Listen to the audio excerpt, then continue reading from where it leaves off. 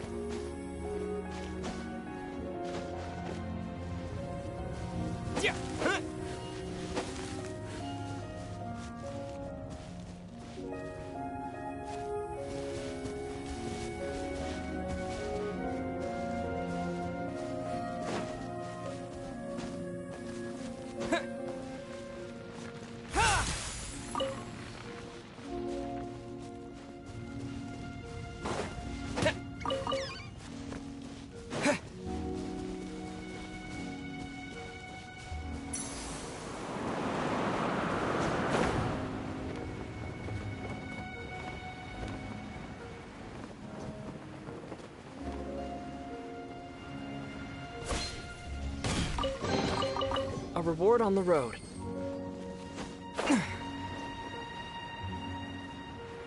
Yeah.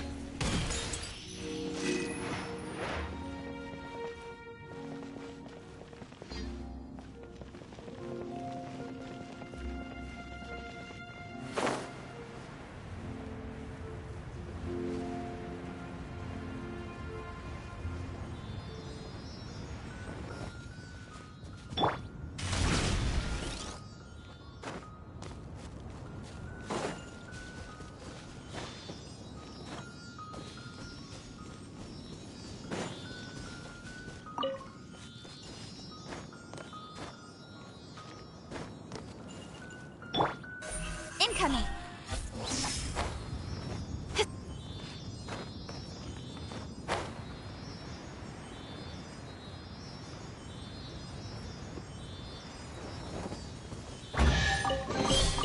That's everything.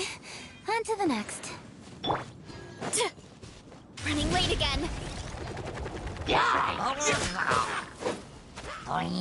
Cryo Storm!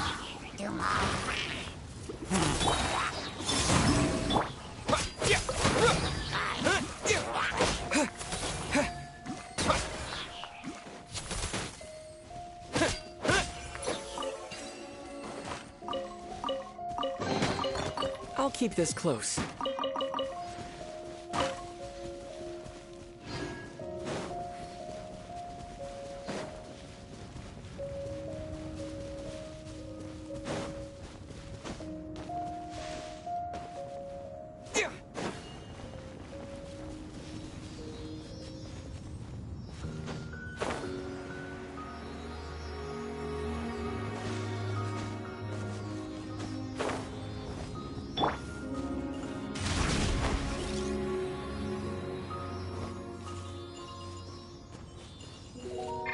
Hurry up, Brassa!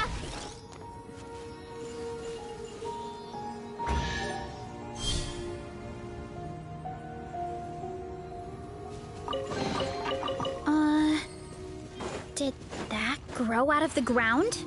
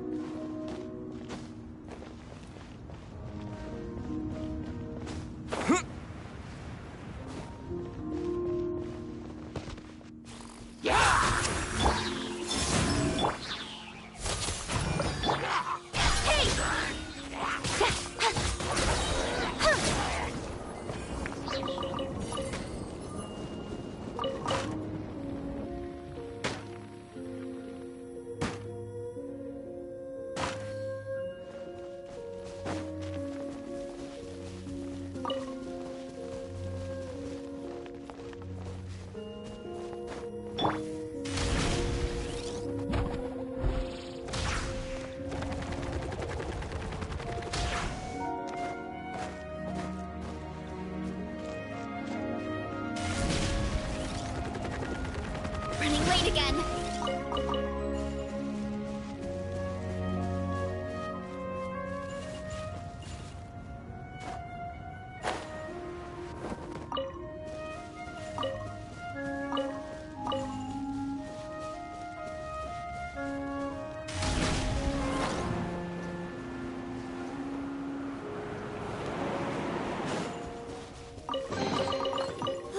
So shiny!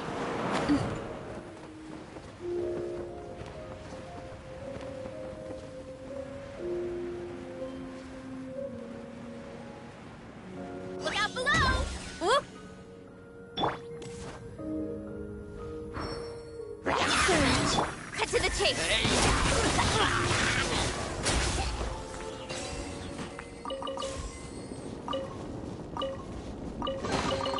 You give, you receive.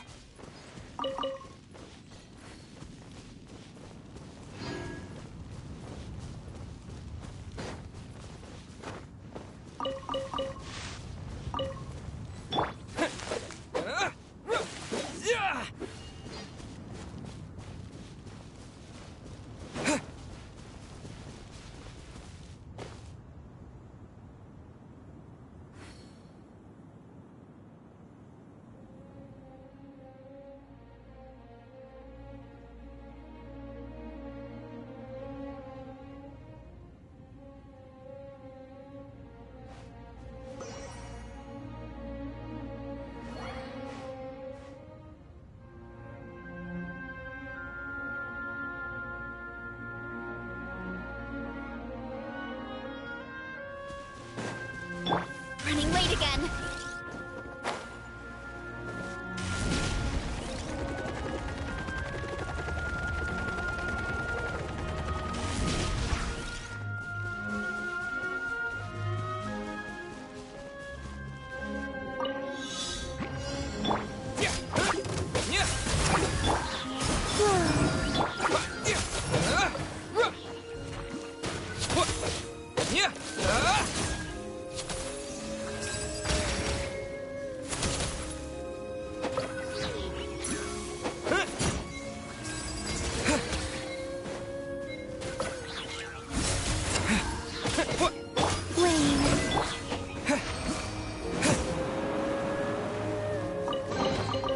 Is this an answer from this world?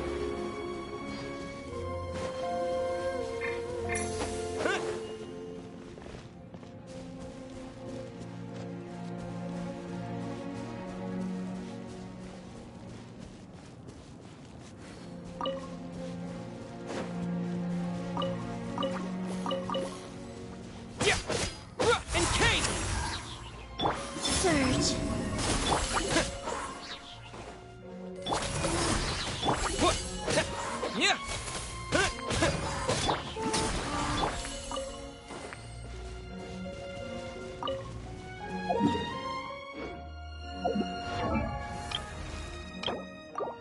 Ben. I feel strong.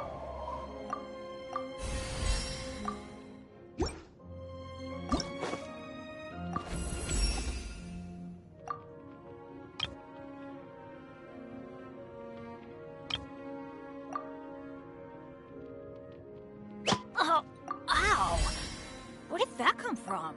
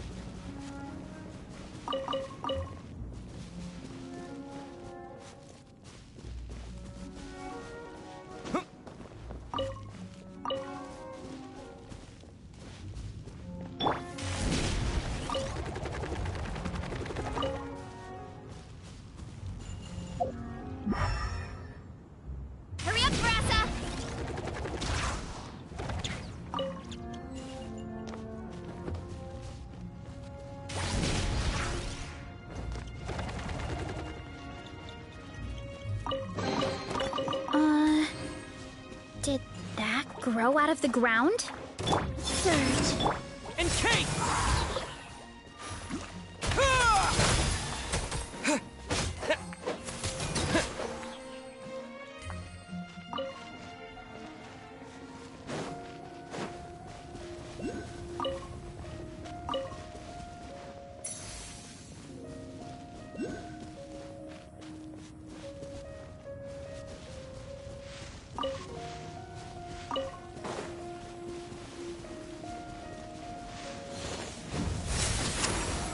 Wayne. Nowhere to hide. Don't blink.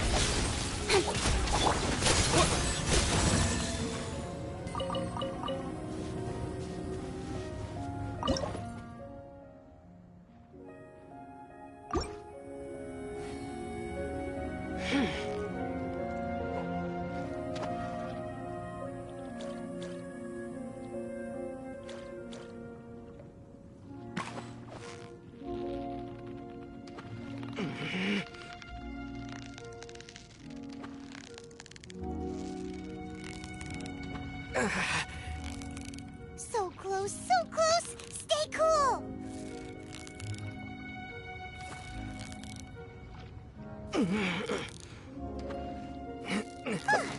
Well, you couldn't have done it without Paimon!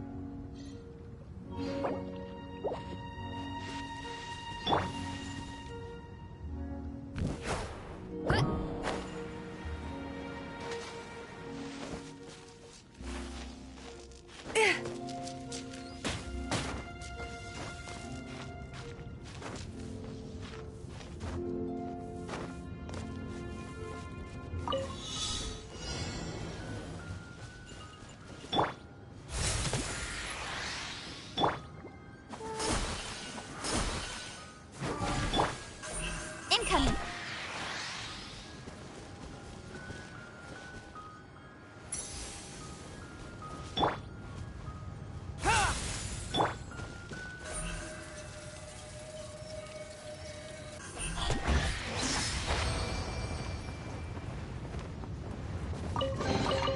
You give, you receive.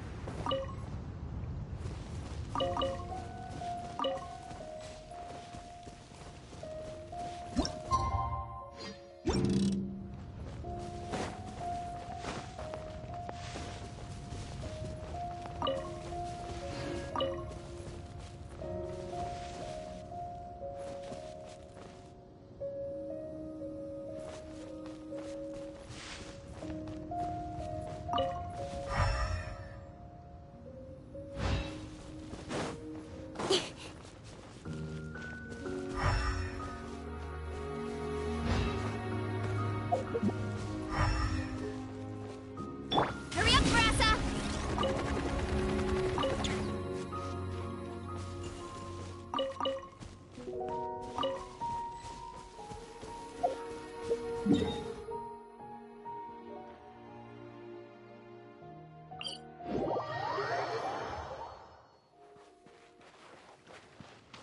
Running late again.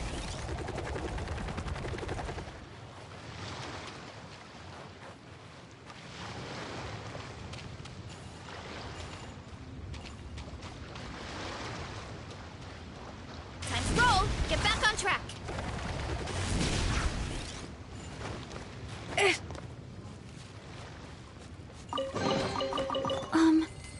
Are these edible?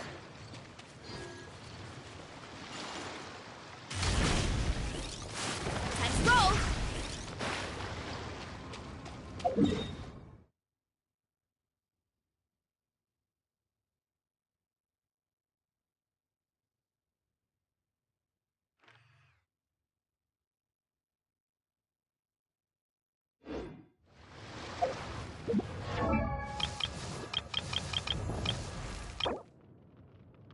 Oh, ow! Where did that that come from? Benny's Adventure Team!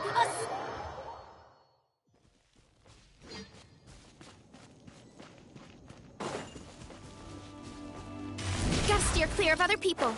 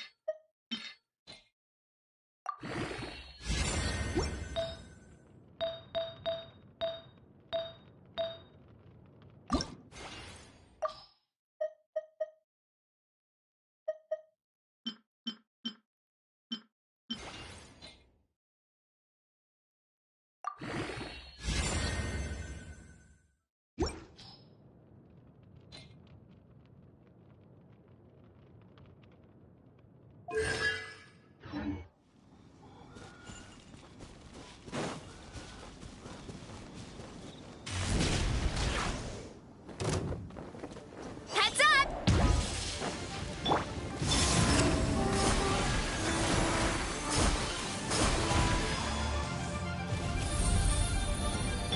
Running late again. Cryostorm!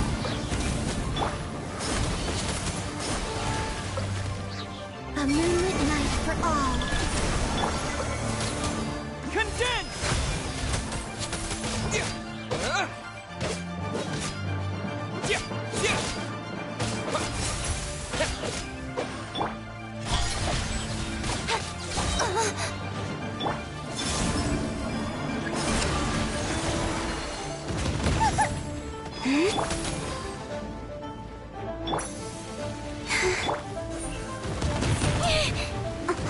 Got lucky that time.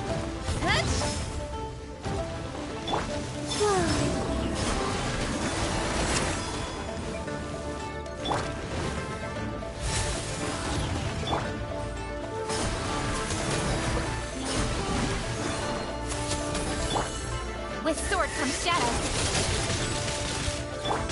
Surge. Encase!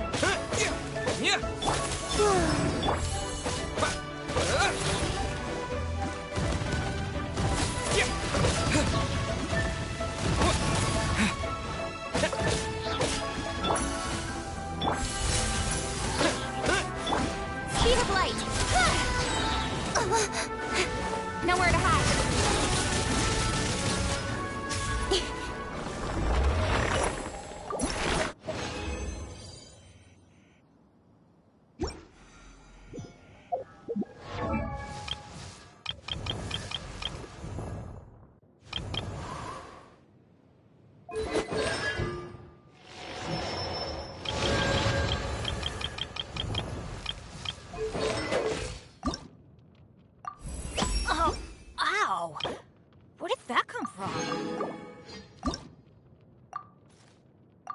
Benny's Adventure Team, assemble!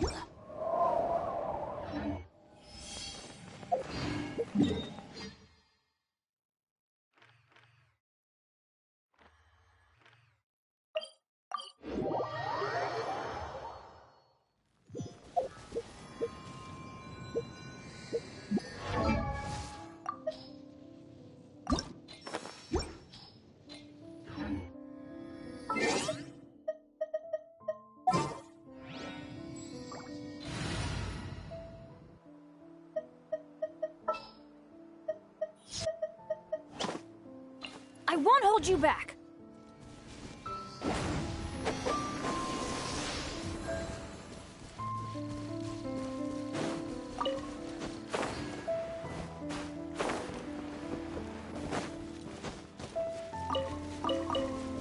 Huh? Why do they never miss?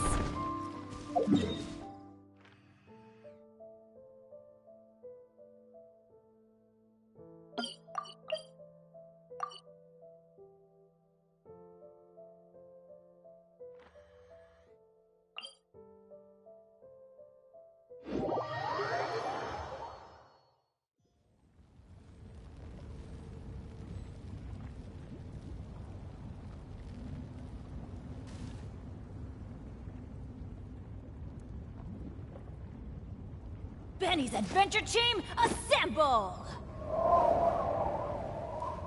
Oh. Oh. Oh. Or not.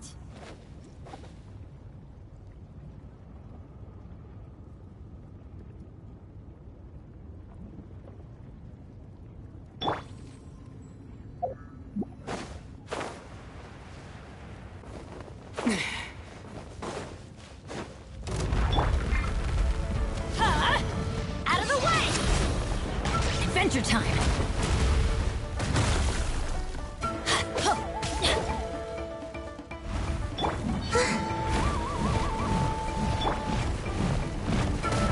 Didn't see that coming. Get out of here! Take cover!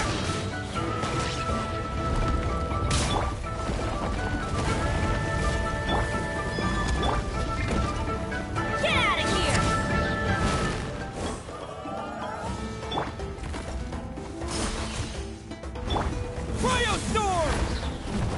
Why me? Huh? Out of the way! Why me? Yeah! Teamwork is dreamwork!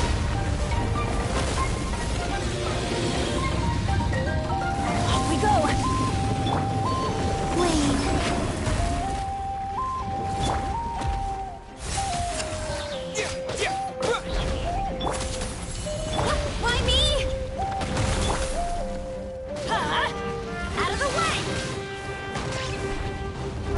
Adventure time!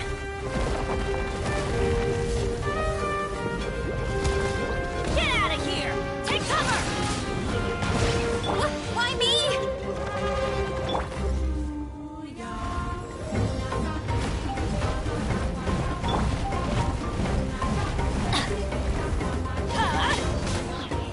Off we go!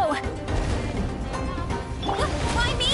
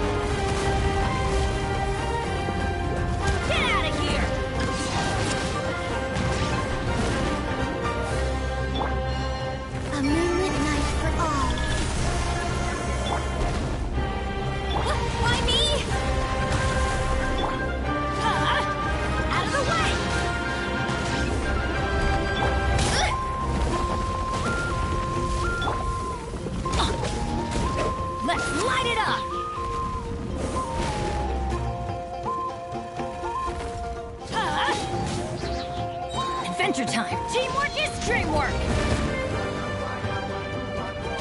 Huh? You're pretty tough! Huh? Out of the way!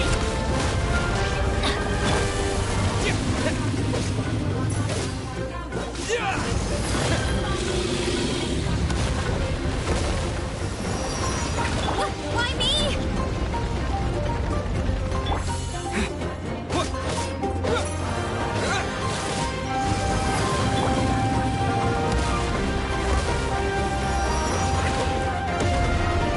Hurry up, Brassa!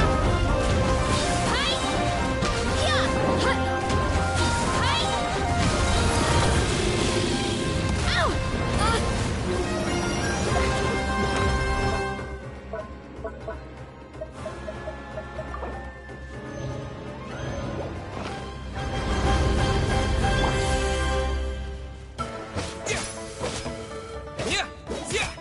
Condense! Cryostorm! Get out of here! Off we go! Surge! Adventure time! I always bounce back. Just watch me. I'm going in! Huh? Out of the way!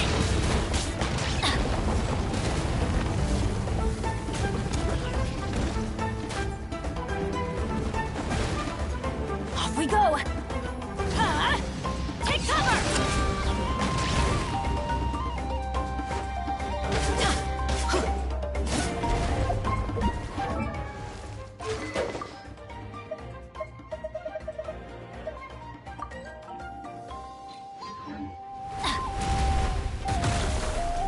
Huh? Out of the way!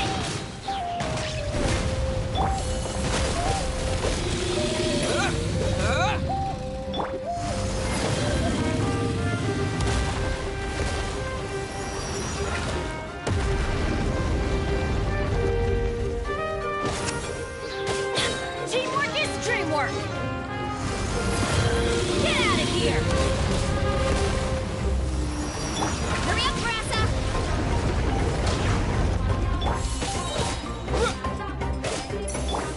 Huh? Take cover!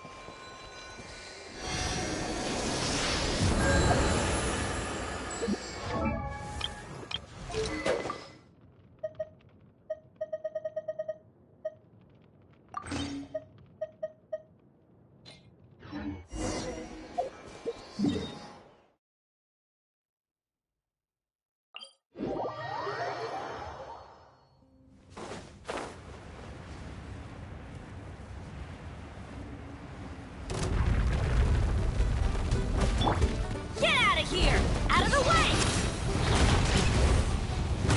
Off we go! Huh? Huh? Out of the way! Everybody stand back!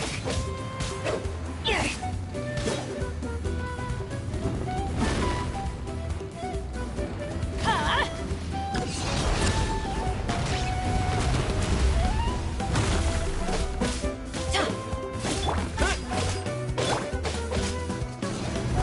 Out of the way!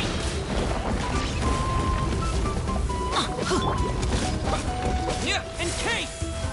A new moon rises. Huh?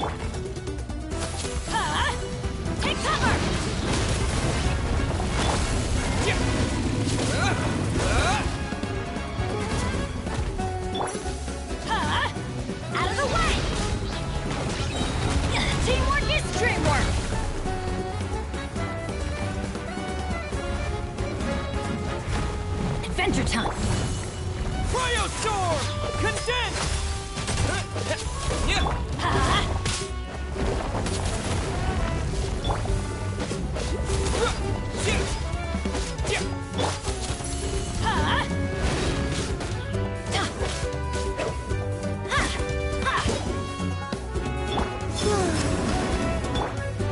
Get out of here! Out of the way! Why me?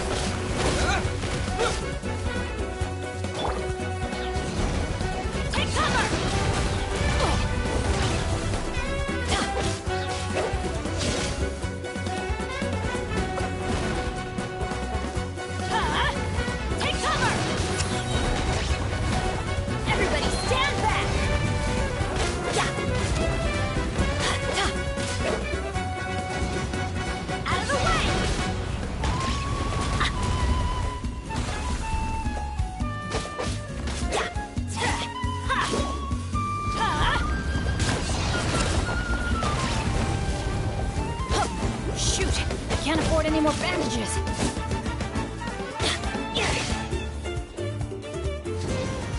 Out of the way!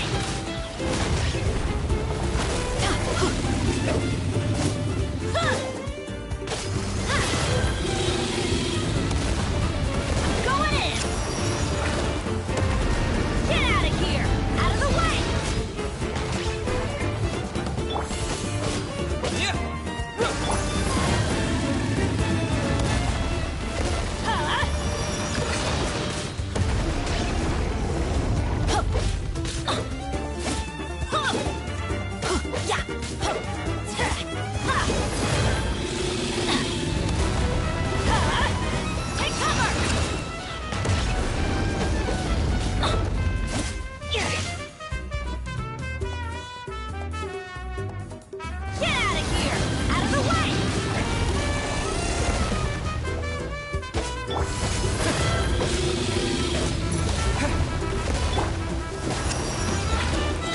Teamwork is dreamwork!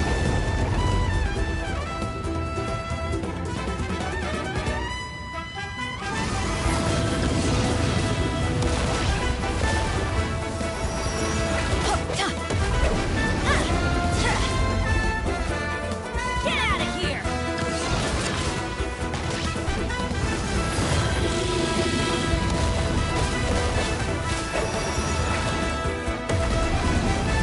Out of the way!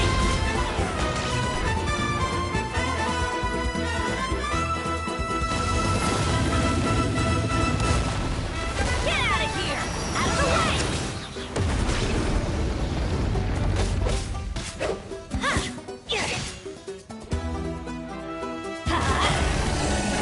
Everybody stand back! Fighting Frog!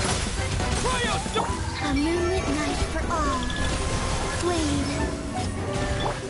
Yeah!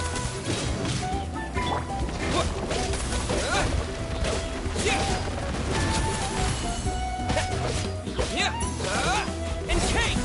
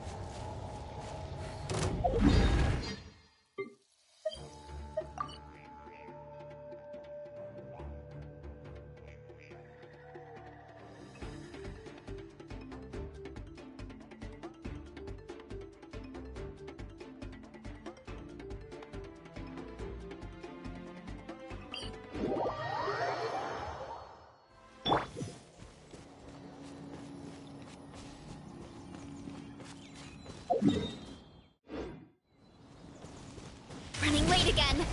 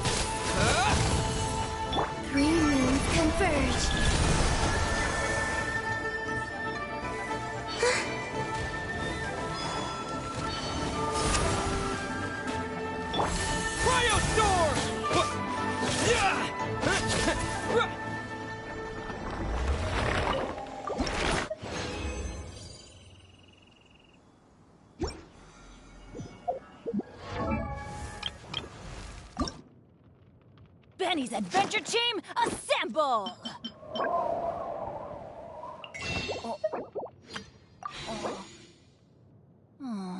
Or not.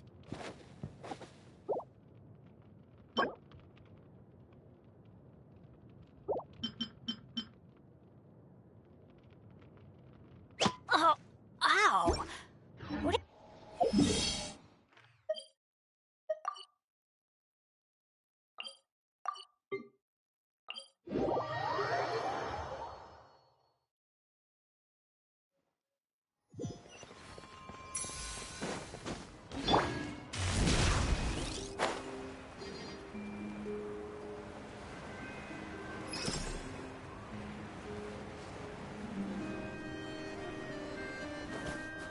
What?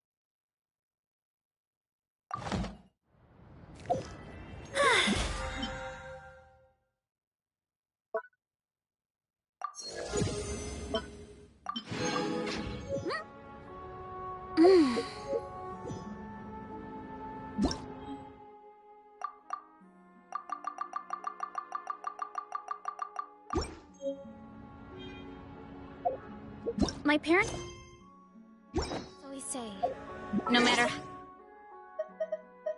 how busy life gets,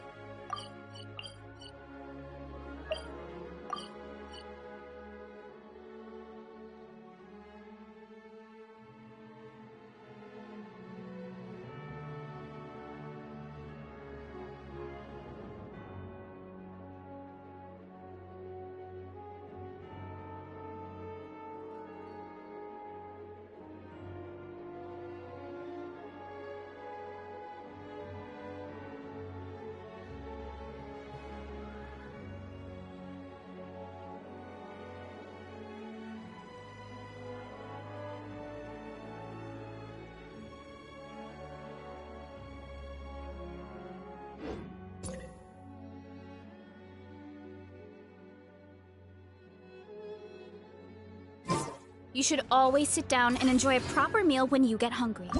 What I like to do is stack my plate up high, then squash it all down. Take a deep breath, and wolf it down in one go. That way, I get to eat my fill without wasting too much time.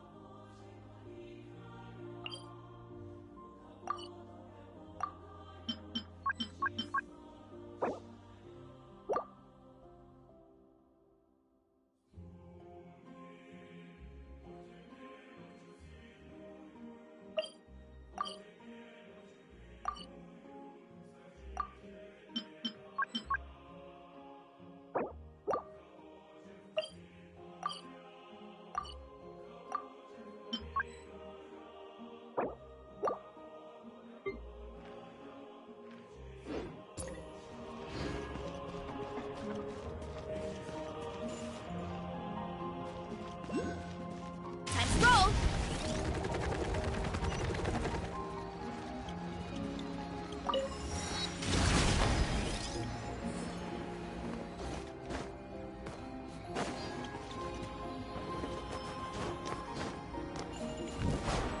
Good.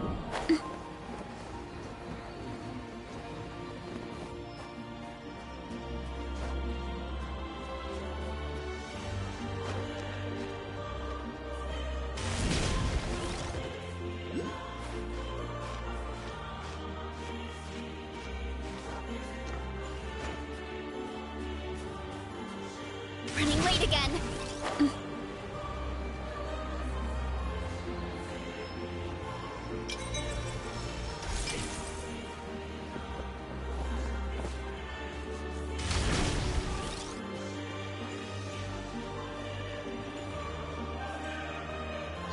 Ah, you made it. I've got some tickets, and I managed to set something up with the Rocot.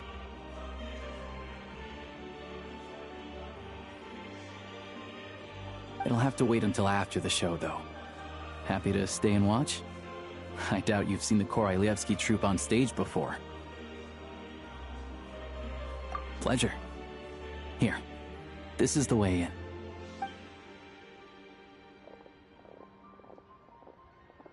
Please present yourself for a routine inspection in accordance with theater regulations. Thank you.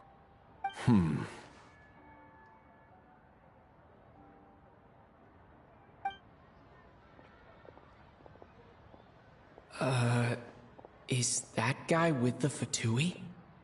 Looks like he's waiting for something. Okay, all done. Thank you for your cooperation. Please proceed through to the theater.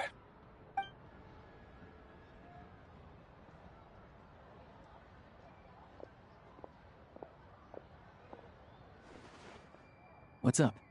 Everything okay?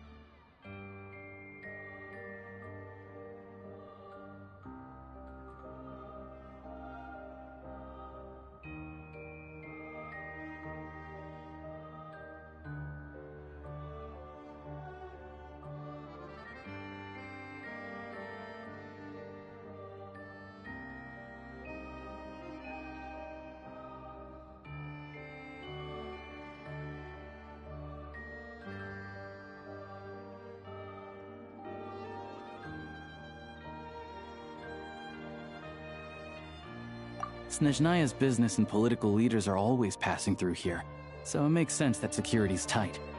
Still, it's a little unusual to see the Fatui's Armory Palace guard here.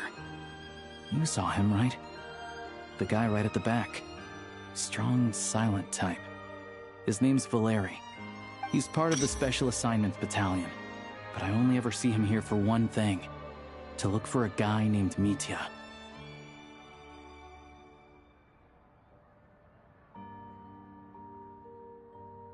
Supposedly a researcher, though he never seems to put much time in at the office. The theater is one of his favorite places to hang out when he's playing hooky from work. But that's not for us to worry about. Let's go. The show's about to start.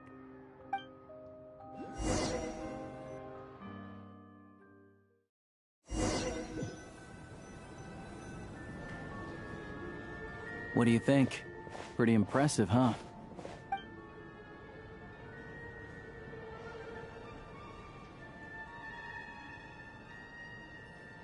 Oh, the one in Fontaine? I hear it's iconic. Never seen it for myself, though. Here we are, just in time. Sorry, coming through.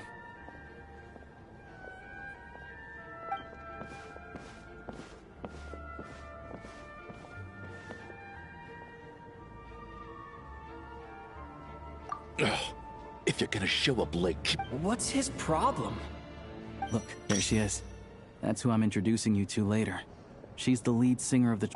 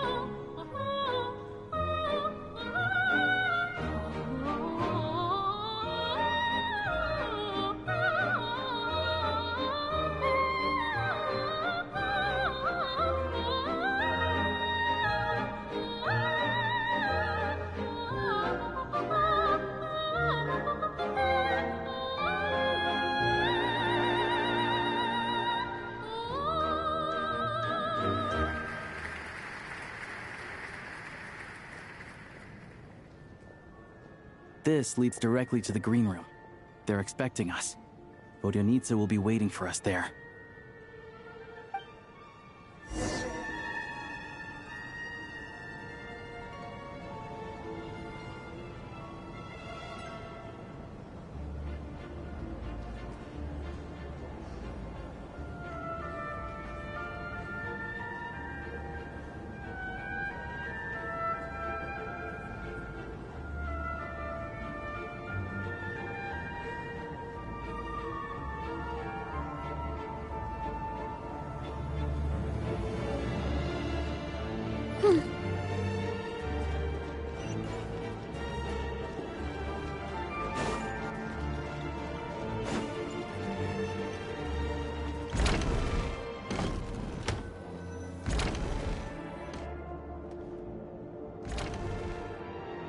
Hey there. Excuse me. Can you believe it? I'm so mad right now. Come in. Oh, it's you two.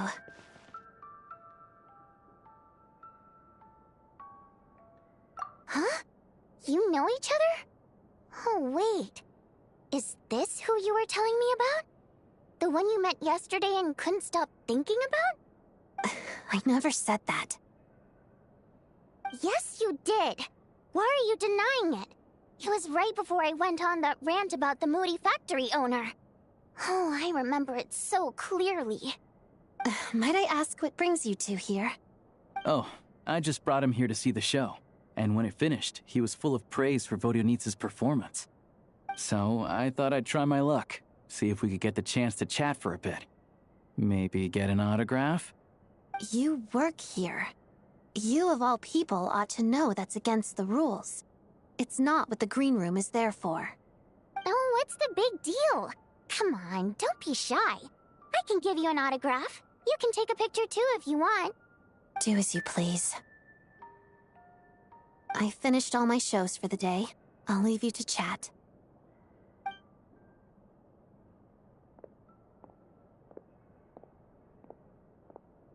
I wasn't making that stuff up, you know. Odette's just too proud to admit it. She thinks very highly of you, and so do I. You did the right thing in Svietloladovka. We're good. Odette's out of earshot. I'll lock the door.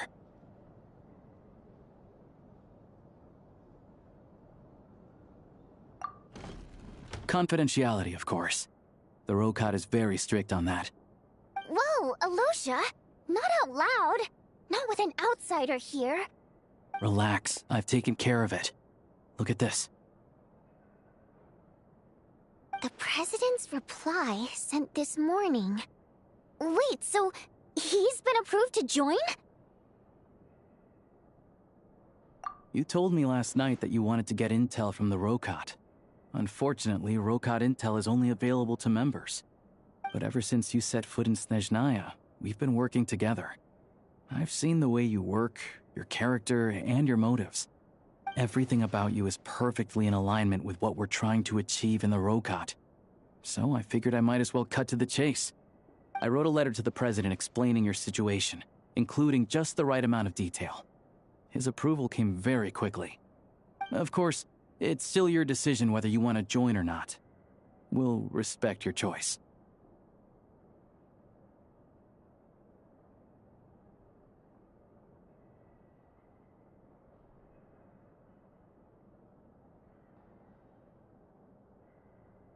Well, assuming Odette was telling the truth and she didn't misjudge you, I guess we don't need to worry about you blowing our cover. Still, you gave me a real fright. I didn't know that's why you came looking for me. So, that stuff you said about admiring my performance, was that just because Odette was here? Did you actually mean it?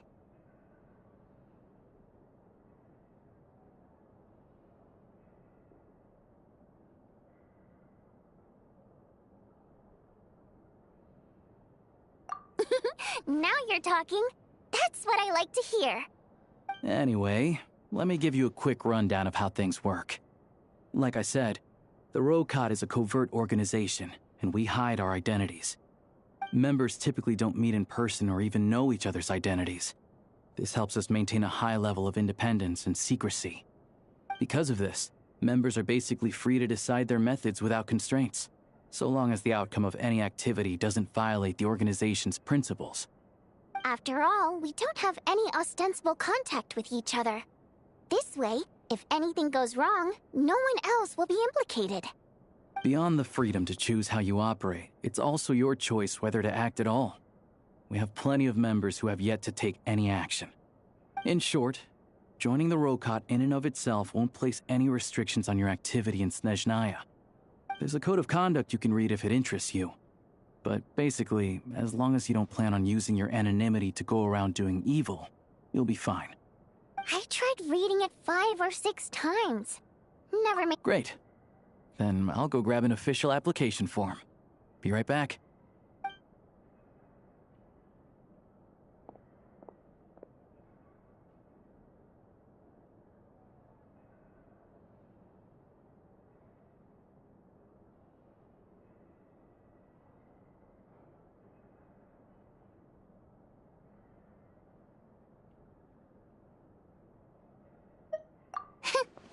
Well, Alosha has this pet dog, you see. His name's Tagarin, and this one time, Alosha brought him backstage. Tagarin took quite a liking to me, so I played with him for a little bit and fed him some treats. Then, the Rokot was out on a mission one day, and even though we were all in disguise, Tagarin recognized me right away. Just a coincidence, really. We didn't report it to the higher-ups, though, to avoid dealing with the fallout. Like my job at the theater, for instance. I really need it to make ends meet. By the way, what were you complaining about just before we came in? Did everything go okay with Chuganov? Everything did not go okay. That's why I was so mad. I tried to make some small talk with him before I went on stage to fish for intel about the Iskra manufacturing plant. But he wouldn't take the bait. No matter what I said, he kept dodging the question. And then he started complaining. He said he didn't appreciate his second-rate seat in the stalls because he usually gets a private box. I mean, what did he expect? Everyone knows that if you want a box seat, you buy a ticket well in advance. But instead, he sends me a letter the day before the show when we're practically sold out. I had to juggle things around just to get him a half-decent seat, hoping he would appreciate the gesture enough to share some information. But nope, he didn't give me anything. Yeah, meeting Chuganov in person has definitely been a disappointing experience. Oh, you probably don't know who we're talking about, do you? Chuganov... To the citizenry, he's a family man and a kind boss. But our interactions with him tell a very different story. It's one thing to ask for a favor, but he acts like it's his right. He always expects special treatment. Take the ticket situation, for instance. I've actually gotten him a private box in the past. But not only was he not even grateful, now he's acting like I've sold him short this time. Not to mention that he's never paid for a single one of his tickets. And another thing, if he's such a big family man, why doesn't he bring his wife and daughter to see the show once in a while? I've never seen them here, not even once. Calm down, Vodyanitsa. If you won't do it the easy way, we'll have to try the hard way. But first things first. Here's your application form. Go ahead and fill it out.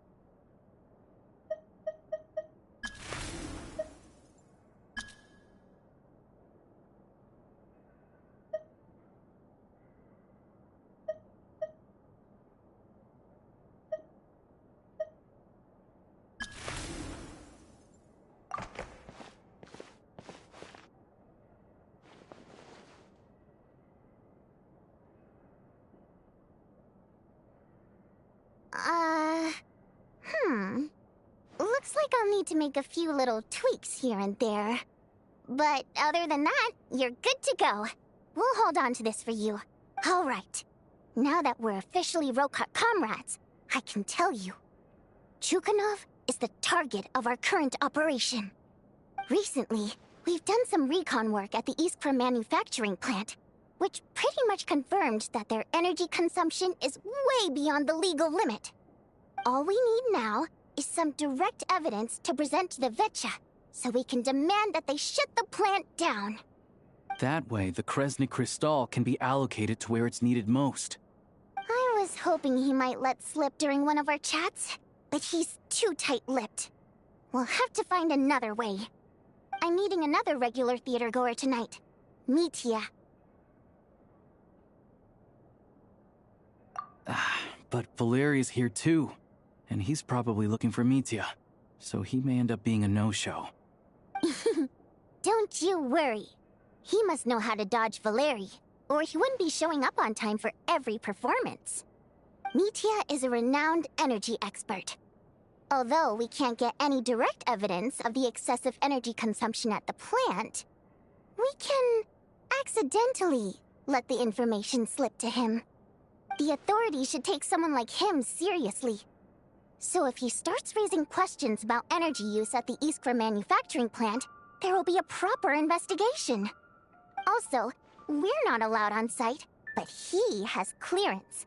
So so that's the other thing we're trying to figure out. Though I think we're far less likely to make any progress on that front. Still, I hear that Mitya is a bit of a chatterbox. So, who knows? Maybe if we catch him in the right mood, he'll let something slip. What do you think? Sound like something worth your time?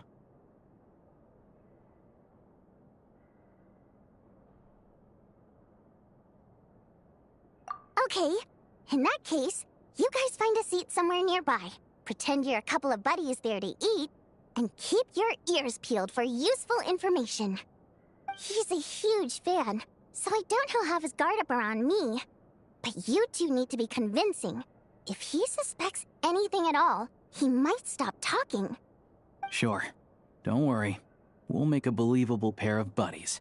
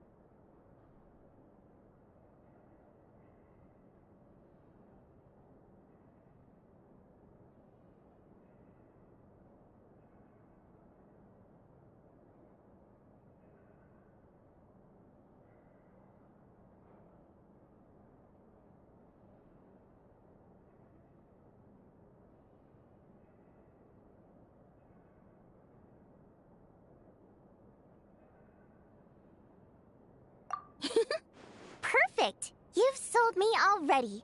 Now, help me tidy this room up a bit before we head out. Okay. What needs tidying? Everything!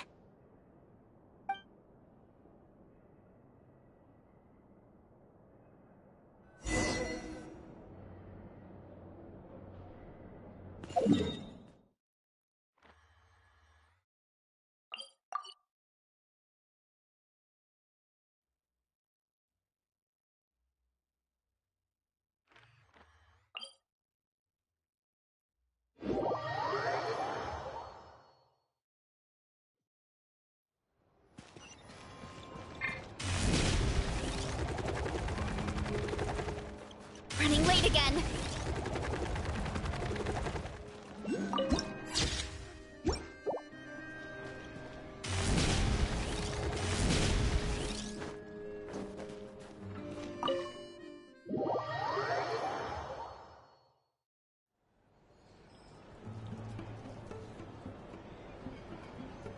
We come here often, so we shouldn't stand out.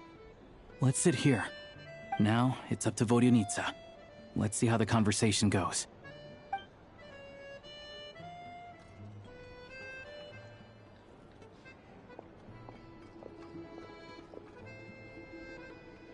Mr. Mitya! Over here! Over here! Oh, sorry. I got a little held up on my way here. Now we have even less time than we planned. Go ahead and order some snacks and drinks. Whatever you like. Let me... You're really pressed for time today, huh? I was imagining this would be a leisurely chat. If you'd prefer, we can all... No need. Getting to meet the lead singer is a very precious opportunity for me. I'm not about to pass it up. I've already had to decline your invitation several times because our schedules rarely align. If I don't grab this chance while it's here, who knows when the next one will come around? Well, it's very kind of you to make time just for me.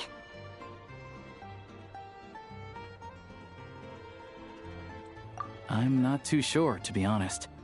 But Snezhnaya's full of weird and wonderful things like that, so people tend not to bat an eye. I'm sure the same will go for the eye. The reason I invited you out for tea and a chat today was to get some feedback from a true fan of the theater. Well, I genuinely have nothing bad to say. No matter how many times I hear you sing, it never gets old. It always seems fresh and new somehow. Maybe it's because the more times I listen, the more details I notice. Or maybe you simply improve with every performance, delivering it better each time. Thank you! I'm delighted to hear that! Could you give me any specific examples? Oh, yeah. The piece you sang today, for example. Beneath the Frozen River? Hey, what's with you? I'm just praising a good performance. I always used to find that such a bleak and lonely song. But the more you listen, the more you realize that it's not as cold and nihilistic as it appears. When you really dig down into it, there's a certain... Wow, still beneath the frozen... Oh, really? But it's a classic. You sing it every time. Almost every time. Oh, well then, let me say a few words about that other all-time classic, Flying in the Wind from the Mountain Sparrow. I didn't sing that one today either. My voice wasn't quite up to it, so I switched it out at the last minute. Oh, but, Sorry, Mr. Mitya, but you were at the theater today, yes? Of course I was. Remember? I said hello to all the troupe members before the show started. You, Odette, and the others. So what did Odette sing today? Elegy of the Snow-Winged Goose, of course. Correct. I see. You find my singing boring, don't you? That's why you don't remember a single song. Looks like I'll need to cut a few from the program next time. No, that's not it. I swear.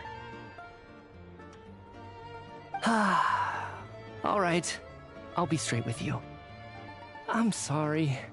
My mind was wandering as you took the stage today. I enjoy watching your shows because the exquisite performances stimulate the mind. It always sparks some inspiration for my research. So, whenever I get stuck at work, I come to the theater for a change of pace. Odette's dance during the Elegy of the Snow-Winged Goose today was simply incredible. It got me wondering what she's been going through recently. That look of sheer defiance in the face of utter tragedy? It was so inspiring. I started scribbling in my notebook right away. Not that I made a ton of progress in the grand scheme of things, but I still think it was productive. By the time I snapped out of it, the entire show had finished. So what you're saying is, you didn't listen to my singing at all? Unfortunately not. I'm sorry, I don't know which is more disrespectful. The fact that I don't always come for the show itself, or the fact that I missed your performance. Seems like things are getting a little awkward.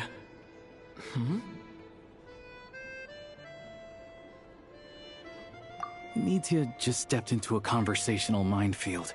If there's one thing Vodyanitsa doesn't like, it's people who show disrespect for her performance.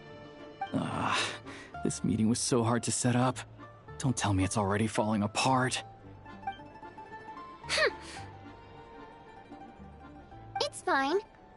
I suppose this is affirming in its own way. At least, it shows that our performance really touches people's hearts, right? Don't let it bother you. It certainly doesn't bother me. She's showing a lot of restraint.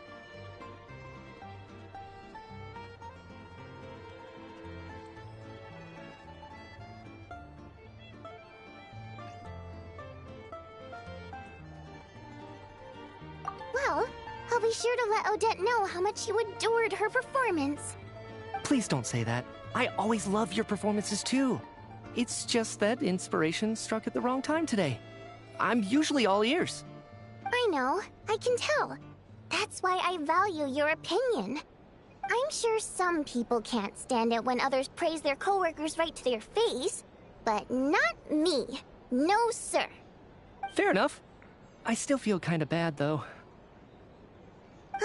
But you know what I really can't stand? People who only show up to the theater to pretend that they're cultured. Makes me sick to my stomach. Oh yeah, 100%. There are too many of those people around. By the time they're walking out the door, they've forgotten all about the show. What's wrong? You look furious. I don't know if you've heard about the boss of the Iskra manufacturing plant.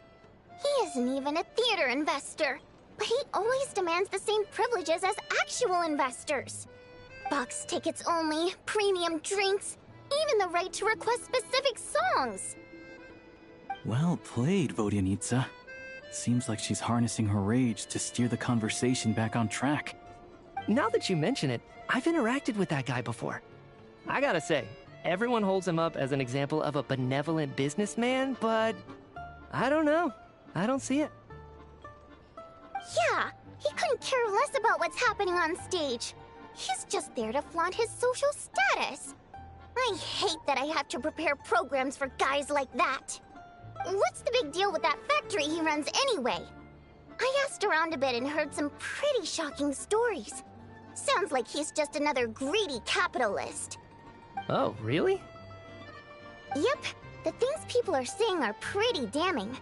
Low wages, insanely long working hours, equipment running around the clock. And as if that's not bad enough, he also strictly forbids his employees from giving any kind of interview. Project Stuja has now been extended so many times, we're at the point where crystal rations for the common folk are barely enough to survive on. Yet he even wants to get his greedy hands on them just to boost his own profits. If the rumors are true, he's in serious violation of the law. Interesting. So you've heard about it too? What? So it's really true? Who knows? I've only heard the same rumors you have. But there's no smoke without fire. The Rooster's been coming down on us hard lately, demanding that we track and trace every single batch of Crystal. My coworkers in the Department of Energy have been tearing their hair out over it. The Rooster? I didn't realize he cared that much. Yeah. Even though there are no restrictions on Crystal trading, the poor will wind up freezing to death if we let the rich buy as much as they want. That's clearly unfair. Looks like we'll need to arrange an investigation into the Iskra manufacturing plant as soon as possible. I never knew you kept up with current affairs beyond the theater, Miss Vodyanica. You really have a heart for the common person. Most Fae in your position have long been indifferent to the plight of humans. Well, those of us who choose to live in human cities are naturally going to pay attention to any significant upheaval. Isn't the Rooster a Fae himself?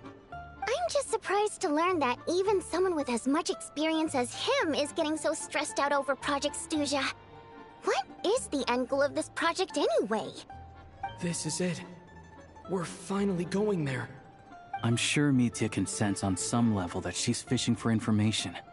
But since their conversation is so relaxed, he might just let something slip.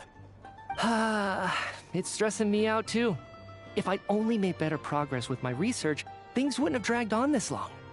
Oh, so your work is related to Project Stuja? That's right.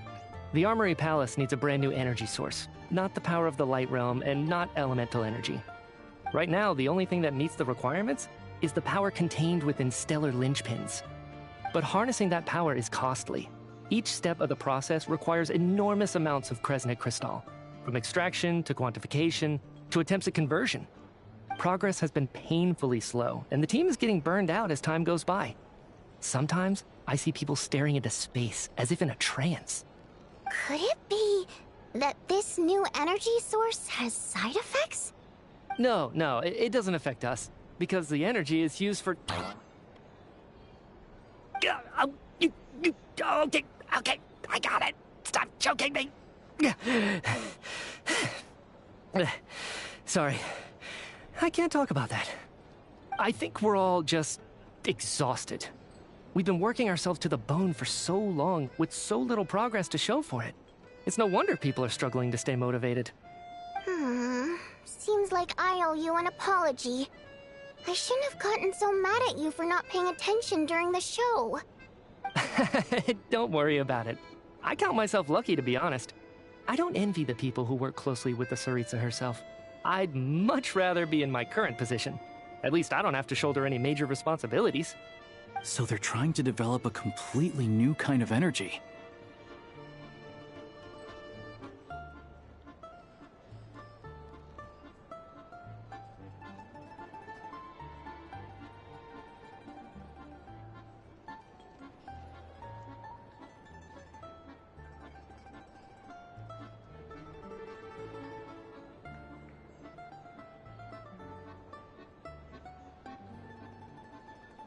Yeah, censored by a scarf. Who would have thought? Oh, dear. It looks like my time is up. I'm afraid I have to leave. I'm so sorry. We ended up barely talking about the theater. That's okay. It was a pleasure chatting with you, really. Let's make up for it next time. Yeah, hopefully once the work pressure eases up a little, I'll be able to focus more on the performance, and then we'll have more to discuss. We touched on some confidential issues today. I'd be grateful if you could keep it between us. That could have gone worse. Nice job. Why was Mitya in such a hurry to leave, though? Sorry, routine inspection.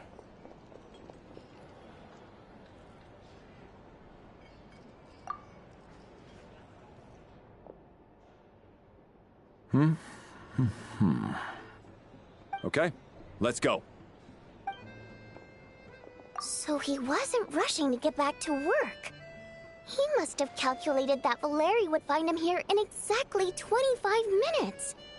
That's frighteningly accurate.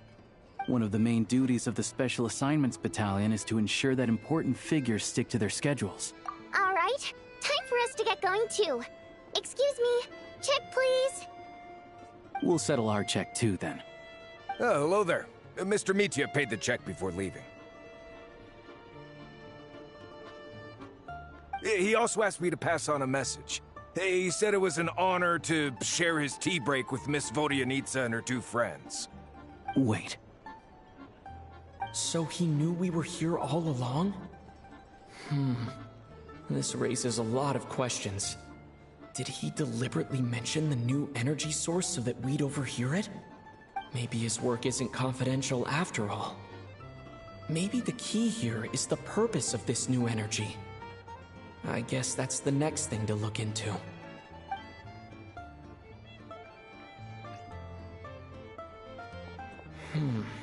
Vodyanitsa and Alosha have left.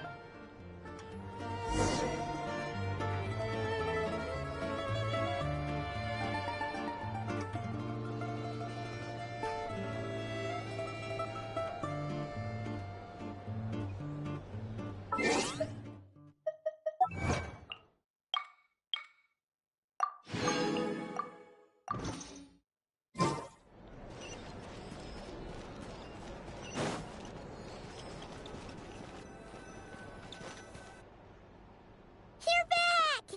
Here pretty early today.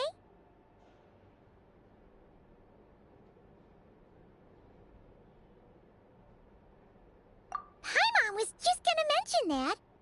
After she woke up today, Paimon felt like her temperature was completely back to normal. But her strength still hasn't returned. Still, there's some good news. Paimon thinks she might have figured out the source of the problem. It's like there's some kind of mysterious power affecting Paimon. Paimon's never felt this way before during any of her travels. She only started feeling this way since we arrived in Snezhnaya.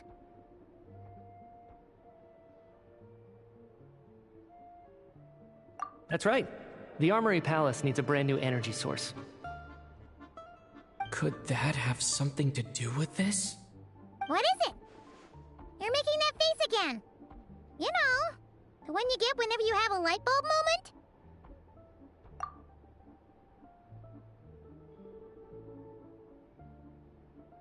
So, they're trying to develop a new energy source here? And you think that might be why Paimon's feeling unwell?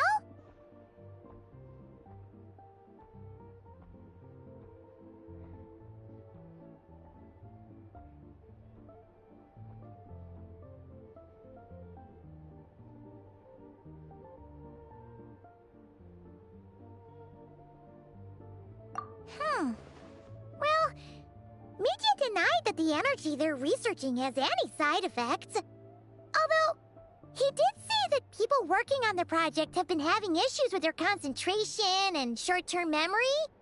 And even so, those are completely different symptoms from Paimon's.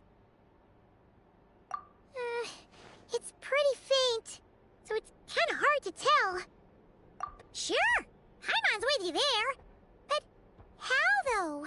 The robot only has... Oh, great point! They argue about Project Stuja every day.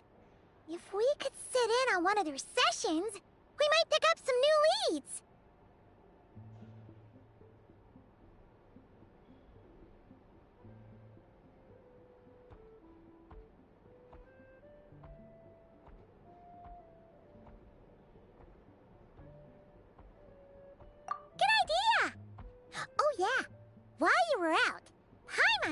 all the yummiest looking desserts in the Potforia restaurant. This one seemed right up your alley. So, Paimon saved some for you. Come try it once you finish writing your letter.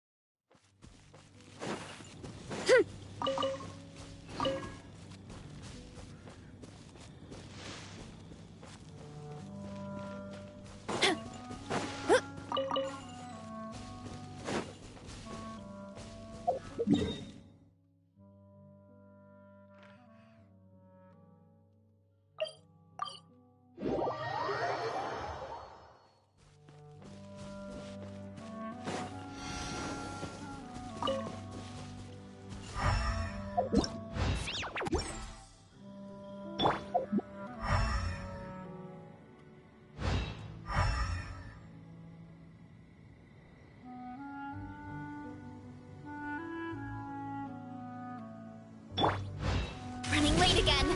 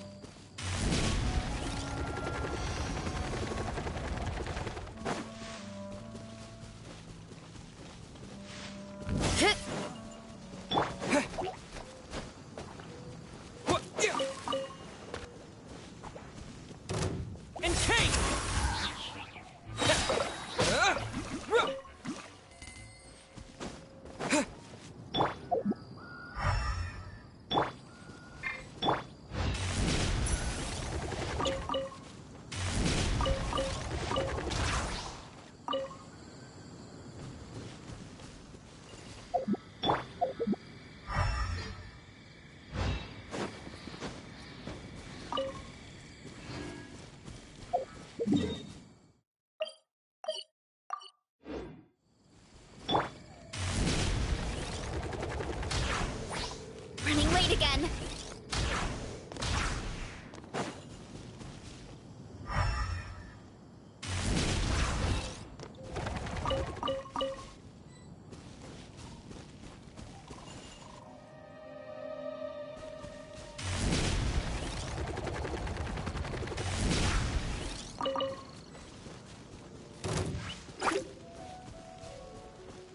Time to roll.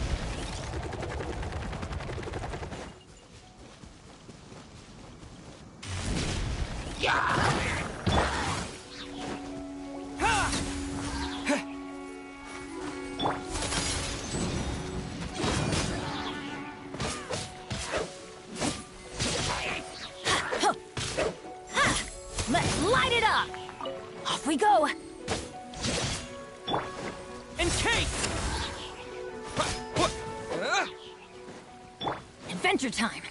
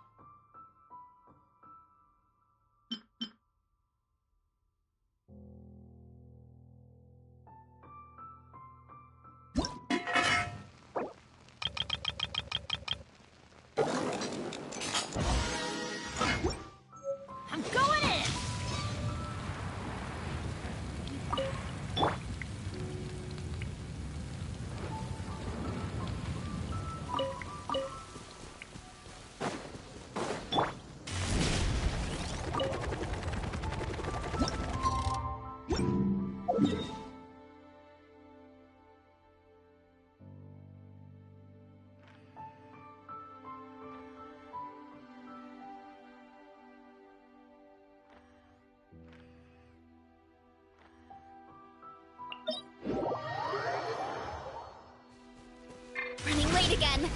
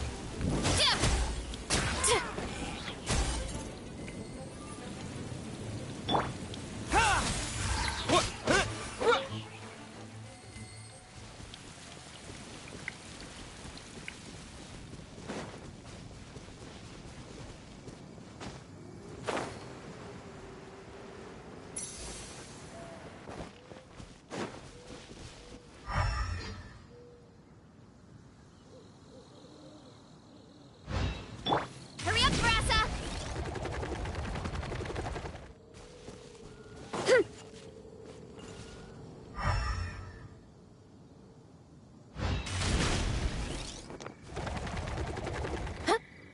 What?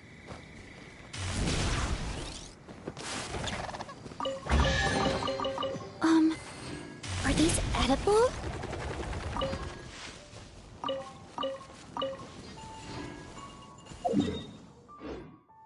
Running late again.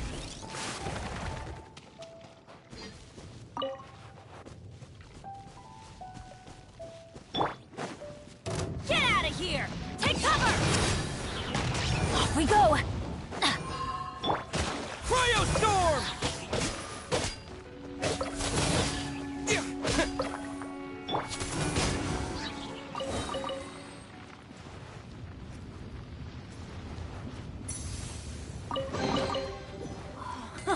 It's a miracle!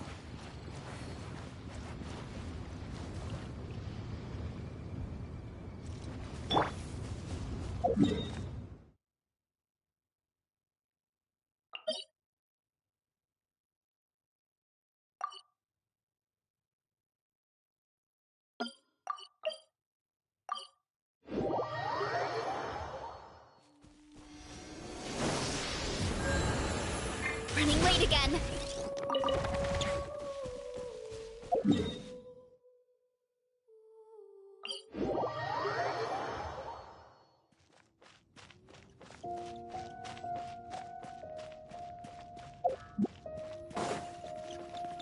Time to roll.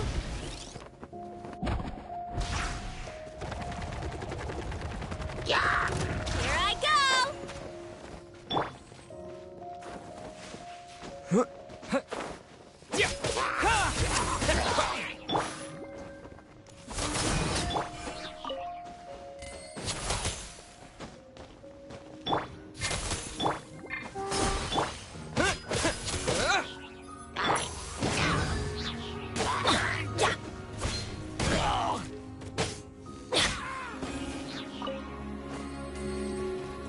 Adventure time!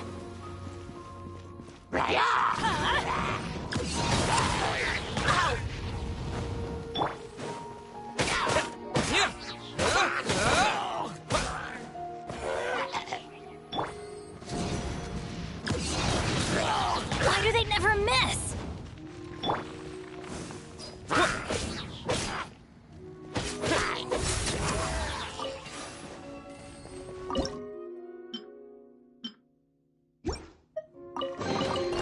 Is this an answer from this world?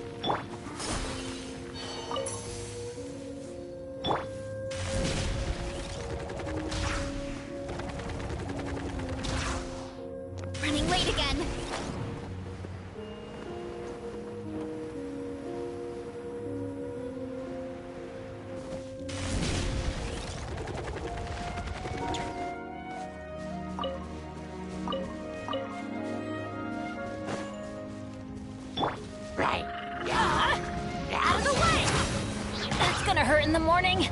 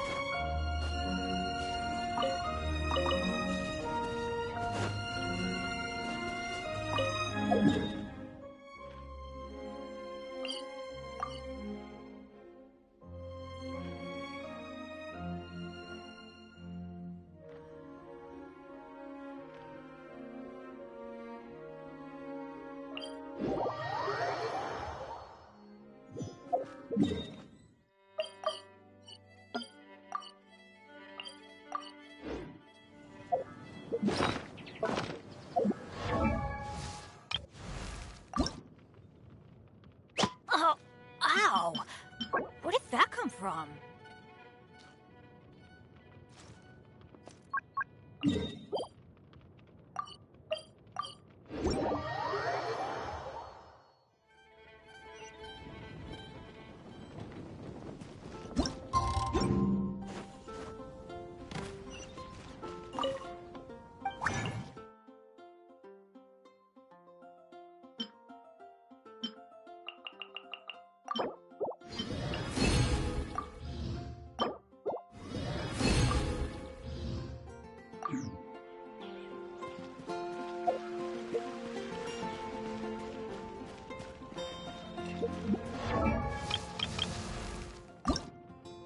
Benny's Adventure Team, assemble!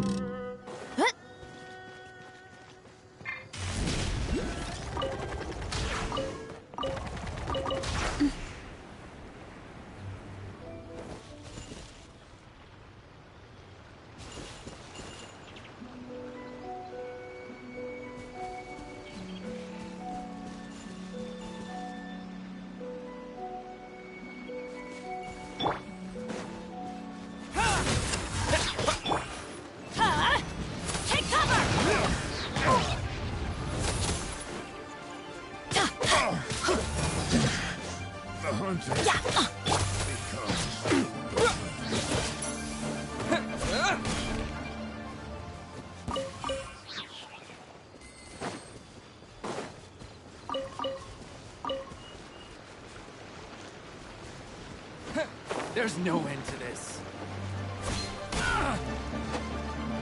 And cake!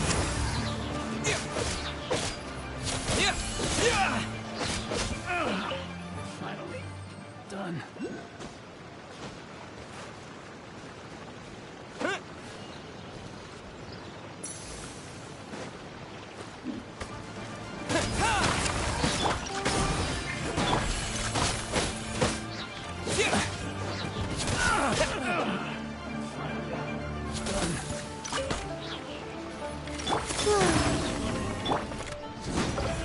Take cover!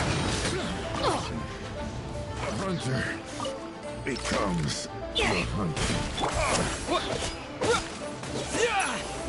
Cryo storm!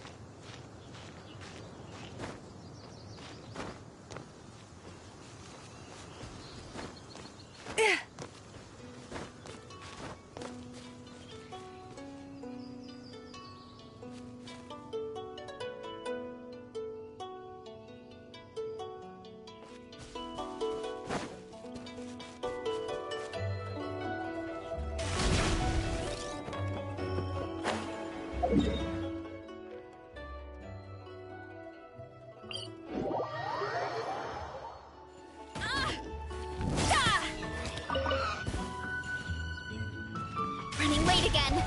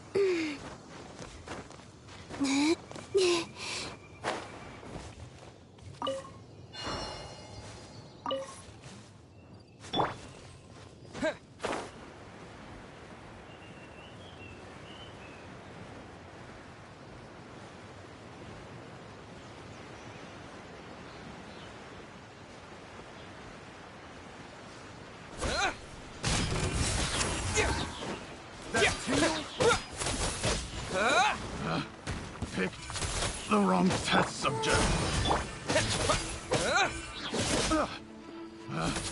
Picked the wrong test subject.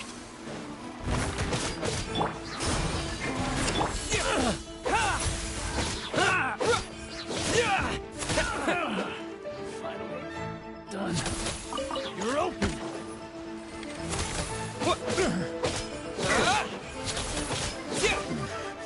The hunter becomes Cryostorm!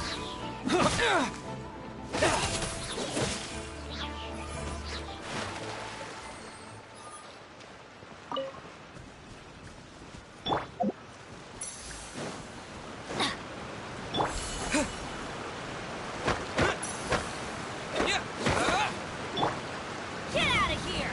Out of the way! Why do they never miss?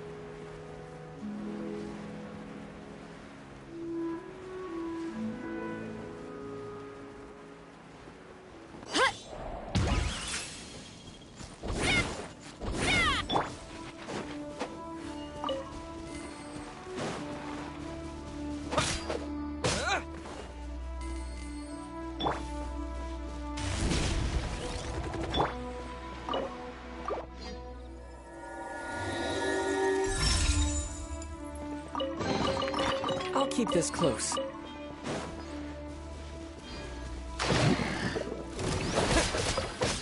Encase!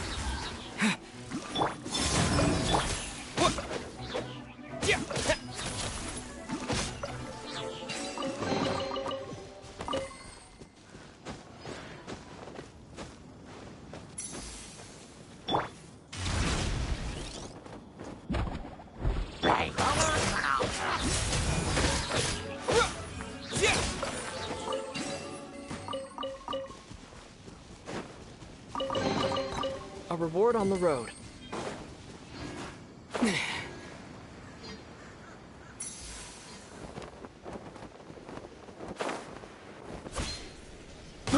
I got Cryostorm! Take cover! That's gonna hurt in the morning.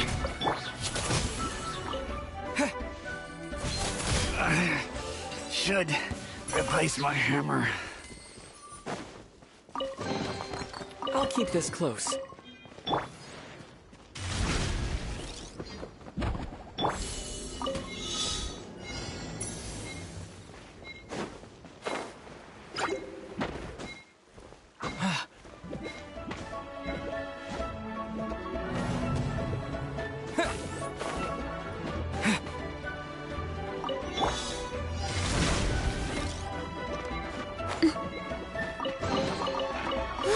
So shiny!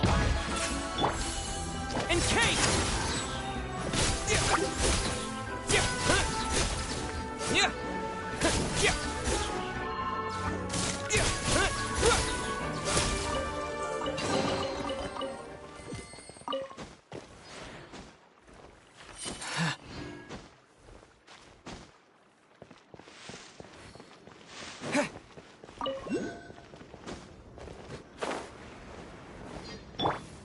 Get back on track!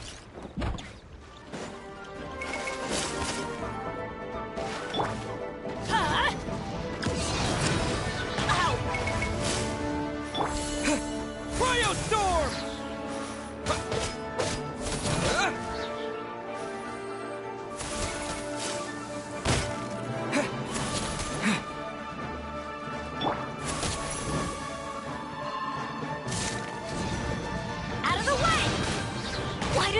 miss!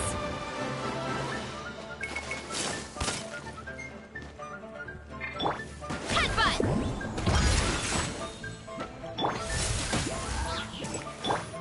Get out of here! Everybody stand back!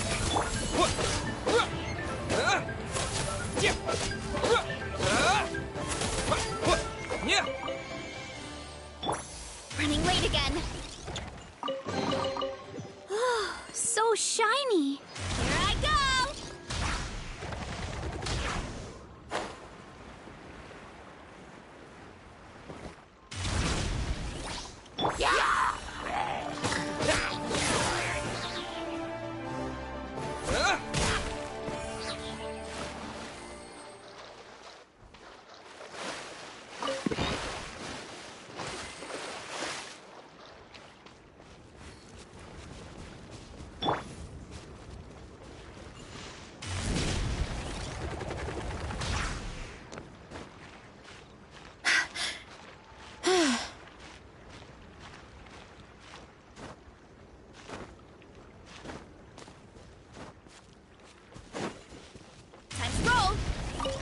There's no end to this. Another test subject.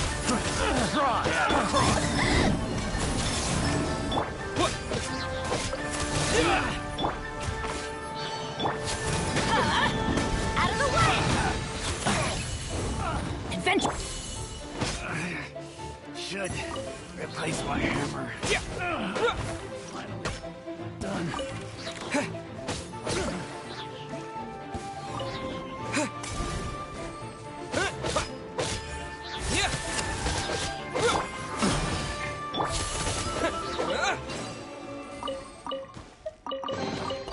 Is this an answer from this world?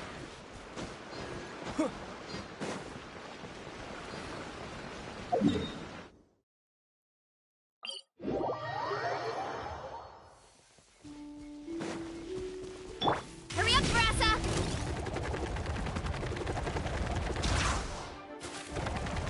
Look out below! Test subject. Encase!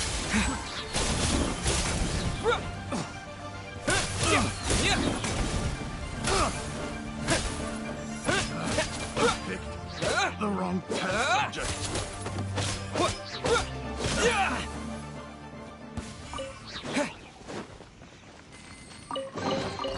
I'll keep this close.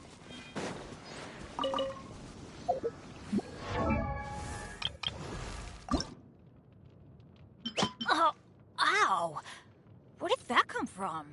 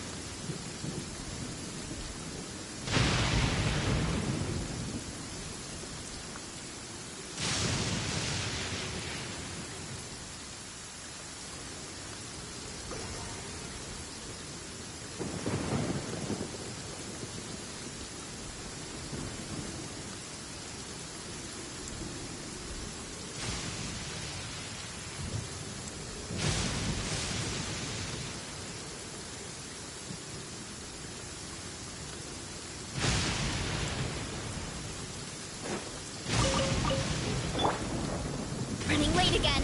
Get back on track. I read that Fiatena could send lightning bolts right back into the sky. So, I've got nothing to fear either.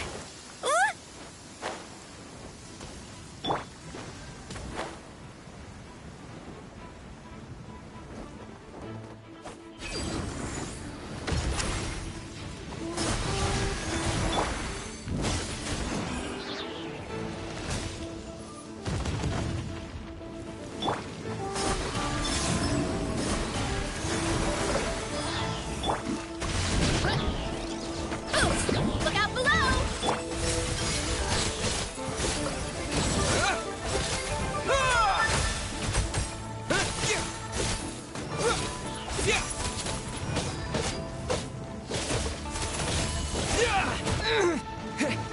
Cryo storm!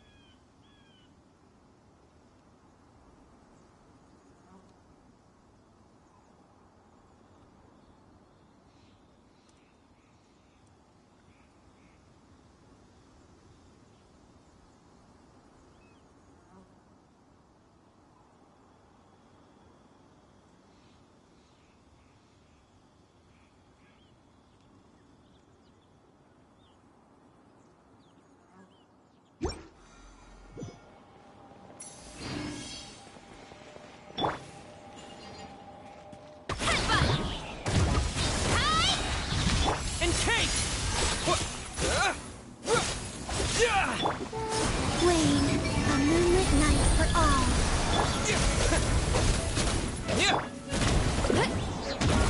Justice o'clock! Condense!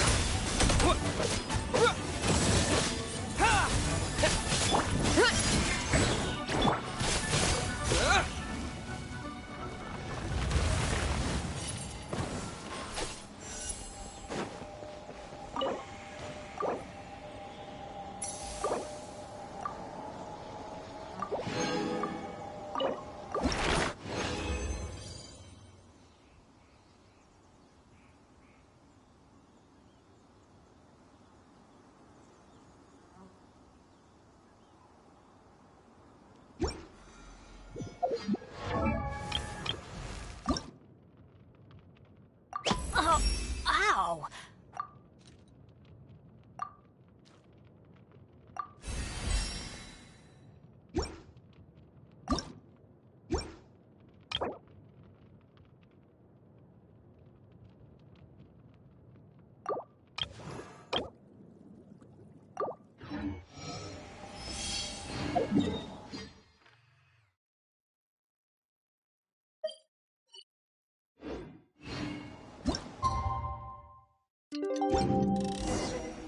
should reply.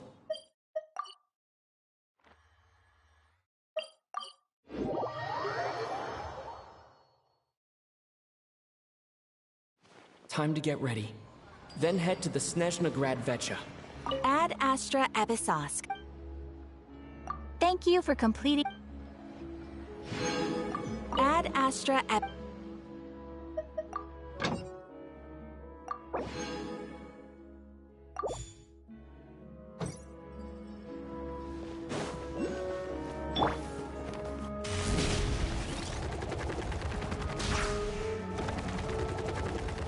Hurry up, Grassa!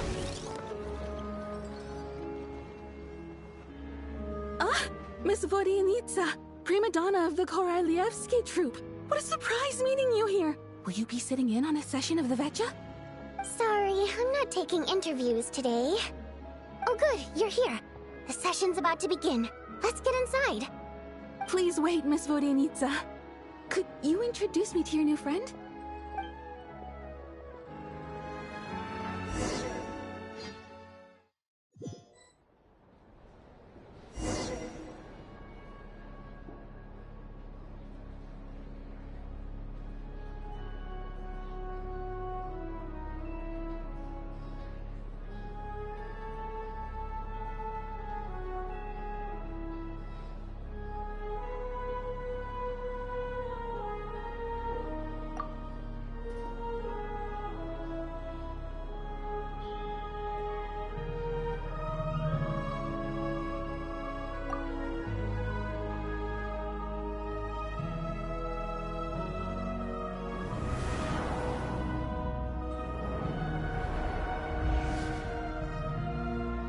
In summary, the energy management commitments made for the outgoing period have been delivered upon. Furthermore, both the production and consumption of Kresnik Crystal show clear signs of stabilizing. The relevant agencies have assessed the present circumstances and determined that the status quo can be sustained until the next period. For detailed statistics, I would refer you to the industry reports that have been distributed to all persons present. It should also be noted that while the recent blizzards have led to a significant increase in people's energy expenses, this is strictly a short-term phenomenon associated with a remotely located monster. Her Majesty the Tsaritsa is giving her full attention to this matter. We should have every confidence that it will be dealt with swiftly and conclusively. A financial report on disaster relief is all— They cover the same old ground every single time. The rooster never seems to mind, but everyone else is getting tired of it. There's a general lack of trust. People aren't seeing any tangible benefits that affect them directly. Of course, none of that will be reflected in any of the reports on the table. Yeah, if it weren't for these hard copy documents, I could have at least made something up.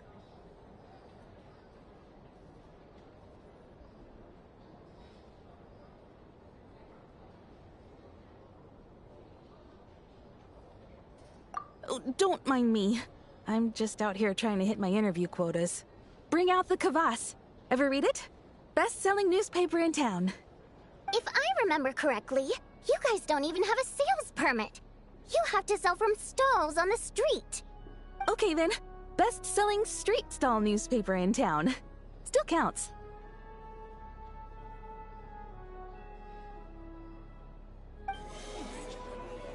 Order! We will now open the floor to the representatives. If there are no further substantive issues to discuss, we will then proceed to a vote on this motion. Snezhnaya has a long tradition of treating members of the Fatui armed forces and their dependents favorably. But recent surveys shows that Fatui families in remote areas have access to 15% less crystal than the average civilian family in Snezhnograd. It's been said many times before, but it bears repeating now. There needs to be a clear and consistent rationale behind how crystal is allocated, or we will soon face immense public backlash. Perhaps you wouldn't need to keep repeating yourself if you would hear me out for once. I say again, true consistency exists only in principle.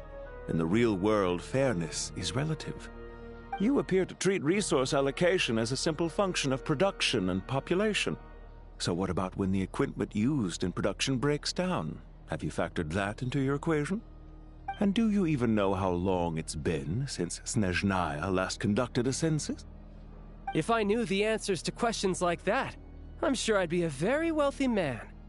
And I doubt I'd be going by child. I'd like to bring the focus back to the specific issue I raised. Or do you wish to deny that favorable treatment for Fatui dependents is our long-standing policy? It's easy to be a critic when there's no accountability. That seems to be a running theme in the anti-Project Stuja cohort. Defeat the ringleader and all other problems will magically resolve themselves. That's what they seem to think. But in case you aren't aware, not one jot in my report would change whether Project Stuja continues or not. So you have no intention whatsoever of finding a solution to this problem? On the contrary, I'm the only one here who ever brings solutions. Child opened by speaking up for the armed forces. Regrator struck back with style and a war of words ensued.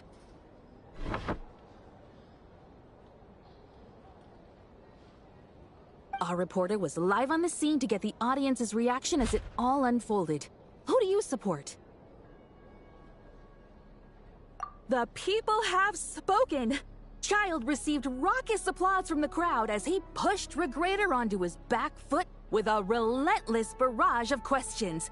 It had to be seen to be believed. Now you see why they don't have a sales permit. However this reporter wants to spin things, I haven't forgotten that Tartaglia was representing the Northland Bank when we first met in Liyue. So surely, their relationship can't always have been this strained. You two are getting off topic. Let's focus on what the data is saying. Mr. Pantalone, may I speak on your behalf? Oh, please do. I'm more than happy to save my breath. Crystal distribution policy undergoes modifications with each new period. The ultimate goal being to find the most reasonable method of allocation, which I believe is what Mr. Tartaglia also seeks. But I fear many may have been misled on this topic by extremist activists. To clarify, Project Stuja is not the root cause of the problem. It is merely a framework for resource distribution. The most recent reports all point to Snezhnaya's resilience and adaptability during this period of fine-tuning, and give clear indications that a distribution framework is improving with each iteration. To make drastic adjustments without first considering the risks would likely do more harm than good. It would be a waste of the hard-won experience we've gained to date. Renowned scholar of finance, Arapov spoke up to clarify the fiscal logic, clearly alluding to social organizations like the Rokot in his words. With the notorious Lelek still active to this day, should the Rokot be held responsible? No, there is someone else to blame. She's just rephrasing what Mr. Pantalone said. The Rokot are the critics he accuses of taking no responsibility for their actions. As for Lilik, you won't have heard of him yet. He's currently the most famous member of the Rokot. Well, more like infamous. Ending Project Stuja has become an obsession for him. Unlike the more decent ones among us, he believes that votes in the Vetcha are all that matter. So whether it's threats, coercion, or bribery, he'll use whatever means necessary to get people to change their vote.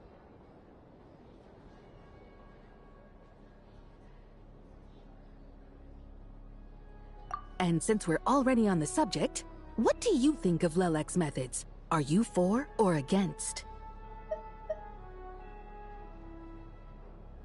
Despite a handful of detractors among the audience, the people overwhelmingly support Lelek. We stand with Lelek! At least someone here wants to take this discussion seriously. I've been considering that issue myself. What you really need is more precise regional data, right? I think it would be easiest to let the Fatui handle it, since they're already in charge of Crystal shipments anyway. We may as well get them to collect some data while they're at it. Whatever you need, you can ask the Fatui to look into it for you. In terms of supervision, I think the Druzhna would be a good fit. I had hoped to discuss this with Miss Vesna, but sadly, she's not present. I will be happy to take a note of your suggestions and present them to Commander Vesna for a decision upon her return. The Commander has always taken a keen interest in Project Stuja. However, given the Druzhna's demanding workload, I'm afraid it may prove difficult for them to provide any practical support. Let us refrain from jumping to conclusions until a concrete and actionable plan is in place. My apologies, Lord Rooster. There are numerous issues to address here, including manpower, time sensitivity, and reporting lines. Nevertheless, I support drafting a proposal. Follow the usual procedure, and it can be raised as a new motion for all parties to evaluate at the appropriate time. In that case, I'd like to share one thought before the proposal is drafted. The issue of time sensitivity was raised just now, which I presume relates to the official reports. In fact, the Energy Commission already collects regular statistics on each urban center and its surrounding area. Would these be of any use? That's a good idea. I read every issue of Sviet-Lolaidovka's report, and although my focus is mostly on the section about equipment operation, the energy consumption statistics also yield a lot of insights. Be that as it may, does no one see an issue with using local data to determine crystal quotas? In the long term, it seems like a very risky solution. Not if they are used purely for reference. So long as we have the report from the Northland Bank's headquarters to corroborate it, no one will be able to fool me. Very well, then. It appears that this arrangement is acceptable to all parties. Yeah, sounds good to me. The members reached a provisional consensus on the issue of improving treatment for Fatui soldiers.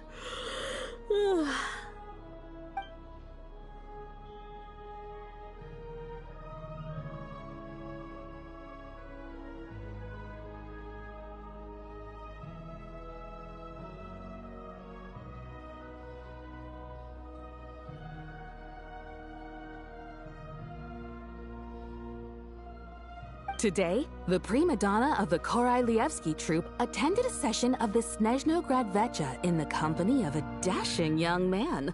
The question on all our minds is, what is the true nature of their relationship?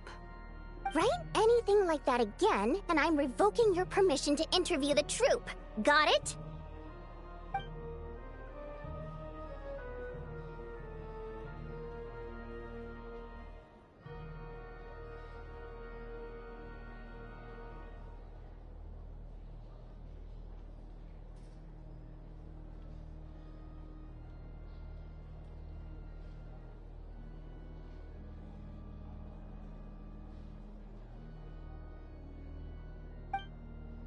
Now then, if there are no Hey, check it out! What made him vote against? Why now?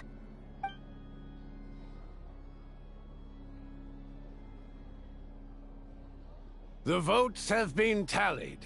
Those in favor of continuing Project Stuja total 61%, securing a clear majority. That was too close. The margin has shrunk yet again. Chuganov was a huge loss. I'll bet Lelik is behind this. I wonder how Pulcinella will respond this time. Chuganov. I see. Lelik strikes again. Yes. Go, Lelik. Once Project Stuja is defeated, our unwavering support at Bring Out the Kvass will finally pay off when we make our comeback. I can taste our victory already! In accordance with the result of this vote, Project Stuja will remain in effect until the next Vecha period. Finally, may I remind us all, we debate only for the greater glory and solidarity of our nation. May the aurora shine ever on, and the tundra always stand firm. The session is concluded.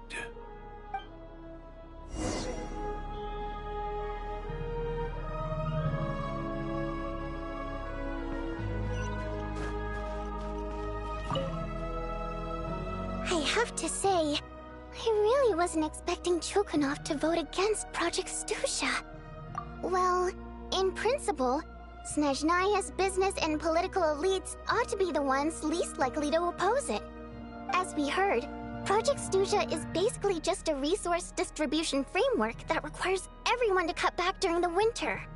But even if the policy got cancelled, the Tsaritsa's energy needs wouldn't suddenly go down. The extra demand from the public would have to be filled from somewhere. So logically, the factories would have to take the hit.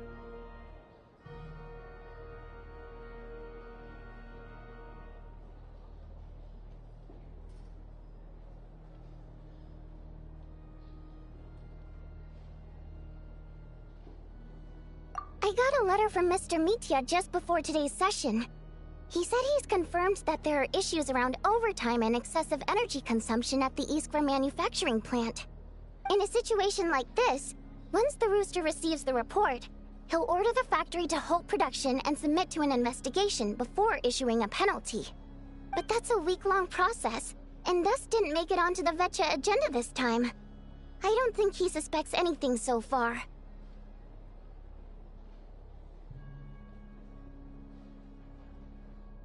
Exactly. And as you know, he's a very selfish person. I was originally gonna try and flip him after he received notice of the official sanctions. My plan was to convince him that the whole thing was completely unfair. Rather than just sit back and take the hit while his factory stopped production, he'd be better off voting to end Project Stusha. At least that way, no one else would be able to make any money either, because all the factories would suddenly have more limited energy to work with. But now, he's already voted against it, which means someone must have used more forceful means to change his vote, just like with everyone else who flipped.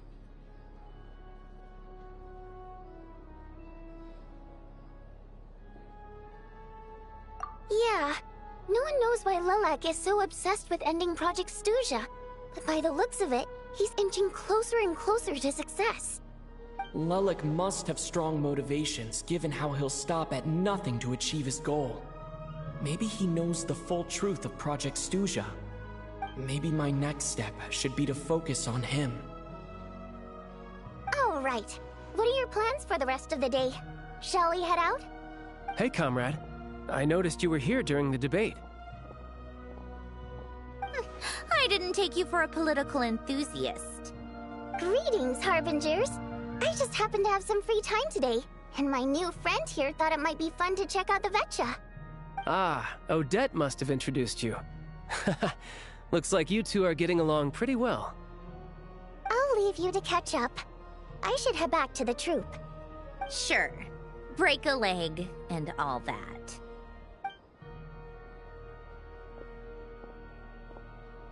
Thought it might be fun to check out the Vetcha, did you? Things are never that simple with you, Traveler. There's no way you're here for kicks and giggles. Tell me I'm wrong.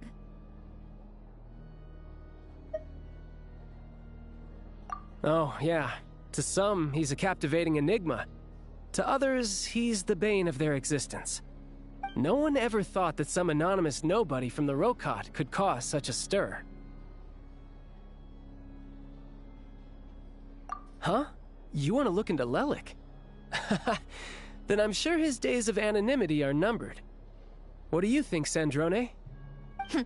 Fine by me, I guess. If the Traveler actually manages to expose Lelik, it'll be doing Pulcinella a favor.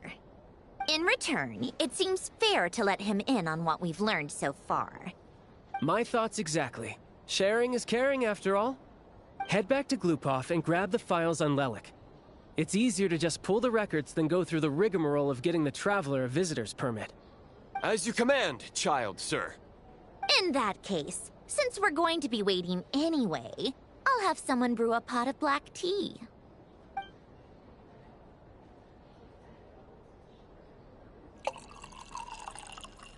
One common thread among the many incidents Lelik has been involved in is that the victims are all too scared to share any real information about him. Clearly, he must have threatened them in some way. His modus operandi is to silently infiltrate the scene and leave a threatening letter behind. but neither the letters nor the crime scenes ever yield any clues to his identity. So all these files have to offer are short statements by the people affected. They don't give us a lot to go on. If nothing else, it shows we're dealing with a trained professional who's versed in counter-surveillance. Yes, and to that point, he often strikes in highly secure locations. The victims are high-ranking and influential people who take their personal security very seriously. Somehow, Lelik slips right into their rooms without making a sound. There's never any eyewitnesses, nor the slightest trace of a break-in. If he can get in and out undetected, it means he can strike without warning. Not that that's ever happened so far, but the thought is enough to scare these people sleepless. It's hard to believe that a human being could pull this off flawlessly every time, so they switched the focus of the investigation to Faye. Unfortunately, no one's found anything yet. Careful, don't underestimate me. Although truth be told, I'd probably find it hard not to blow my cover. Direct confrontation is more my style. We haven't ruled out the possibility of Lelik being human. It's just, there can only be a handful of people in all of Teyvat who'd fit the profile. Faye, on the other hand, plenty would have the ability, but few would have the motive.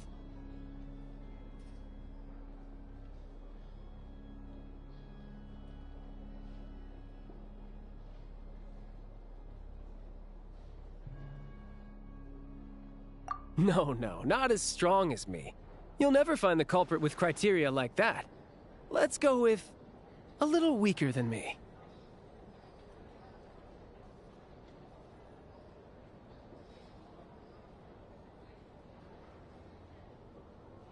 Oh, you hit me right where it hurts. I'll admit, he's strong and He's just trying to find a reference point. Stop getting fixated on who's stronger than who. But that's the most important thing. In my opinion, anyway.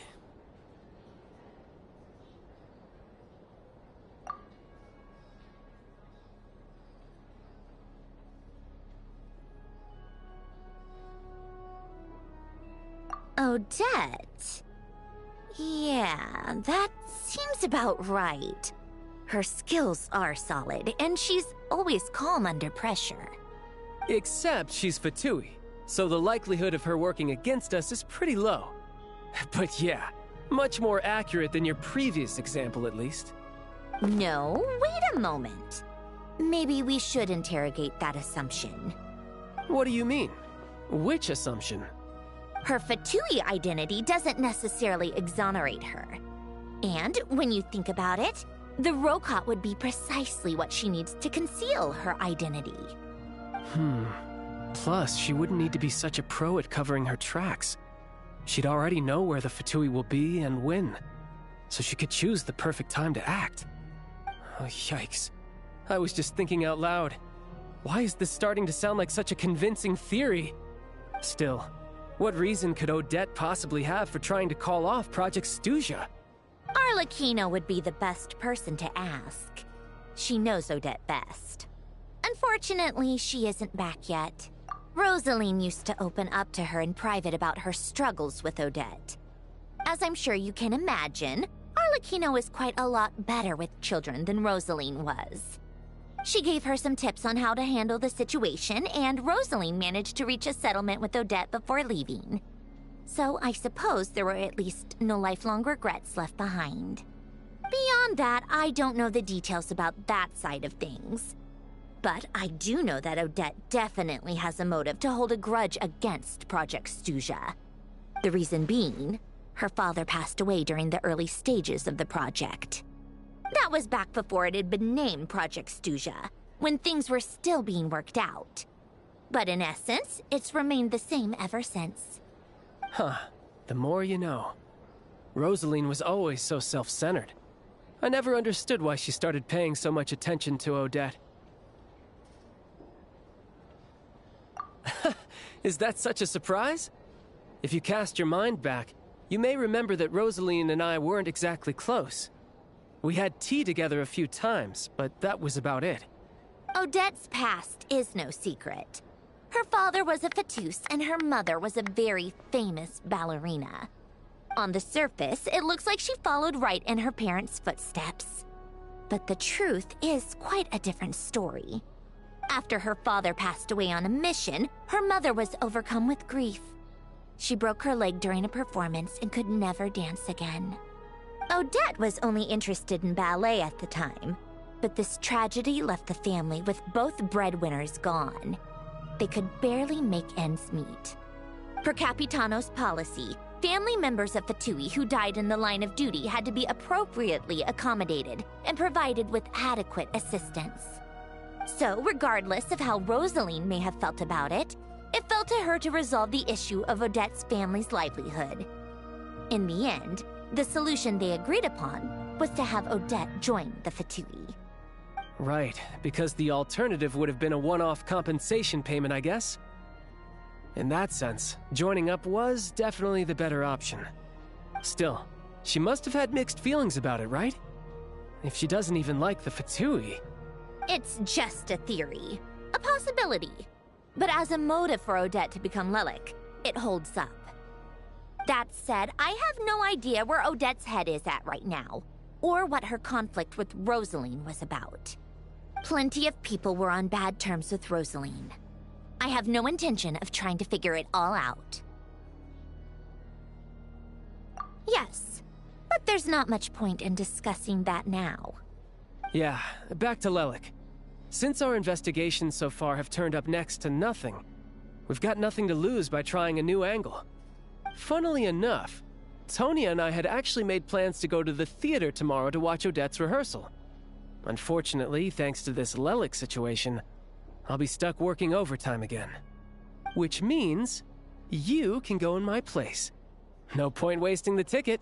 Plus, you'll get to meet Tonya.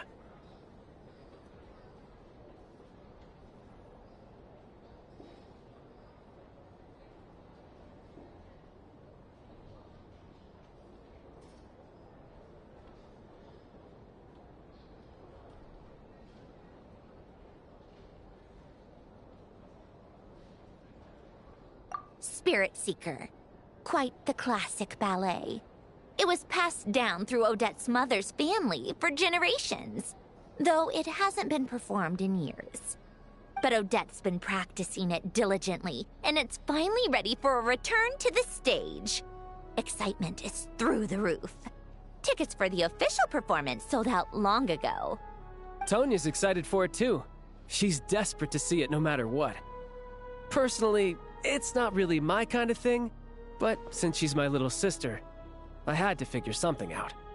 I've actually seen it several times before. The story's pretty straightforward. The lead character follows a trail of clues left behind by a spirit, gradually recovering her memories along the way. It's a tale of love and regret. So not exactly reinventing the wheel, at least by today's standards. But when that classic melody kicks in and the lead character begins to dance, it always gets me. It really is beautiful. Not an easy dance to do justice to, though. I know it's always been Odette's dream to perform this piece, but I'm not sure she's really ready. In that case, I think that even if she is Lelik, we should wait until her performance is over before we respond. I'll let you take it from here, comrade.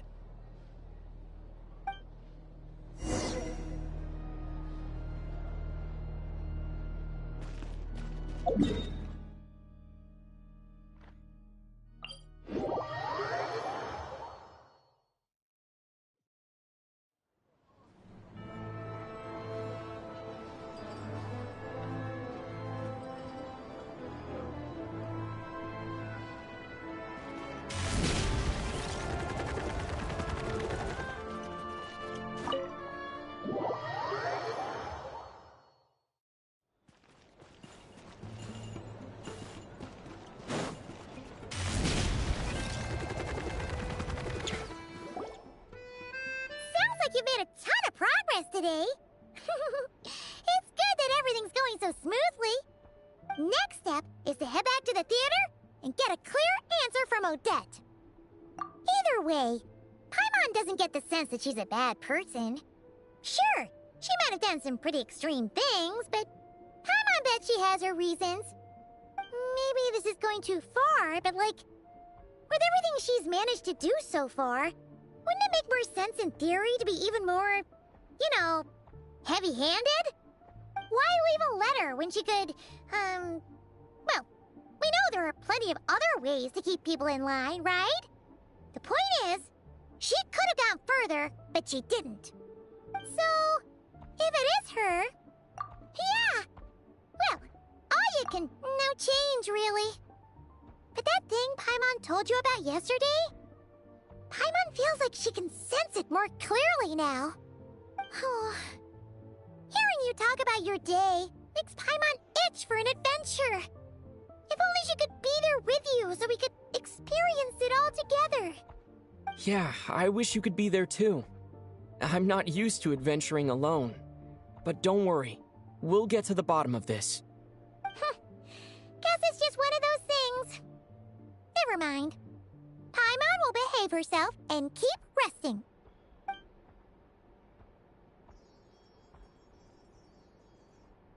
If Odette is Lelik, she may well have inside information on Project Stuja.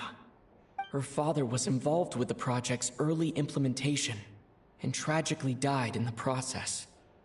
Now, she's dedicated herself to bringing it to an end. It's hard to imagine she could have gotten this far without knowing anything at all about the Tsaritsa's true intentions.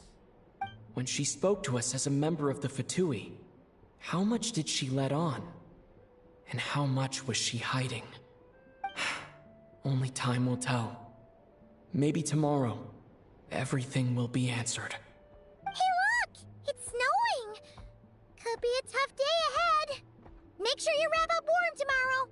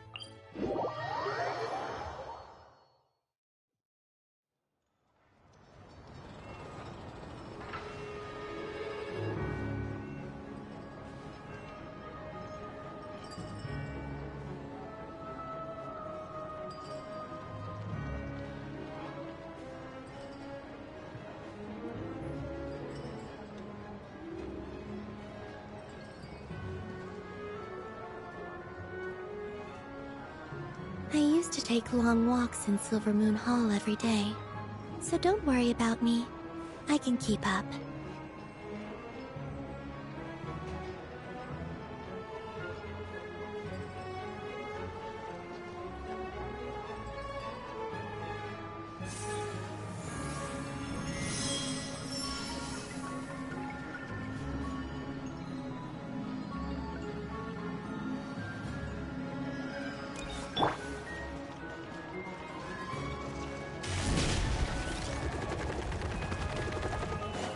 Running late again. Here I go!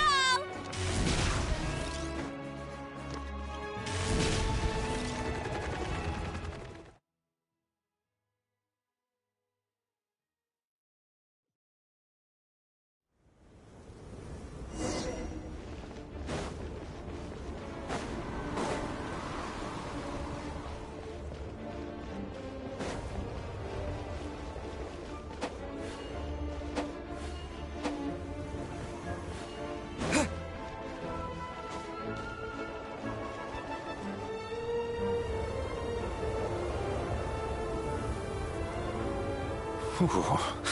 It sure is cold today. I wonder how much heavier the snow's gonna get. Here to see Odette?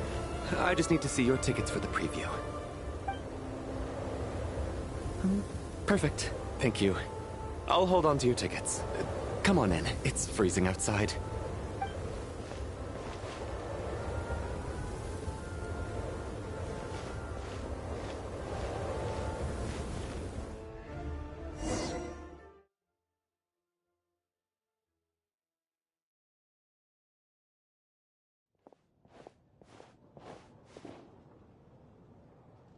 I think I'll leave the Lelic question until after the show's over.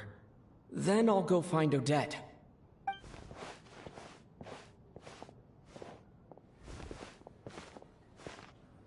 Child said he was originally going to come with Tonya. So I'm guessing Tonya's already here somewhere. Is there anyone here who looks like a Tonya? Let's see. It's a small audience. Makes sense for a preview. But wait, I do see some familiar faces. Mr. Chuganov's back again by the looks of it. Oh, and is that Mitya? And that Fatui officer, Valeri. Guess he must be playing cat and mouse with Mitya again. Oh no, it looks like the show's starting and I still haven't found Tonya. Never mind. I'll just have to take a seat for now and see if I can catch her afterwards.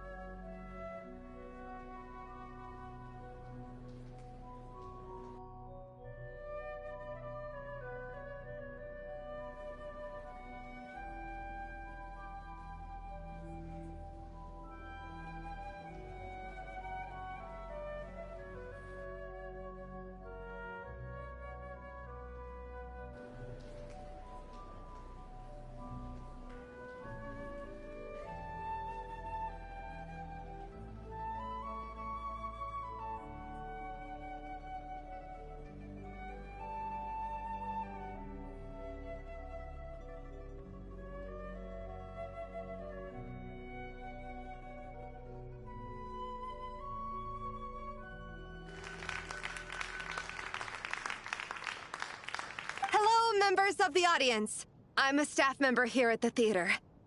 Today's performance was a very special one for us, as it marks the first attempt in a long time to revive the classic Snezhnayan ballet, Spirit Seeker. To commemorate this occasion, we would love to take a group photo of the cast, crew, and audience members present today. Could I kindly ask the audience to please come up onto the stage?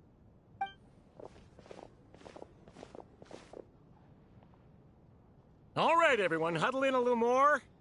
Now, look at the camera. 1, 2, 3.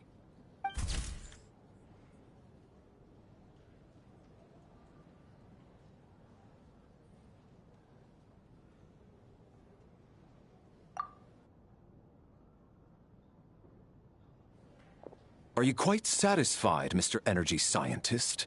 I rather hope you don't have any other escape plans to add to my workload today. What are you talking about, Sarge? This was simply my way of inviting you to watch Miss Odette's new show with me. And wasn't the performance spectacular? In the future, I heartily encourage you to take a leaf out of my book. Find some soul-nourishing pastimes to enrich your time outside of work. It was indeed a fine performance, but I must correct you on one point. This is not time outside of work. These are working hours. Working hours and non-working hours are just a social construct. Human technology can never advance if we're too rigid in our thinking, Sarge. May we leave now? Already? I mean, I was kinda hoping to soak up the atmosphere for a little longer, but... No? Okay, guess I'm pushing my luck. Didn't seem like too much to ask, but fair enough. Off we go then, Sarge. Back to the land of working hours. Lead the way. That has to be her. She's the only person in the audience around Tonya's age. Excuse me, are you Tonya? Huh? Your brother's busy today, so I took his ticket. Don't worry about him, he's fine. Oh, okay. Sorry for the trouble. What's wrong? Are you sick? No, I'm fine. It's nothing. Maybe she caught a cold on the way here because of the weather.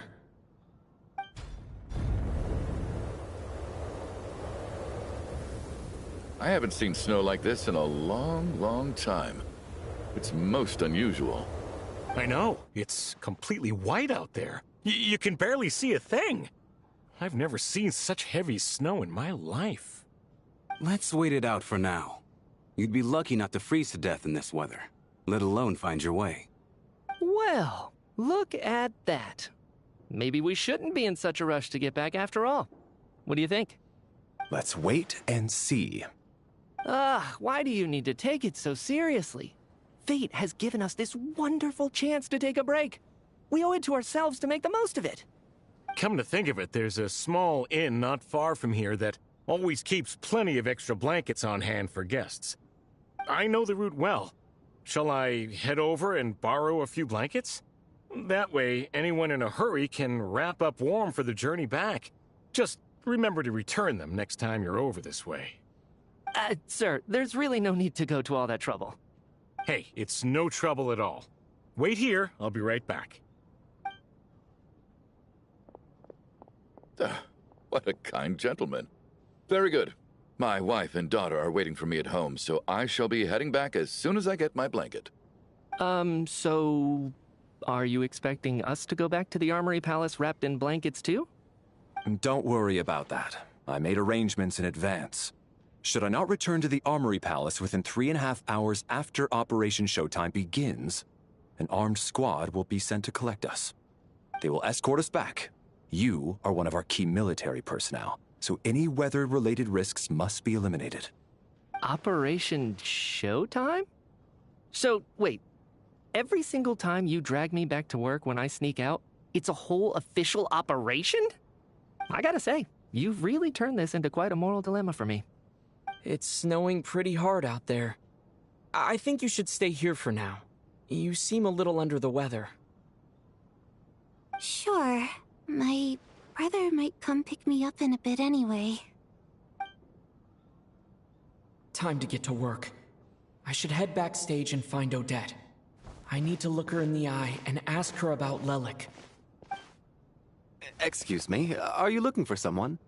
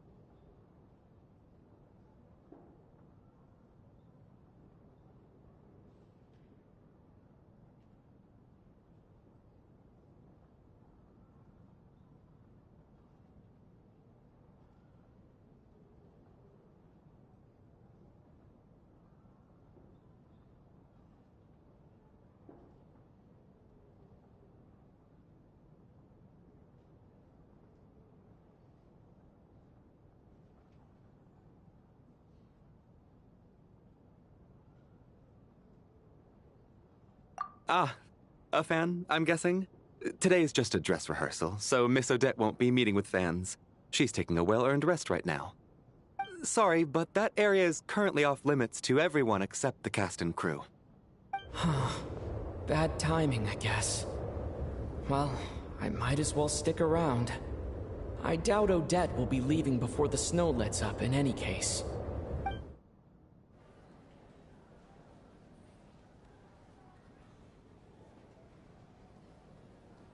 What happened to the gentleman who went to fetch the blankets? How has he still not returned? I was thinking the same thing. It's still snowing very hard. Do you think something might have happened to him? Whatever the reason for his delay, I must say I hate nothing more than people who make empty promises and fail to deliver.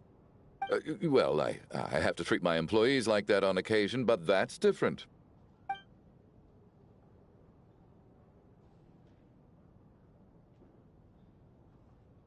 You seem anxious, Mr. Valeri. It's been nearly 4 hours since I left the armory. The army should have arrived to extract us by now. They know how much I despise tardiness and disrupted plans. There's simply no reason that they shouldn't have shown up by now, barring exceptional circumstances. Surely a snowstorm like this one counts as such. Few things in this world can stop the Snezhnayan army, Mr. Mitya. And a snowstorm is certainly not one of them. Why don't you go out and take a look? They might be right outside, waiting for your orders before they dare come in. An absurd hypothesis. I have no intention of leaving your side for even a moment until I have escorted you back to the Armory Palace.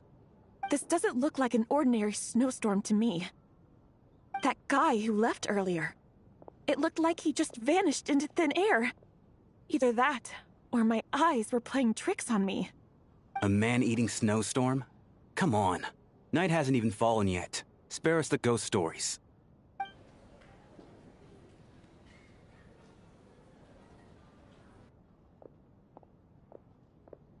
Traveler, didn't know you were coming today. How come you didn't say anything?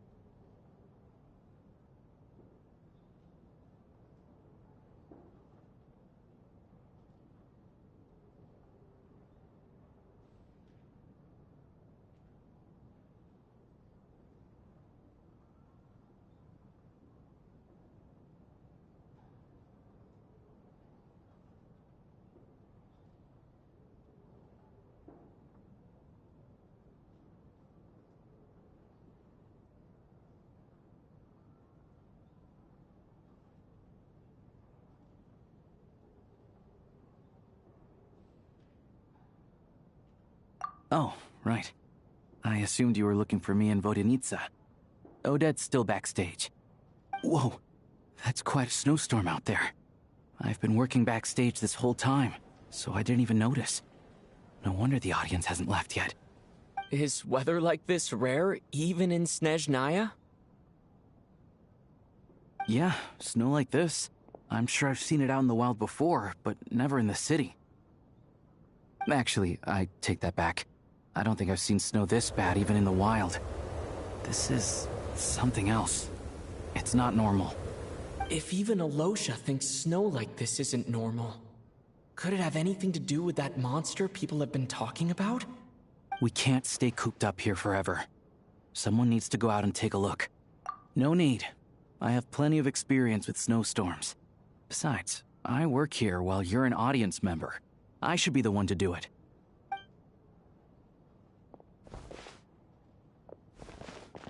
Everyone by the door. Careful not to let the snow soak into your shoes. In a snowstorm, you gotta look after your toes above all else. Heading out, my man? Be careful. I've been told the snowstorm eats people alive. Thanks for the advice. I am planning to be careful. I just want to take a quick look at the situation out there.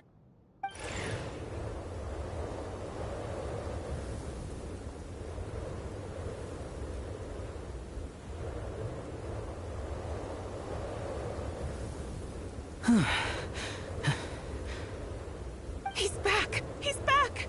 How was it? What's going on out there? Did you see any soldiers patrolling the area? Something about this storm isn't right.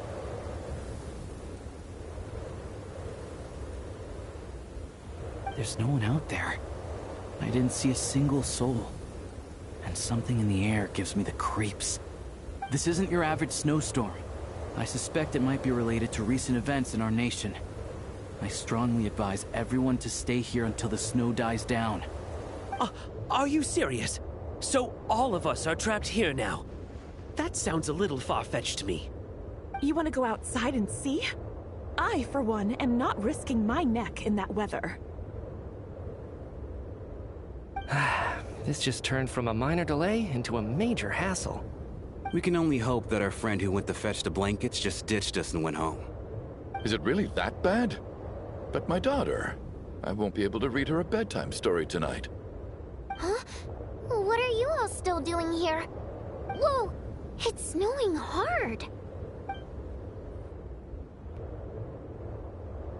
So now we're stuck here? Oh, this is terrible!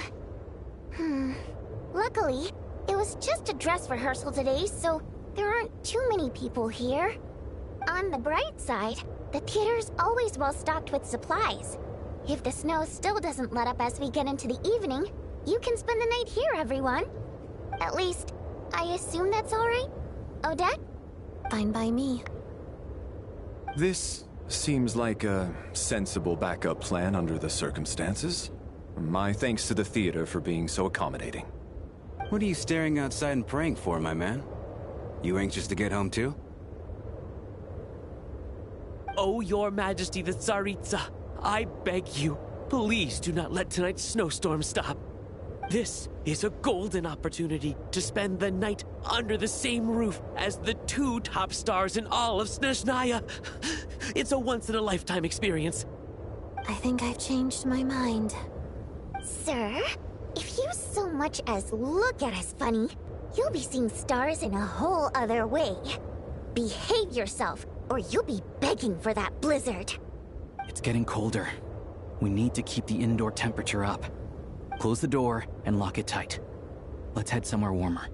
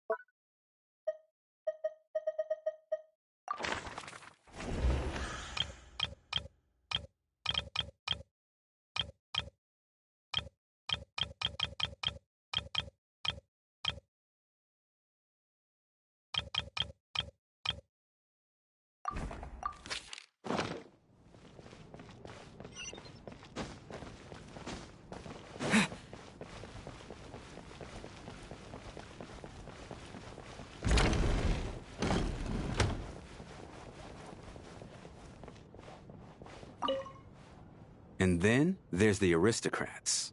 Easiest of all to deal with. You don't need to use any force whatsoever. All you have to do is show them the rope you plan to tie them up with. Do you know why? I don't. Do tell. Because nothing horrifies them more than the thought of a cheap, coarse rope leaving creases on their precious million more coat. They'll do whatever you ask to avoid that fate. Unexpected, but funny nonetheless. Tell me another one. Well, look at that. I got myself a new listener. Hey there. Let me introduce myself. The name's Shram, and I'm a mercenary. The kind that gets paid to do odd jobs for rich folks. And I am Chuganov, an entrepreneur. If my name is unfamiliar to you, you will no doubt have heard of my factory, the renowned Iskra manufacturing plant. Are you really that famous?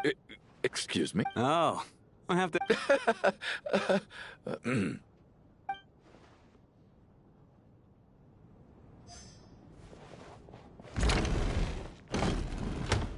How are you feeling, Tonya? I'm fine. Sorry to worry you. Used to... Child must take great care of his sister. He's never mentioned Tonya's illness, though. You know, I am stuck in a strange place thanks to a snowstorm. Having to spend the night with a bunch of interesting characters. Exactly. It's like one of those stories where an ordinary school trip turns into a magical adventure. I've always wanted something like that to happen in real life.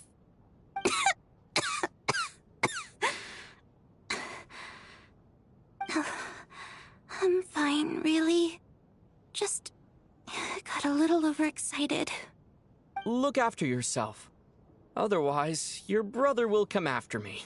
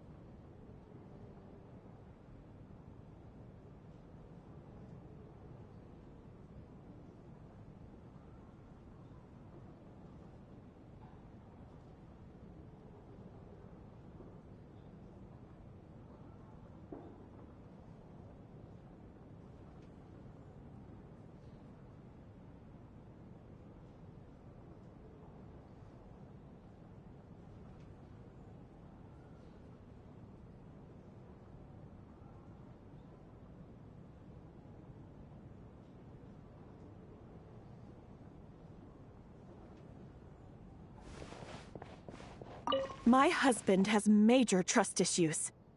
To him, I doubt even this snowstorm is a good enough excuse for me to stay out all night. That's the price of marrying into wealth. You'll get used to it. I'm not about to stop you if you want to leave, but don't drag me along. Hello? Can I help you?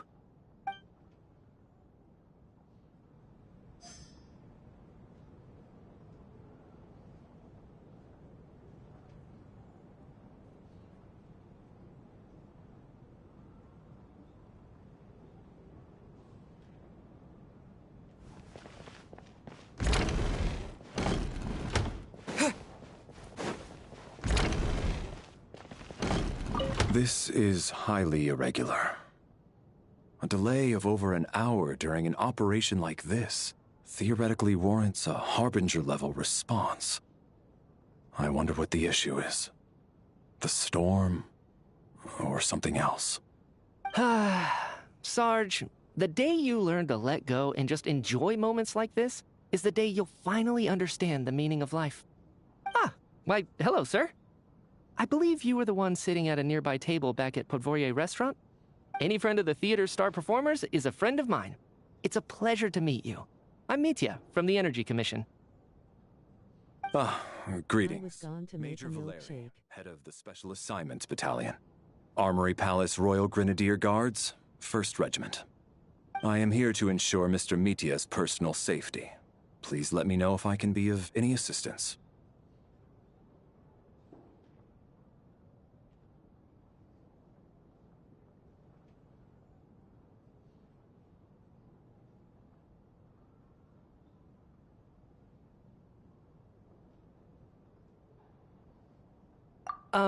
Mr. Traveler, I cannot help but notice that Miss Odette is stealing glances at me.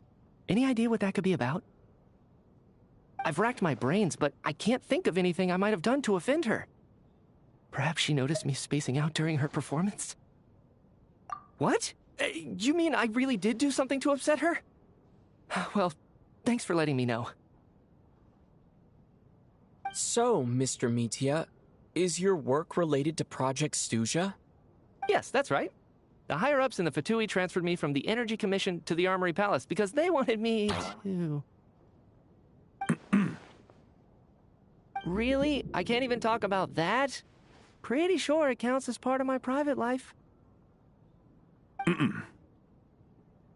All right, I won't say anything. Sorry, Traveler. As you can see, I'm afraid this pleasant chat will have to end here.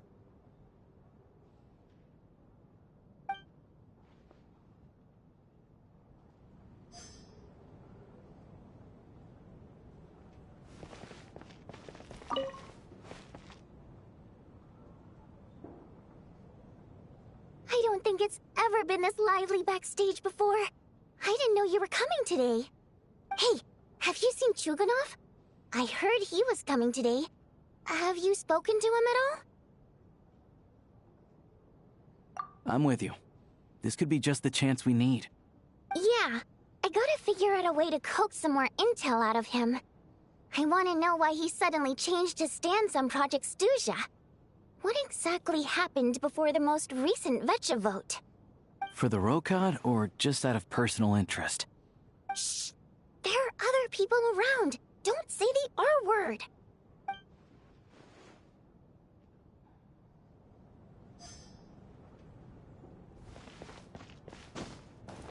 I have to say, even though today was a rehearsal and there were some hiccups along the way, Miss Odette's performance was one of the best I've ever seen. Even compared to an actual show. Oh, I couldn't agree more. Especially considering the weight of the subject matter. It takes a truly seasoned professional to do justice to a theme like love and regret. Do you think we were coming on too strong? Odette's ignoring us again. What about you? What did you think of today's performance?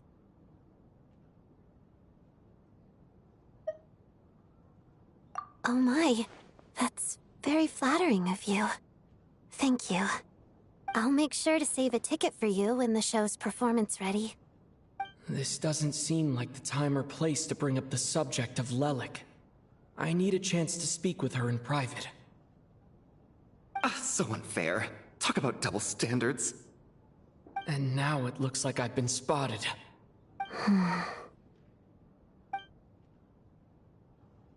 You know Mitya too?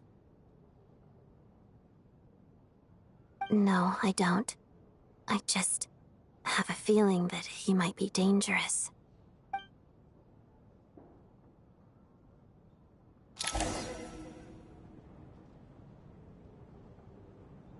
How's it looking, Alosha?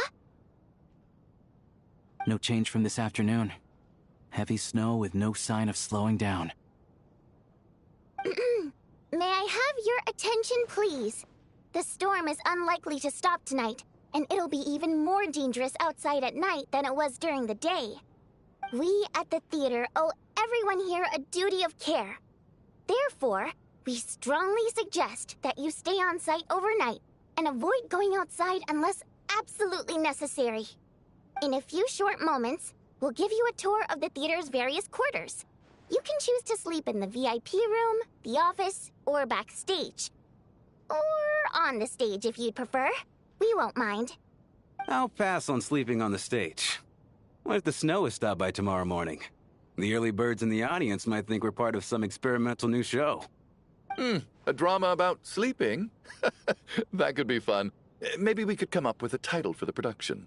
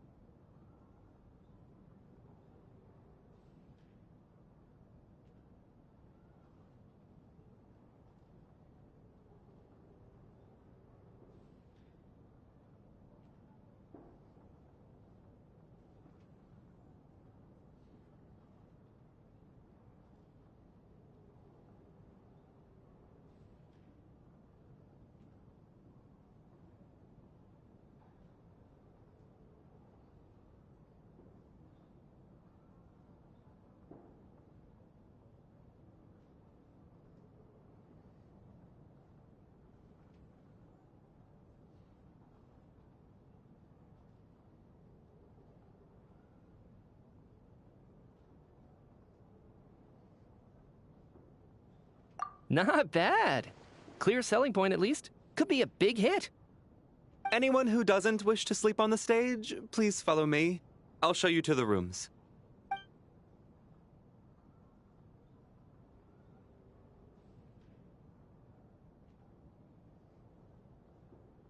I guess I'll call it a night.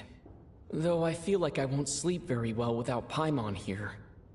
I'm sure she'll be worried that I haven't made it back yet. But as long as she looks out the window, she'll probably realize what's holding me up. I wonder if she's feeling any better yet. At least she hasn't been getting any worse. Still, I should try and get back first thing tomorrow morning.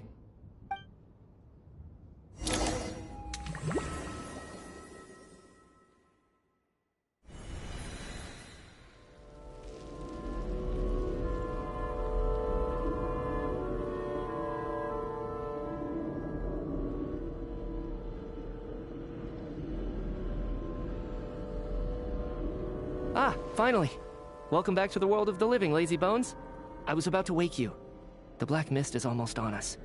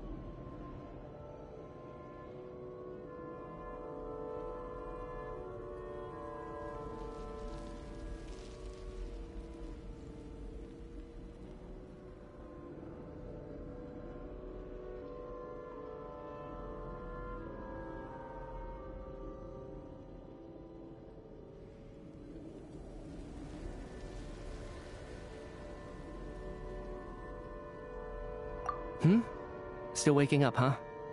You know, the black mist. It's been chasing us from below ever since we were born. You're just dozy. There's no way you've forgotten. Come on, let's keep heading up. Onwards and upwards is the only way to survive. Don't listen to a word those black mist cultists say. Here we go again. The endless march toward survival. What's going on? That black mist down there is creeping me out. And it's rising. Guess I should head upwards and get away from it. The Black Mist cultists believe that being swallowed by the Black Mist leads to everlasting peace. But if you ask me, they're just lying to themselves. We're the only heretics left. The only ones who refuse to give in. We have to keep going. But how do you actually know that they're wrong? Dangerous question there, Torgov. The moment your faith wavers, you start a chain reaction that ends in the collapse of your will. Put the question out of your mind. Stay strong and believe that the Black Mist means certain death. Okay, but it's not my... I can't do this anymore. All this will pass eventually, I promise. You accuse the Black Mist cultists of being liars. But you're lying too. The cult of the Black Mist has poisoned your mind. I am. I think... As much as I detest the Black... Then I bid you both farewell. Fate always appears so Their fate was sealed from the instant they entertained doubt. From then on... Torgov and Sobolova are gone. I never thought the day would come when even they would be swallowed by the black mist. It's just you and me now. Yes, it looks like it's satisfied. For now. This happens from time to time. But it won't be long before the black mist starts chasing survivors once again.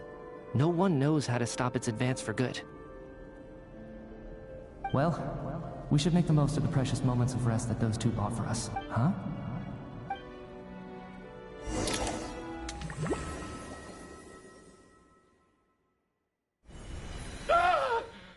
Help! Somebody, come! What is it, Chuganov? Is it morning already? Sounds like it's coming from next door.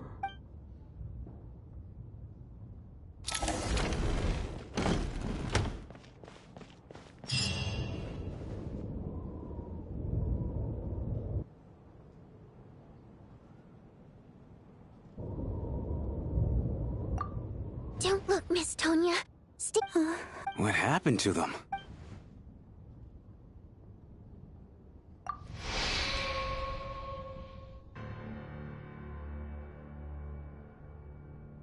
These two people have passed away. And the strange thing... Have I seen this moment before? Or did... Let me take a look.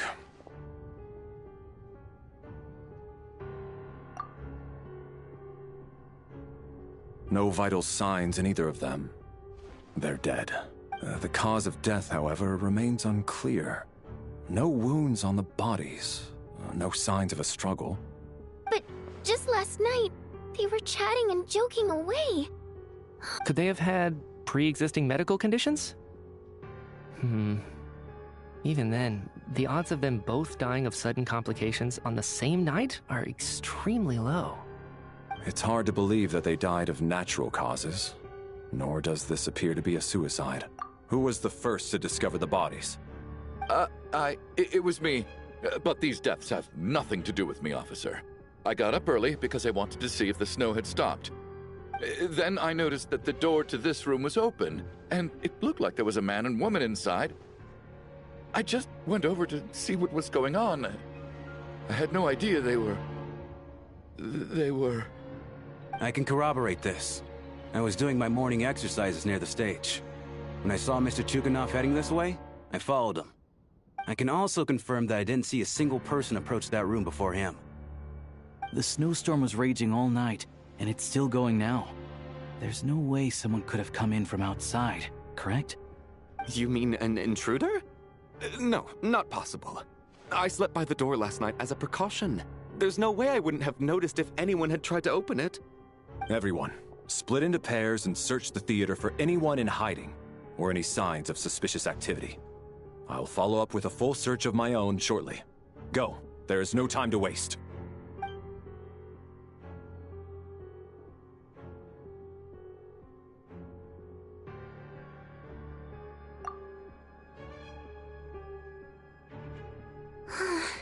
Nothing on your end either? Backstage is clear. No signs of suspicious activity. We checked the basement. Also clear. I don't think there's anywhere here that a living person could hide. Are we certain that the theater doesn't have a back door? Or any tunnel or passageway wide enough for a person to fit through? No, there's nothing like that. If people were sneaking in through some secret tunnel to avoid buying a ticket, we'd have sealed it off ages ago. I also checked the windows. All of them are locked from the inside, and there's no sign of anyone entering or leaving. It sounds like we can safely rule out the intruder theory. If anyone came in during the night in this weather, there'd be no way for them to avoid leaving footprints or water stains. This can only mean one thing. It's like one of those murder mysteries you see in novels and plays, isn't it? The ones where the killer is one of us. We can't quite jump to that conclusion just yet. Could he be right? It's hard to imagine something like that happening in real life. Set in a theater during a snowstorm, a murder takes place, and the killer is among us. It's such a classic trope that it seems unbelievable. Looking at who the killer targeted, and the clean entry and exit, it all adds up. I know what this is. It's obvious now that I think about it. What is? What have you figured out? Both victims were wealthy, well-known local merchants. And the door was deliberately left open so I would discover the bodies and witness the crime scene first thing in the morning. Such ruthless methods. This was your doing, wasn't it, Lelik? Lelik? You mean Lelik is among us? And he's the killer? Lelik. I know this code name. Member of the Rokot, anti-Project Stuja. Always works alone.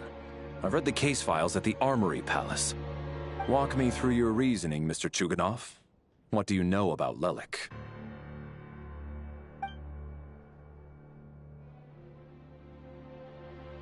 What now, huh? What now, Lelik? What more do you want from me? I already voted against Project Stuja at the Snezhnograd Vecha. You snuck into my house the other day while I was asleep. Left a threatening letter. And I did all that you asked. But Project Stuja cannot be so easily shaken. Not with the rooster in charge.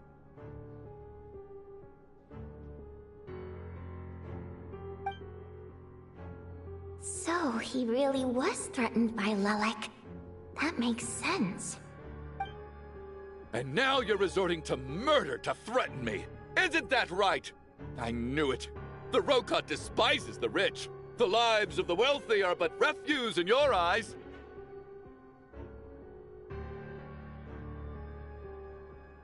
Show yourself! Which one of you is Lelik, Tell me! I'll do whatever you want! Just stop playing these mind games!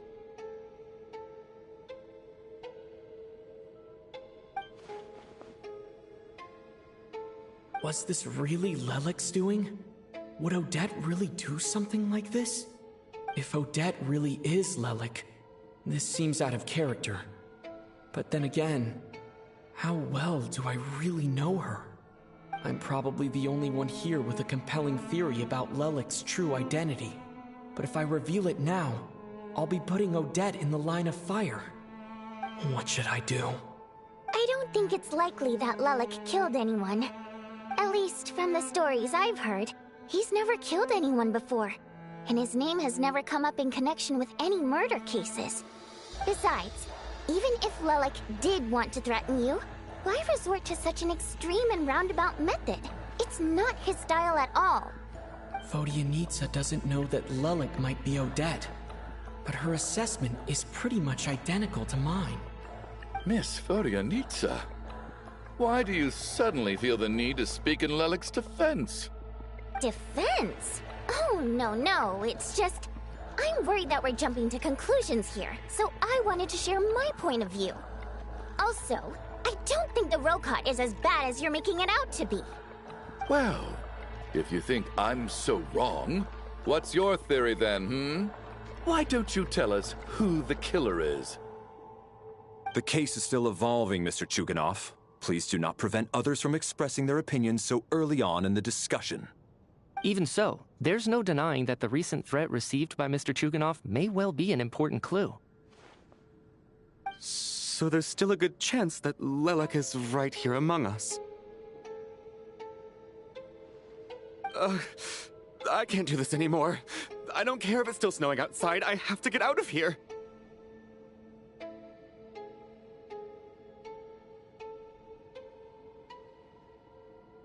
Whoa, take a beat. We all know it's far too dangerous out there. Even the soldiers couldn't get to us. Go out that door, and you might not live to tell the tale. And whoever this Lelik is, they're surely not going to murder anyone in broad daylight. Be sensible, my man. You're safer inside. As much as I regret having to say this, I'd like everyone to cooperate and refrain from exiting the premises until further notice.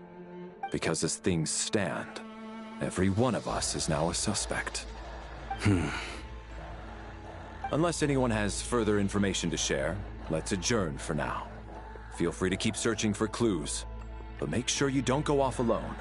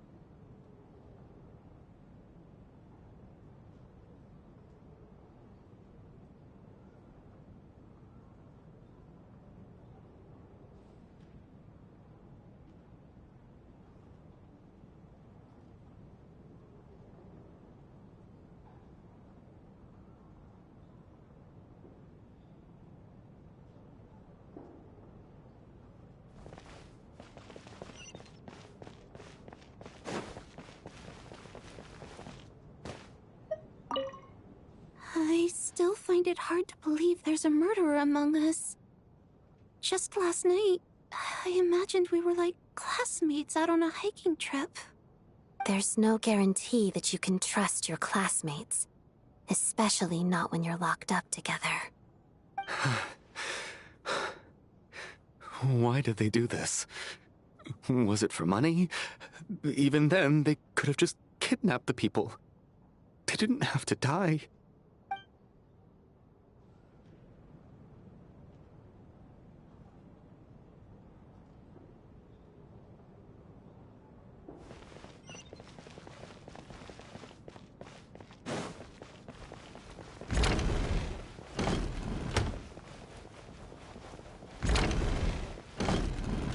You're right. That was my bad. It was a knee-jerk reaction. I didn't think it through. Luckily, no one suspected my identity. Oh, phew. It's just you. I thought someone was eavesdropping. Since Vodyanitsa and I were on the same page earlier, I think I should...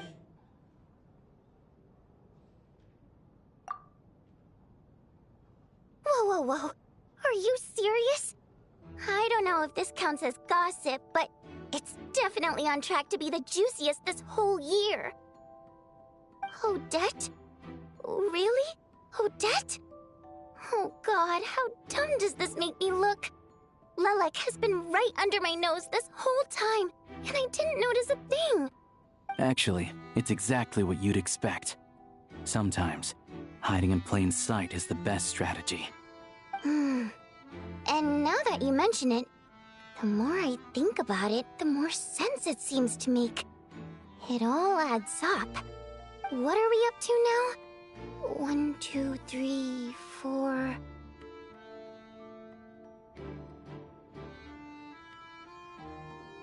Odette's identities. She's my coworker, specifically a ballerina, and also a Fatous, a member of the Rokot. Now, Lelek. It must be so exhausting. I just want to give her a hug. I guess since I've always known her as a member of the Fatui, it never even crossed my mind that she could be involved with the Rokot, let alone be Lelek. I don't understand. If she's with the Fatui, what reason could she have for being so opposed to Project Stusha? Probably best if you ask her that in person. Well, since you waited until now to bring this up instead of announcing it to everyone earlier, does that mean we're all on the same page here?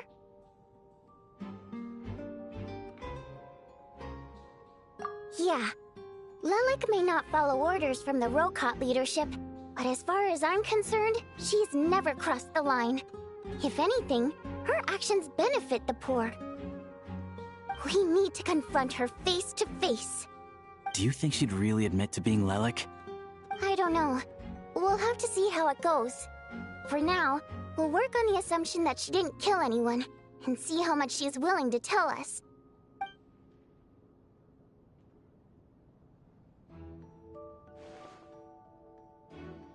Now's her chance.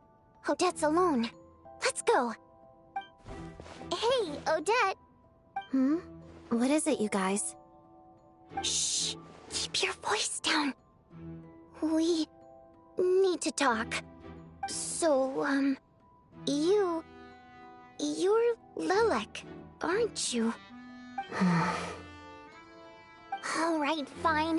You don't have to say anything or explain yourself. Just hear me out first. None of us believes you kill innocent people. Whoever murdered those 2 people last night, it wasn't you. The Traveler was the first to figure out your identity, but he kept quiet during the discussion just now.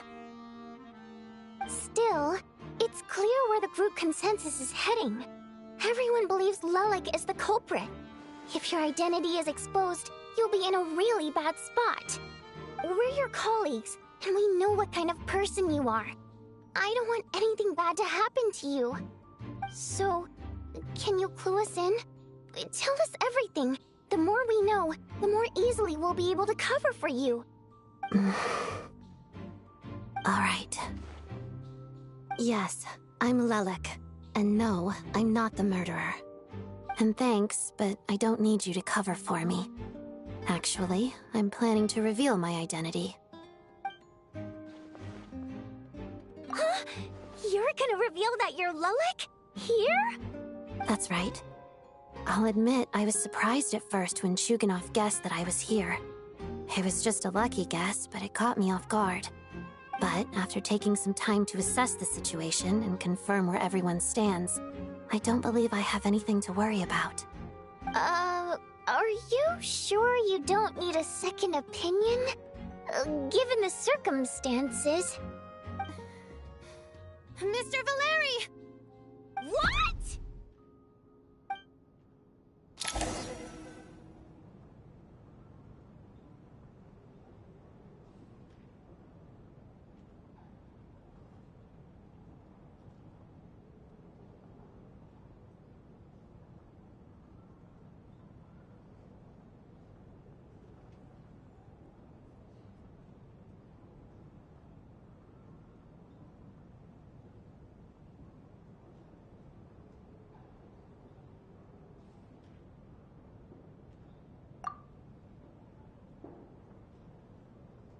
So...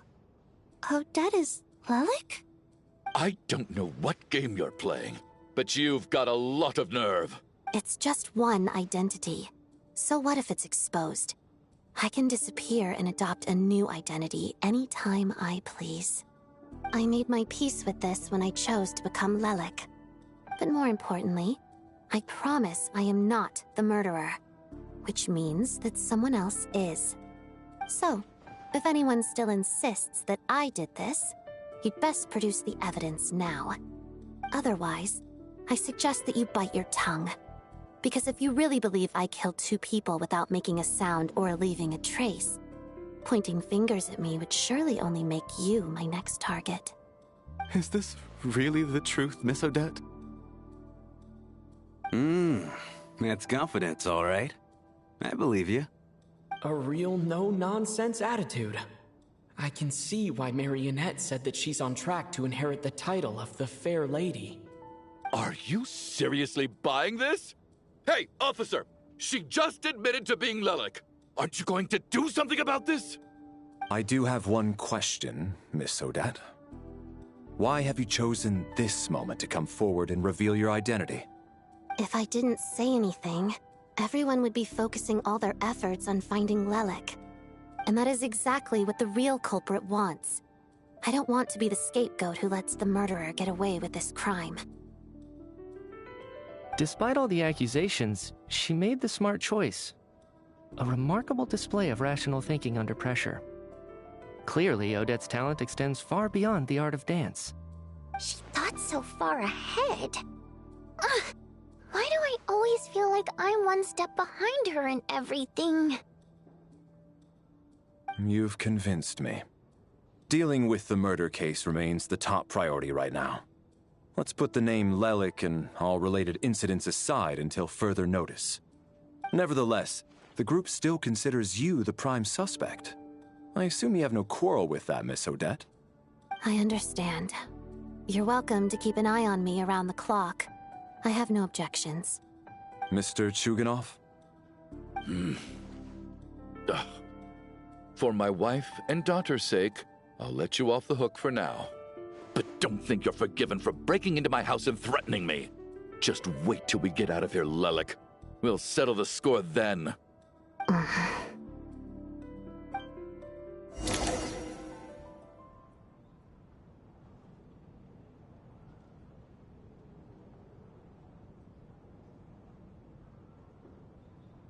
Good work, Lelek guard team. And Lelek too. Here, have some hot water. Turns out Valeri knew about my exploits. So now I've been told I have to guard Lelek with him. Shouldn't you be facing my way if you're guarding me? At the moment, it looks more like you're my bodyguards. If the true culprit is indeed still at large, as you have claimed, we must keep our guard up against them also. Don't worry, Tonya. We'll get through this. Once the snow stops, the officials will step in. The investigation will get easier, and then we'll be safe. But once the snow stops, won't everyone just leave? You're gonna miss us, huh? Well, some of us work at the theaters, so we'll still be here. I'll even give you a special backstage pass. Really, Miss Vodyanitsa? That's awesome! You've made a fan for life. Aw, you're so cute, Tonya. All right, let's swear to it. I promise to give you the pass, and you promise to never change your mind about being my fan. Promise. Don't indulge her, Tonya. You don't have to swear an oath over things like that. You really do get carried away sometimes, don't you, Miss Vodyanitsa? Hey! Mind your own business!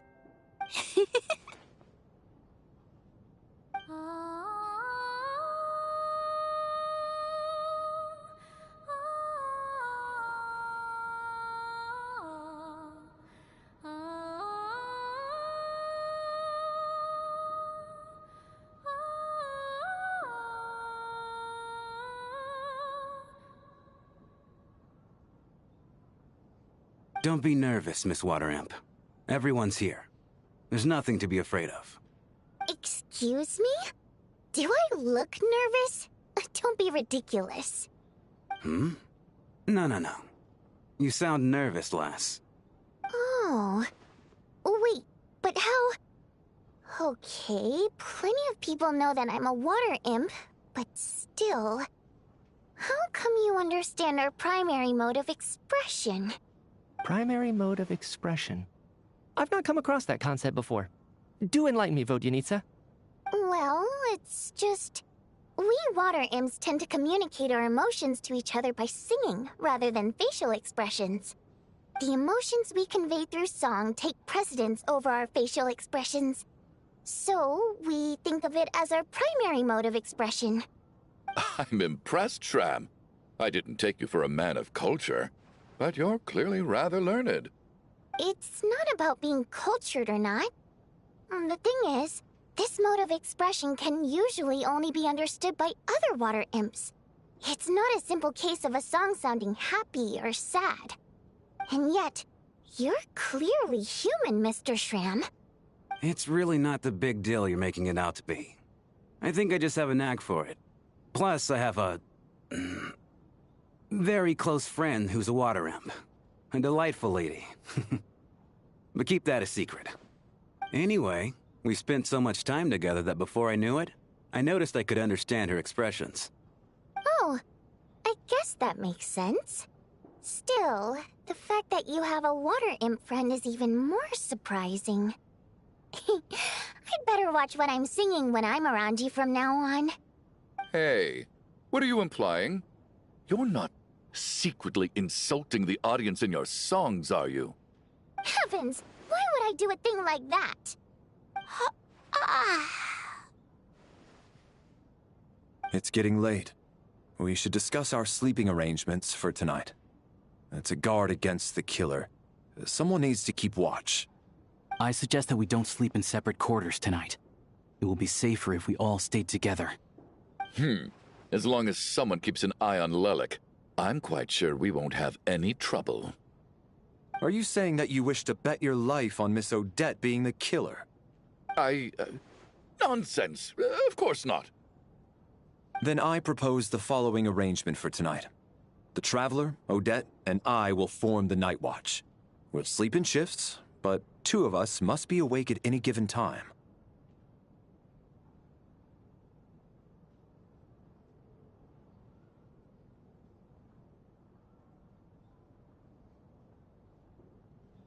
An excellent idea. This allows us to handle the Night Watch while also keeping an eye on Lelik. Meanwhile, the rule of taking shifts in pairs resolves the other issue. Namely that we can't necessarily trust the Traveler or Valeri either. I expect that plan took you quite some time to come up with, didn't it? Actually, our field combat manual outlines a similar approach. Although the scenario there involves guarding prisoners overnight during field operations. That being said, I must clarify that I harbor no disrespect towards you personally, Miss Odette. In fact, Lelik's numerous covert operations make fine textbook examples for military agents. I care less about respect and more about the fact that you just robbed me of 2/3 of my sleep tonight. I'm calling dibs on being the first to rest. Good night.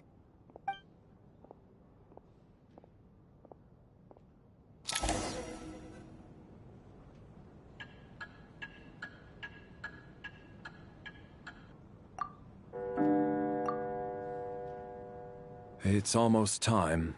We should wake Odette. How are you faring? Oh, not going to argue with that.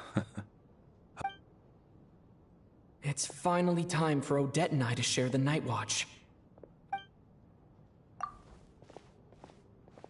I came here to get information from her in the first place.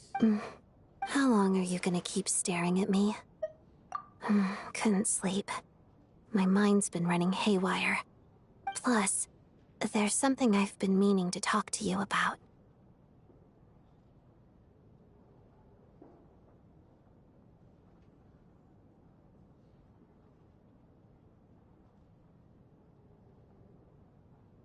I had a hunch that you wanted a conversation, too.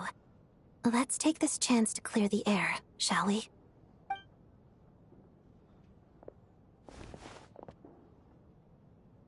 I just had a simple question for you, really. It's, Rosaline. In her final moments, did she have any I see.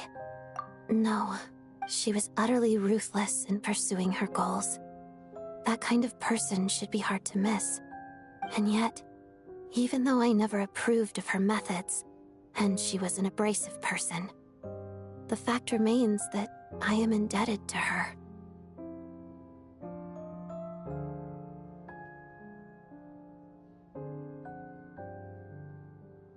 Oh, she told you. I guess that makes sense. I think she and Rosaline were on pretty good terms.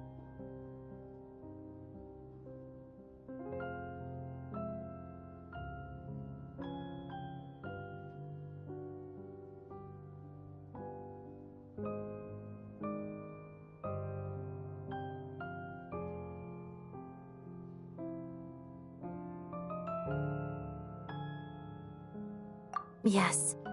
Rosaline wasn't the kind to gossip about this sort of thing. Not that it's any huge secret to me that when I was a child, it was extremely grueling.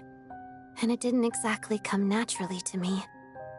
All I could do was try to ignore the biting cold and practice.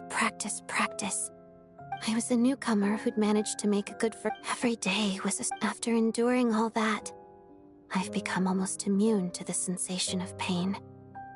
I suppose that was the cost of survival. Surely, any child who had to experience that would grow to hate her lot in life, don't you think? So, I put an equal amount of effort into my ballet. Because in my young mind, that was the only way to defy my fate. It was my way of telling her, the Fatui's demands and your expectations of me are not what I wish for. One day, I will leave. I think she probably blamed my poor performance in training on my passion for ballet. She knew my heart wasn't in it. One time, when I was secretly practicing a dance at night, she suddenly showed up. I knew she was there to catch me red-handed. I told her, "You don't deserve to watch the dance I learned from my mother." She looked stunned. I guess she was surprised that I lashed out first, before she had the chance. But strangely enough, on that occasion, she wasn't fierce with me like she was during training. Instead, she fell silent for a moment, and then left. After that, she never interfered with my dancing or asked me how it was going. She never came to watch me dance again either. Not even once. She was. But even now, whenever I take out this core Ignis, I can't help but think of that night. Of the look on her, sort of. Although, gift might be too kind a term. This is her flame sealed within ice. A symbol of her favor, yes, but also her way of keeping an eye on people. She knew the location of every piece of Core Ignis. If any recipient started acting suspiciously, she'd be onto them immediately.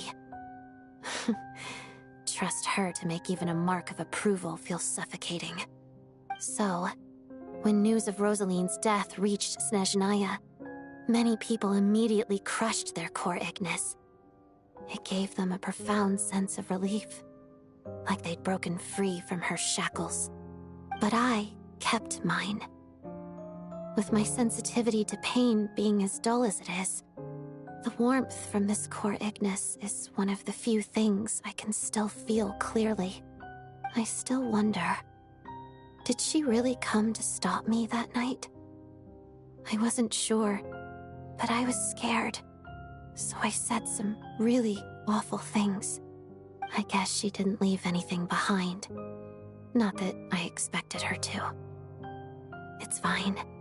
It's just a bit of a shame that we couldn't settle our differences before the end.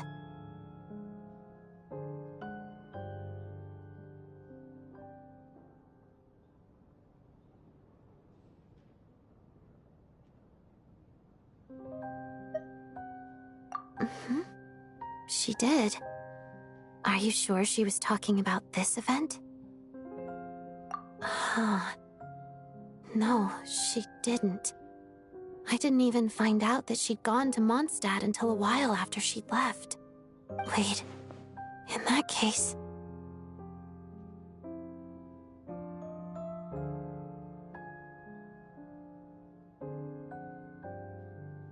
Okay, I will. Thanks for letting... There's something I'm trying to figure out.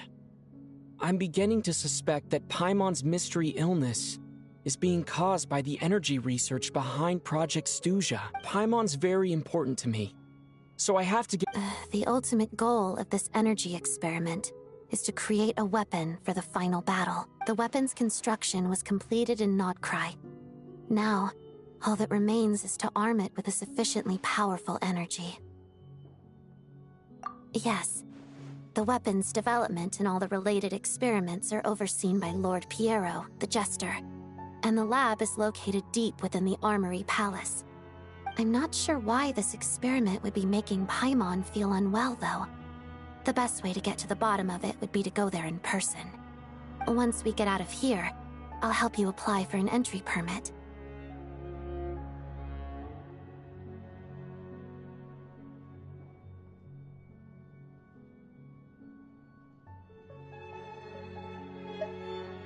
And I'm hardly the organization's proudest member, as you know.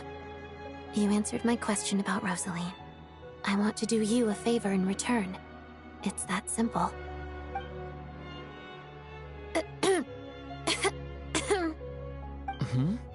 What's wrong? Are you not feeling well? You two seem to be hitting it off.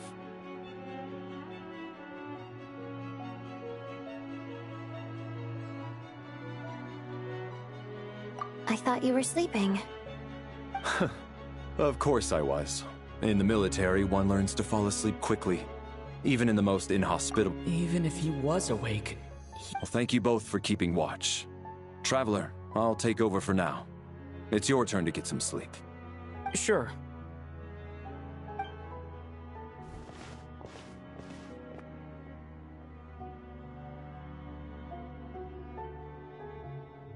This is our second night here, but at least I've found out a little more about Paimon's condition.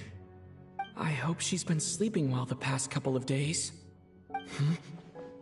Why do I feel like I'm being watched?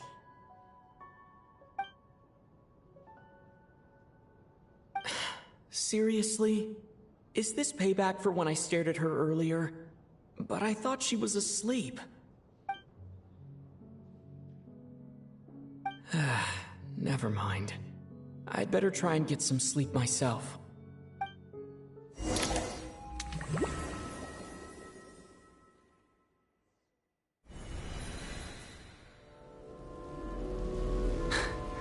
Hey, what are you spacing out for? Are you reaching your limit too?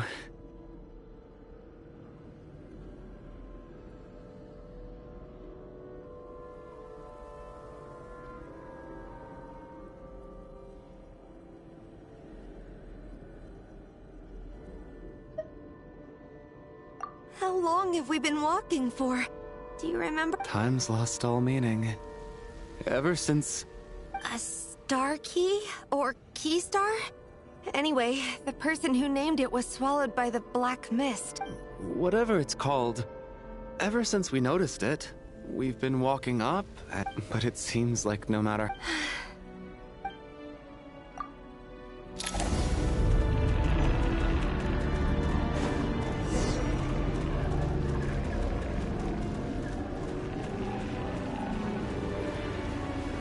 Monsters! Watch out! Not again! I've lost count of how many times we run into them. Careful!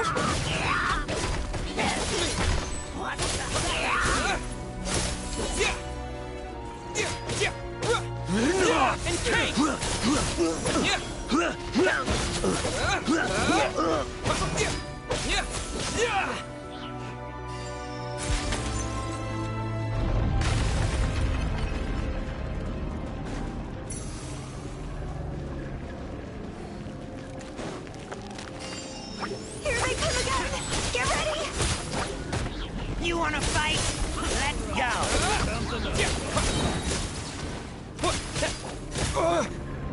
Condense! Got it!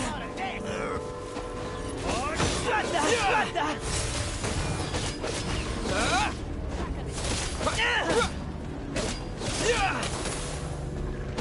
Got it!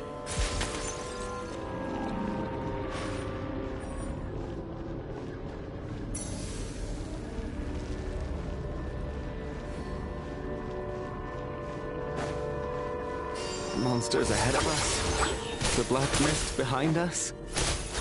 Feels like there's no escape. Shut up! Run faster. Learned! Are you hurt, Coolish? No. I'm fine. I get you.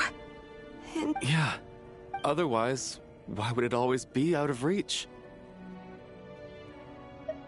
we know you mean well, but you're only saying that to try and encourage us to keep Thank you, friend. You're going to continue, aren't you?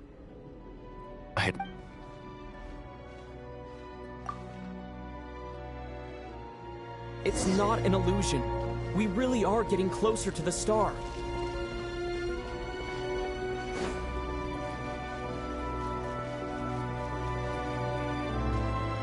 Congratulations. You're the first person to make it here. I'm the stars on. The black mist has stopped rising. It's hung. This is a good opportunity. I'll let you get some rest before we continue. What do you mean, leave? The star represents the starting. Congratulations on reaching the starting point. Once you are ready, we will head out and walk upwards. I will be... Huh? What's wrong?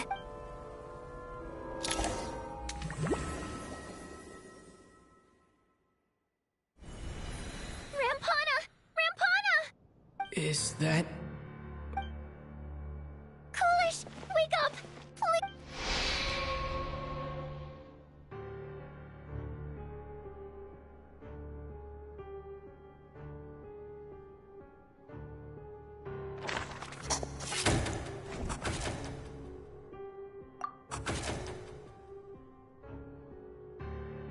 The situation is identical to that of the 2 casualties yesterday. We cannot ascertain the cause of death. At least there are some elements that we can rule out this time. They slept on the stage with everyone else, so I suppose the surrounding environment can't be a relevant variable. Rampana. Coolish. Weren't some of us keeping watch last night? 3 of us, in fact. How could you not notice something was wrong? I'm as confused as you are. Certainly nothing unusual happened on my watch. Likewise, and from what I've observed so far, both Miss Odette and the Traveler can be trusted. To be honest, I didn't get a wink of sleep last night. I couldn't help but think I was the target, so I just laid there with my eyes closed. I heard the Traveler and Lelik chatting, but otherwise I don't recall hearing any commotion during the night. Me too. I didn't want to wake everyone up, so I was concentrating hard, trying not to cough. I hardly slept at all. If anything had happened, I'm sure I would have noticed. Then, what could possibly be causing this? Once was bad enough. I can't believe it happened again. I worked closely with Rampana and Coolish for so long. I never imagined that one day they'd... And on the stage of all places... Vodianitsa... 4 victims in just 2 days, and we still don't have a single lead. I need to get to the bottom of this as soon as possible. And above all, keep Tonya safe. I'd never be able to look Child in the eye again otherwise. Still snowing? Yes, I just checked. Still no sign of anyone outside either. So we only have ourselves to rely on. If you ask me, this killer can clearly strike whenever they please. The Night Watch was a useless endeavor from the start. Lelik must be an expert in poisoning. Clearly she used some poison that can't be detected on the corpse. Here we go again. Listen, I was already thinking to myself last night, was Lelik's reason for revealing her identity the real story? Well, now I have my answer. It most certainly was not. She's been playing us for fools. You get off on this, don't you? Revealing your identity, only to carry on with your killing spree? That's a hideous thought. One that only a hideous mind like yours could dream up. How dare you? That's enough! Yesterday, you named Lelik as a suspect because the victims were both wealthy merchants. Lelik might have had a motive then, but today's victims were just ordinary people. Not to mention that they were colleagues of Odette and mine. What reason would she have to murder them? Let me guess. Just to scare you? Who knows? Maybe you don't know her as well as you think. I implore you all to ask yourselves, how many people are there really in this world that have what it takes to kill another person? Not many, I'd wager. Lelik is well known to be a ruthless operator, and now she has revealed her identity. How could it be any more obvious? Everything you've said so far is still just conjecture, which doesn't constitute a concrete lead. You need to back up your claims with some evidence. How can you defend her, officer? What did she say to you while you were on Night Watch? Maybe I shouldn't be so surprised. You military types are always colluding with criminals to target the rich.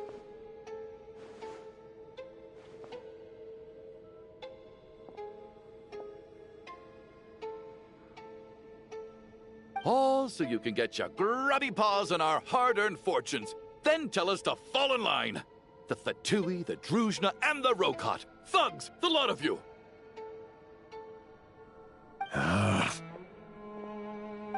Don't you dare!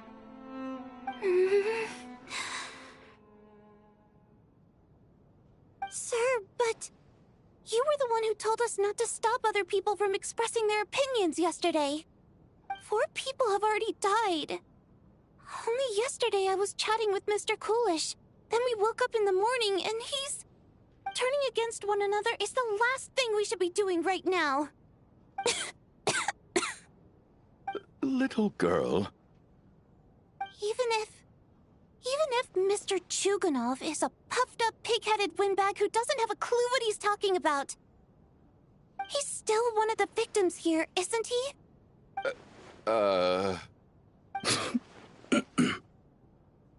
Quite. I had no intention of resorting to violence. But you're right, Miss Tonya. I ought not prevent him from speaking his mind. In any case, I believe Mr. Chuganov has calmed down a little now. We may resume our discussion. I don't think there's any need for that. What is there to discuss? Nothing about this situation is normal. Did you have an idea, Mitya? You're the brainiac here, right? Come on, clue us in! I've been mulling something over. All the leads we have so far concern things from outside the theater. Miss Odette's alter ego, the threats Mr. Chuganov received. But then there's the 2 double murder crime scenes themselves, which have given us absolutely nothing to go on whatsoever. That's highly unusual. Even with the most careful killers, there's always some evidence left behind. So what are you suggesting? I think this could be a supernatural event. It isn't characteristic of human-on-human homicide at all. Correct me if I'm wrong, but aren't you supposed to be a scientist? That doesn't sound like a conclusion someone like you is supposed to make. I got into scientific research because of my insatiable curiosity. But if the present situation defies all known scientific explanations, I don't mind shifting my curiosity toward the paranormal instead. Now that you mention it, I remember when I first came to the theater. I heard rumors about this place being haunted. Haunted? Yeah, I think I heard the same thing. But I mean, they're only rumors, right? We've worked here for years. Surely we would have noticed any spooky goings-on by now. Well, this has taken an unexpected turn. A haunted theater? If Paimon were here, she'd probably be hiding behind me in fear right now. Why don't we take this opportunity to look for clues again with a more open mind? Maybe a different perspective will help us see something different. Very well. Whether it's criminals or ghosts we're looking for, the same rules apply. Everyone needs to tread carefully. I'll move the bodies into the same room for now.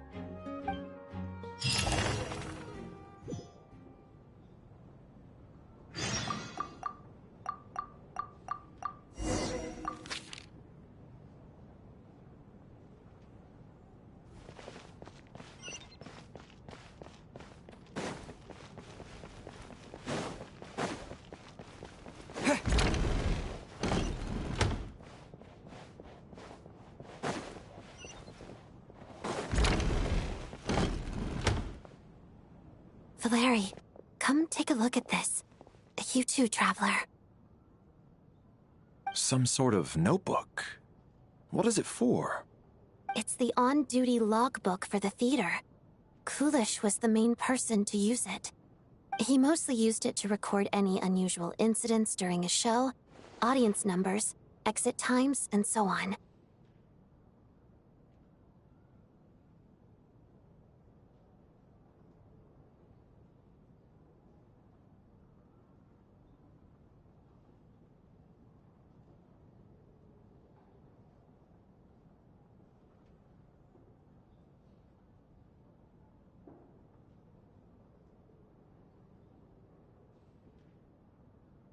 Yes, he'd always have this logbook with him when he checked tickets at the entrance. This should confirm a lot of key details about the recent show. So, you find anything unusual? Yes. The number of people. I've checked and double-checked, but the numbers just don't match what's recorded in the logbook. Apparently, we have an extra person among us. Are we certain that logbook is accurate? Could someone have sneaked in without buying a ticket or something? Unlikely. Kulish took his duties very seriously. I've rarely seen any errors in his work. Not to mention that this was a dress rehearsal, meaning smaller audience numbers and tighter ticket restrictions than usual. Everything would have been well within his control. We no longer have our tickets with us, do we? They got collected on entry. I assume there's no way we can check them again. Unfortunately not. The theater recycles tickets. Once people are in the door, they don't tend to leave until the show ends, so we collect the tickets at the point of entry. Still, I'm inclined to believe that this discrepancy in the head count is significant somehow. Did an extra person just materialize out of thin air?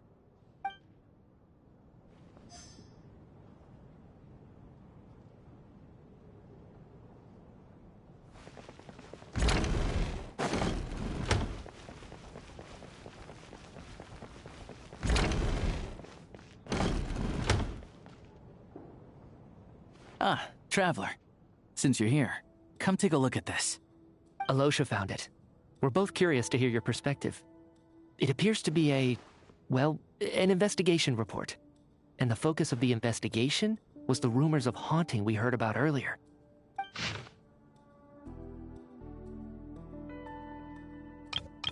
An investigation report? The theater manager must have hired... Presumably, the manager wanted... Anyway, the bottom... Leyline problems are pretty unexceptional to me by this point. And while it certainly offers an explanation for the ghosts, it's hard to imagine what connection it could have to these two murder cases. Some of the language that appears at the very end of the report caught my eye. Angel civilization, leyline renovation? My area of research doesn't touch on any of that, so it's completely outside of my wheelhouse. Huh? A piece of paper just fell out from the report. It landed right by your feet.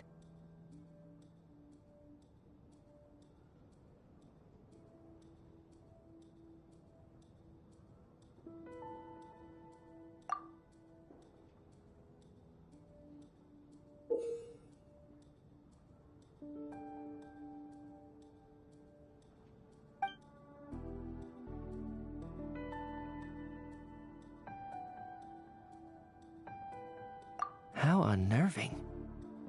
It was tucked inside the report, so it must be a note left by the author. Death is near. Is that supposed to be what's going on here? With us, in the theater? But if so, how did the author foresee it? Could he predict the future somehow? Maybe things are more complicated than we thought. No, wait a second. If we take the report and the note at face value, they completely contradict one another. The report definitively concludes that the hauntings in the theater are harmless and cannot affect the real world. But the note seems to be warning of potential danger. The question is, what exactly does the note mean by death?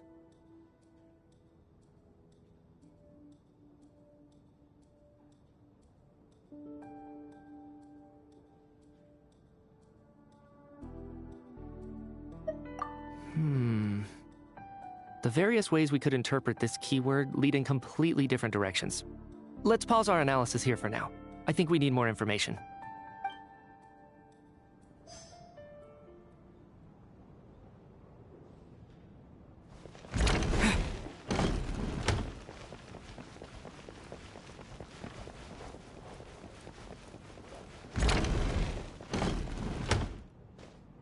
Tonya, did you find anything?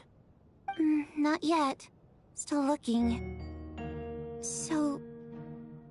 Are we supposed to be looking for something paranormal? I think I'd prefer teaming up with you than looking around on my own. This looks like... somebody's notebook. Shall we read it together?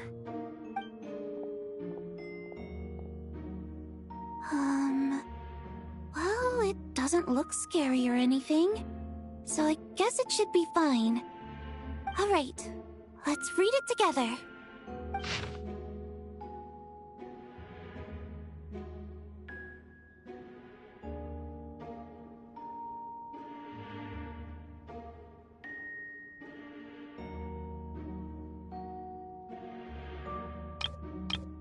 Huh. This has to be Vodianitsa's writing, surely. Maybe it's a little rude for us to peek at this. I feel like I just read someone's secret diary by accident.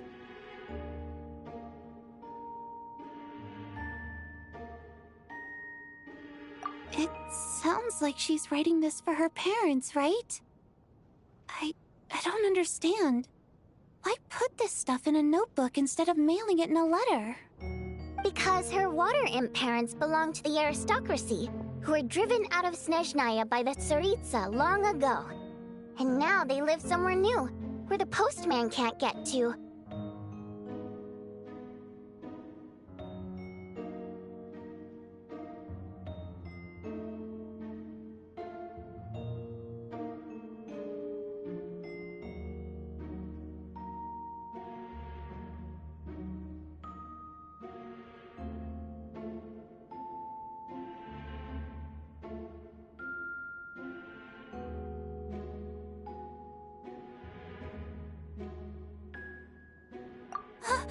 We're sorry.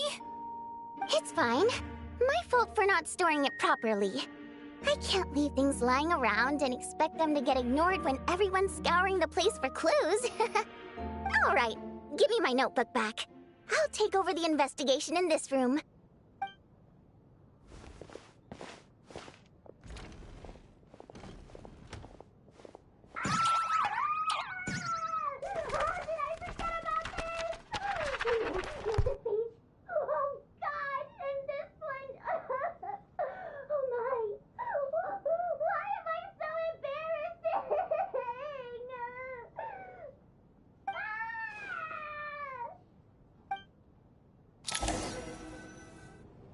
If we take all this together, it's not impossible, is it? If anything, it's the natural conclusion. Oh, I beg to differ. This sounds to me like a product of a researcher's vivid imagination. And perhaps it's because I'm still viewing this through the lens of a typical murder investigation. But still, I'm struggling to be persuaded by your theory. Does it really sound that far-fetched? Alright, well, let's treat that as speculation for now. I do agree with what you've said, so let's go with your idea for now. Good. Okay, now that we finally have some meaningful leads, I think it's time to reconvene. Let's get the others.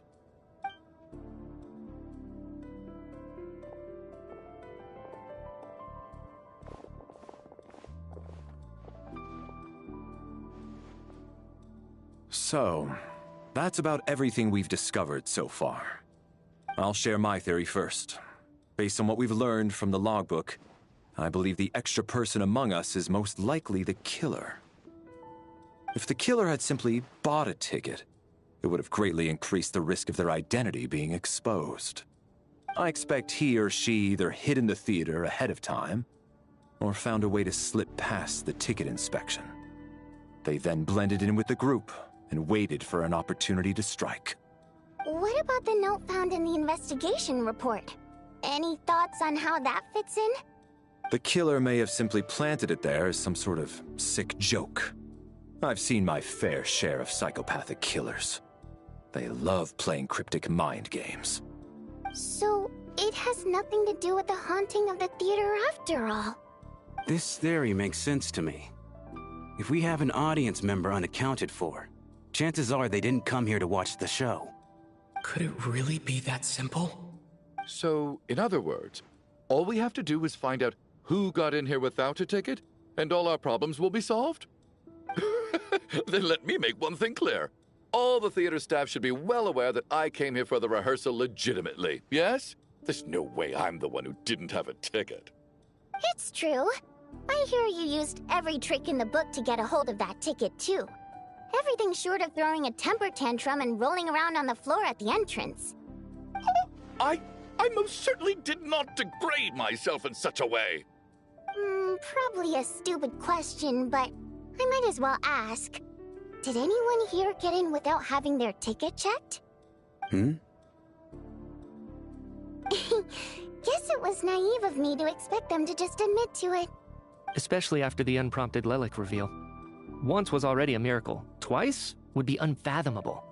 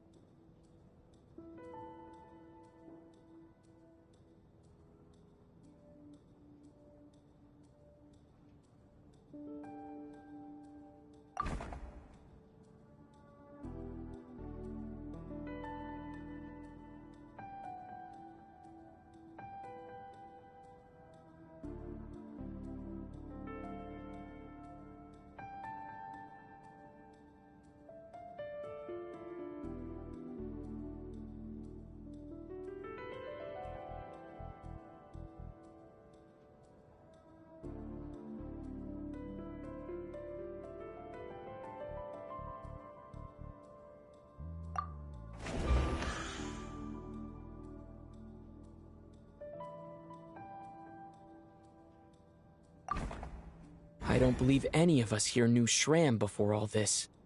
If no one can verify Shram's identity...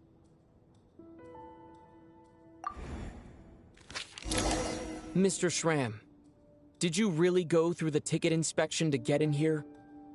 Huh? Me? Why am I being singled out, my friend? Do I seem that suspicious? It's not that you stand out as suspicious, more that everyone else has been ruled out as trustworthy. Okay. Well, we spent the best part of 2 days together now, so I'm sure you can all tell what kind of person I am. I'm a true gentleman. I never dream of doing something like sneaking to the theater without a ticket. Yeah, I have no doubt that you're a good person. But the problem is, none of us here actually know you, so no one can say for sure that you are who you claim to be. Although, actually, what was it you said last night? Yeah, you're friends with that water imp, which is why you understand our primary mode of expression. Last time I checked, there were barely any of us remaining in Snezhnaya, since most of the water imps left. Could you tell me a little bit more about your friend? There's a good chance I actually know her, and I suppose it's also kind of a way for everyone else to get to know you a little better.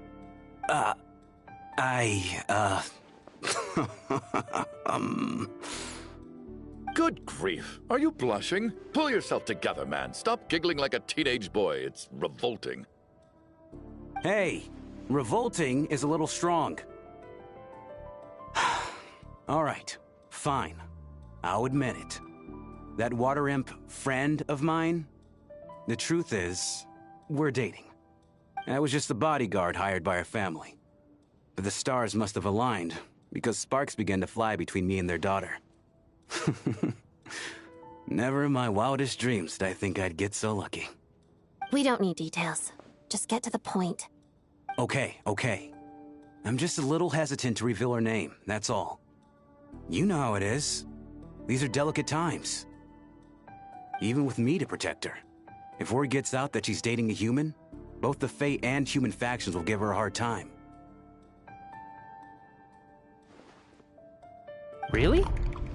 Wait, no. That can't be. Huh? Shram, what the devil are you talking about? Why is everyone looking at me like that? Surely you can understand where I'm coming from. Delicate times? Yes? You know, the Civil War. If I'm not mistaken, the last significant civil war in Snezhnayan history was over 400 years ago. When Her Majesty the Tsari... What do you mean, 400 years ago? What's going on here? Is Shram from the past? All right, Mr. Mitya, you win this round. As far-fetched as it is, it appears that your theory may be correct. I'm just as amazed as you are. I didn't even believe it myself, to be honest. Is someone going to explain what's going on here? From the look on your face, you figured it out too, haven't you, Traveler?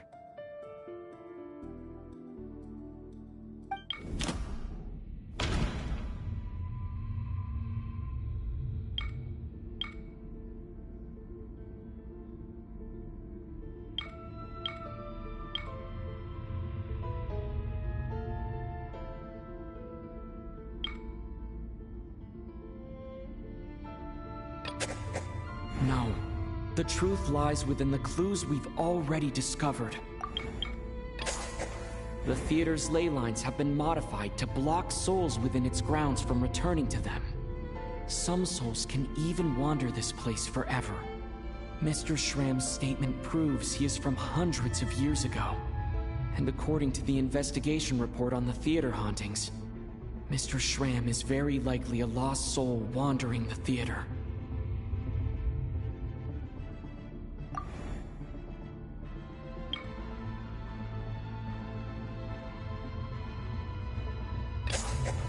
For some unknown reason, the soul that has been wandering the theater due to the ley line issues has joined our group and blended in. Yeah, that must be the immediate reason why the ticket count doesn't match the number of people present.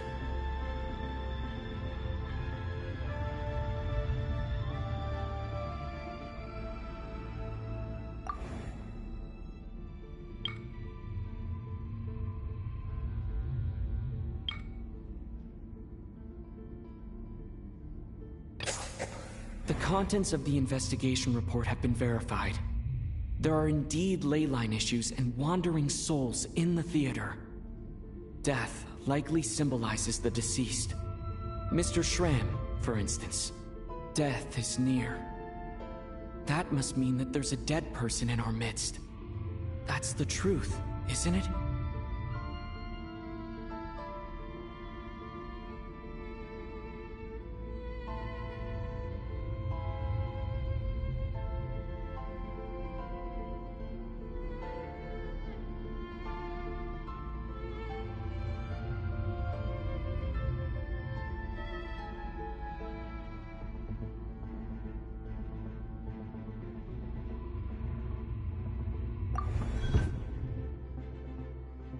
Yeah, the logic is clear now.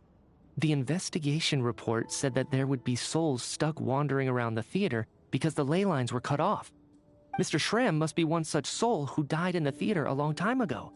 In which case, that also makes him our extra person.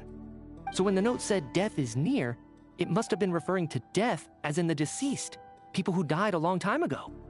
Someone who died a long time ago. In short, there's a dead person among us. The extra person we've been searching for is a ghost from the past. You mean I'm a ghost? No.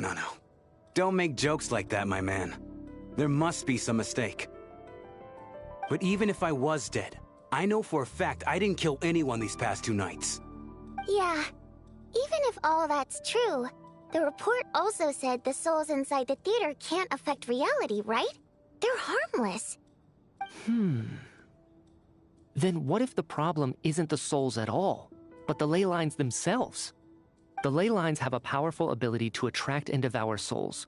Let's say that the ley lines are like a black hole, constantly seeking to engulf souls. But the souls that don't want to return are trying to avoid being sucked in. Huh. Why does this analogy sound so familiar? What happens when the black hole can't achieve its goal? I'm only speculating here, but what if it ended up swallowing innocent souls by mistake, or intentionally taking other souls to compensate? That could explain why we weren't able to determine a cause of death.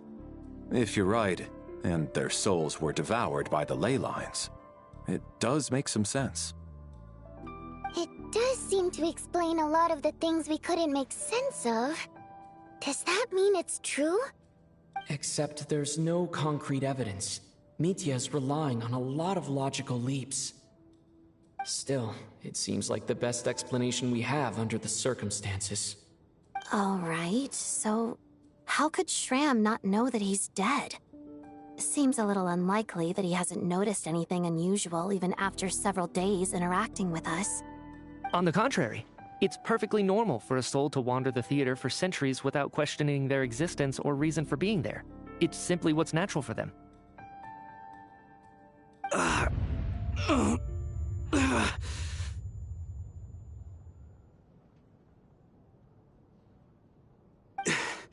You know what, Mr. Brainiac?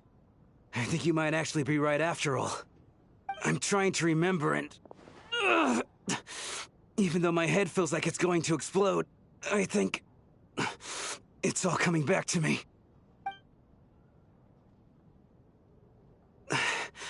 I was the one who didn't want to remember my own death, so I forced myself to forget. Well, I'm sure those are painful memories. My lady and I snuck out to go on a date one day. We bought tickets for the theater. It wasn't really my thing, but I was just happy to be together. All of a sudden, a group of people burst into the theater, shouting for all the water imps to get out, performers and audience members included.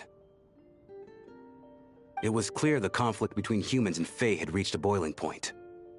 This time, the extremists were even coming after the water imps who had nothing to do with the war.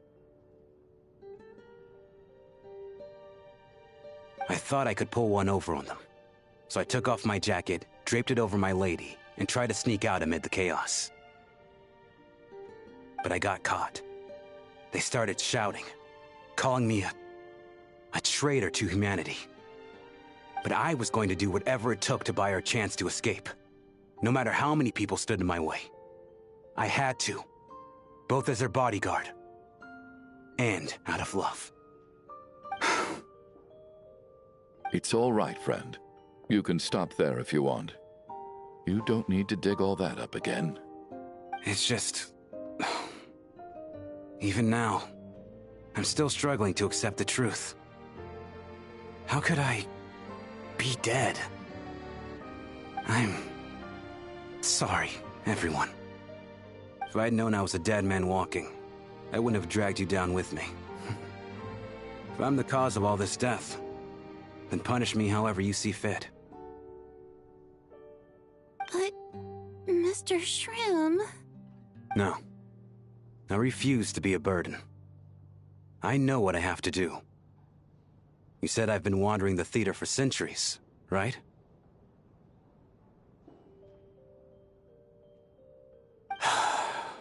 I guess it's high time I got a breath of fresh air. Out there, I mean. I'll leave this place, and take all this death with me. Go out on my own terms. Mr. Shram, I'm sure we can figure out a different course of action. My good sir, we both know I'm not supposed to be here. I should have accepted my death long ago. One way or another, this has to end. Unless you're saying this goes against another one of your military principles somehow. No, I'm speaking on a personal level this time. Let it go, man. Oh, wait. One last thing. Miss Waterimp. My lover. Her name was Litia. Litia Ozarova. Do you know what happened to her? Ozarova.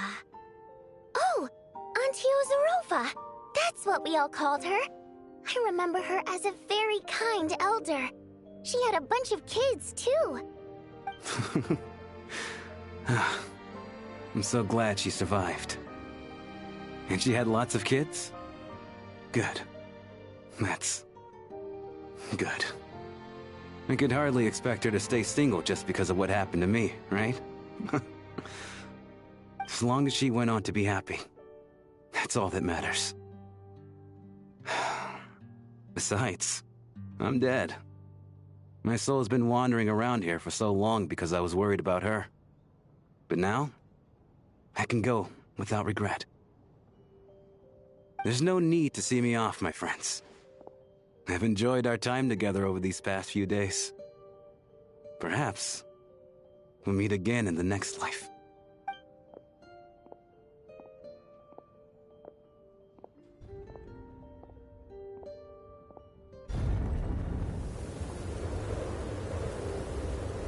Take care, my man. I knew Mr. Shrim was already dead, but I still feel so sad. Death is cruel, no matter how we might try to make sense of it. So, was the conflict between Fae and humans really that bad back then? I was only little, so I don't remember much. It's terrible to think that so many innocent people had their lives turned upside down. Even the historical records about that time period don't say much about it. All people know is that the Tsaritsa founded the Fatui, drove out most of the Fae aristocracy without explanation, then used her terrifying power to suppress the humans. It seems to me like the Tsaritsa chose to make herself the enemy. She downplayed the conflict, directing whatever animosity both sides had for each other at herself instead. That's also why, despite how brutal the conflict was at the time, there hasn't been much lingering tension between humans and Fae since. Things have been fairly harmonious for the past few centuries. So, the Tsaritsa banished the Fae to protect the Fae living in the city? She offered herself up to be hated in exchange for peace. Maybe it's not quite as bad as it sounds. I don't think Her Majesty is too concerned if mortals hate her or not. And besides, there are very few who truly do. All this time, I had no idea. All right. If Mitia's theory is correct, then I think we can consider this matter settled. Let's all take a break.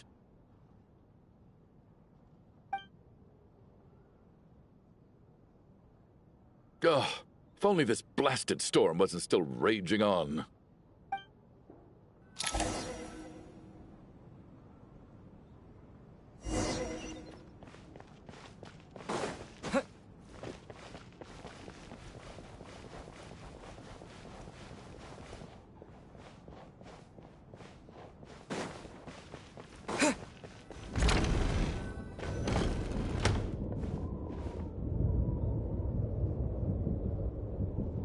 Looks like now we can just rest until the snowstorm stops. I still can't believe Shram turned out to be a ghost who'd been in the theater for hundreds of years. To think he was dead this whole time. What a strange turn of events. Knock knock. Huh? Knock knock. You know the door isn't closed, right? You don't have to knock. Think of it as a signal then. When I'm entering someone else's room and I knock, I'm here as Odette. If I don't knock, it's Lelik. Thanks. So, why did you come to find me? Is there something I can help with? Vodyanitsa said you knew about my secret identity from the start. But when everyone was discussing who Lelik could be, you were worried that revealing what you knew would be unfair to me. So you kept it to yourself, right?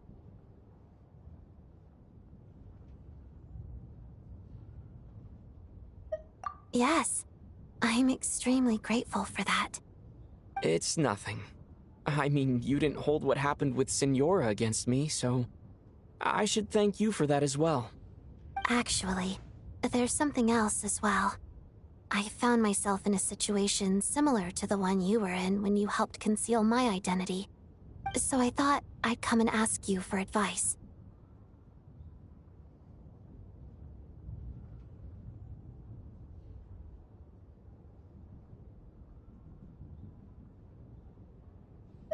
It's about Mitia.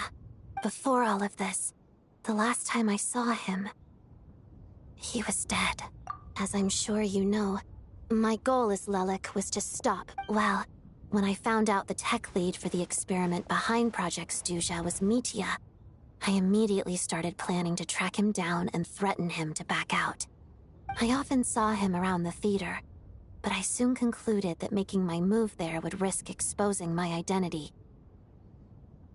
So I decided to infiltrate the Armory Palace and go directly to his lab. That way, the threat would be much more effective. Well, I suppose there was a bit of luck involved. But I am a Fatus, so I already had some familiarity with the building's layout. But when I finally made it to his lab, Mitya seemed to be dead.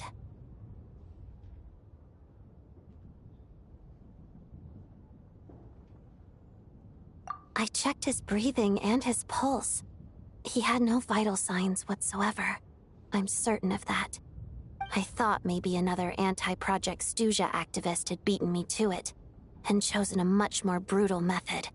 So I made myself scarce. That's why you were so on guard around Mitya that first night here. Yes. When I saw him sitting in the audience during the performance, I could barely contain the shock. To me, it was a miracle. Somehow, he'd come back from the dead. But then, the murder started happening and things got so complicated that it wasn't really at the front of my mind. That is, until Mitya himself said there must be a dead person among us.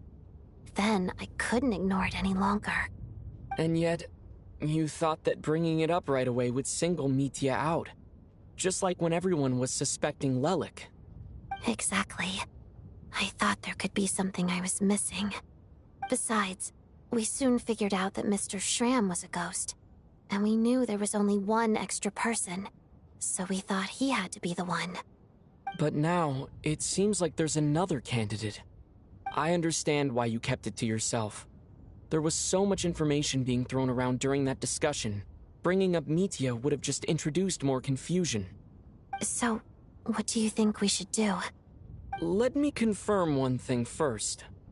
When was it that you found Mitya dead? Around a week ago. Sometime in the afternoon. A week ago? That's earlier than I thought. I saw him just a few days ago at a restaurant.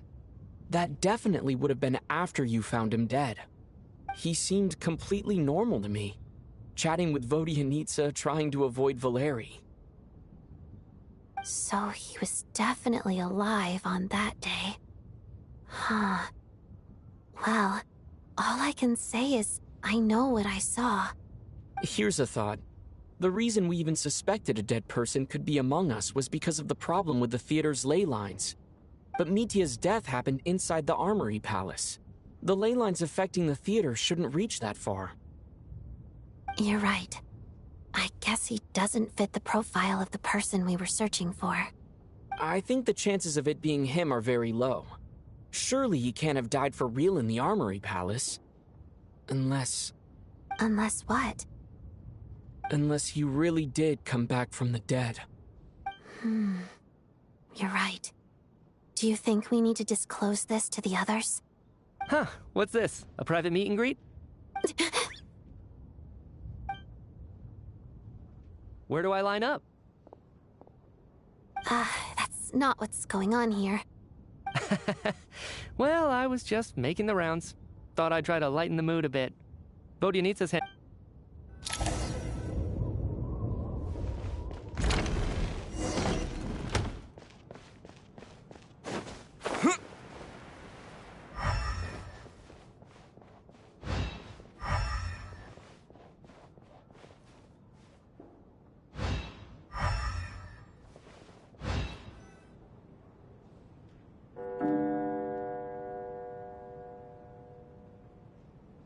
What is going on with this storm? Could it be connected to that monster that just arrived in Snezhnaya? I almost hope it is. Her Majesty the Tsaritsa left to vanquish that beast herself. We just need to wait for her triumphant return. Do you think people still feel the cold after they die? I'm wondering... Death itself is cold, isn't it? I'm sure the storm will embrace him. Well, I hope he has a safe journey. Thinking back on it, we barely... Once we get out of here...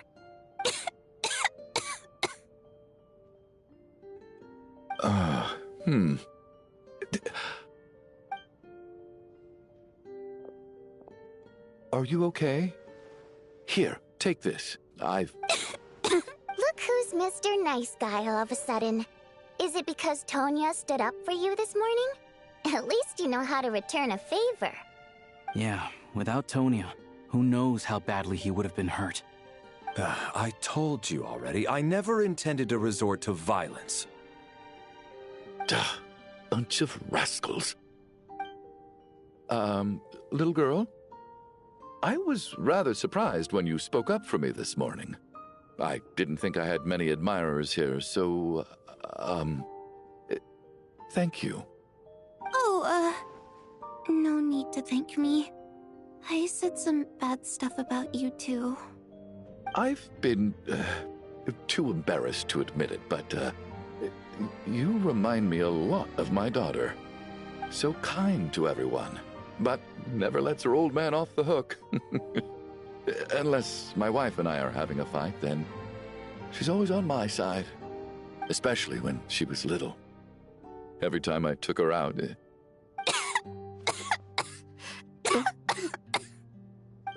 All right, easy now.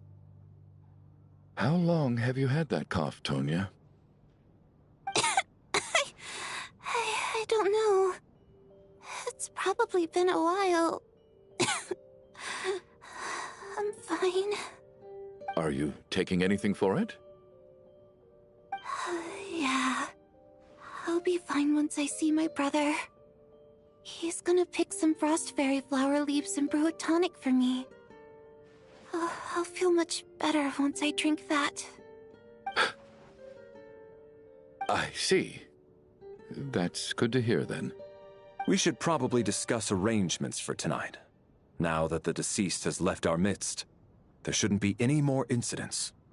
However, out of an abundance of caution, I'll keep watch. Shouldn't we take shifts? I can take one if needed. No need. I managed to get a nap in earlier, so I have plenty of energy right now. After all the tension of the past few days, everyone else should just focus on getting a good night's sleep.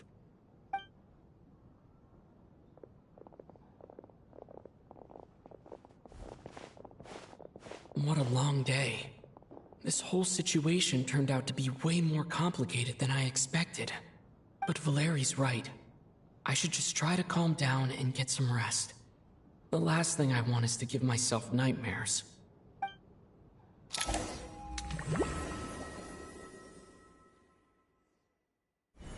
He's awake! He's awake!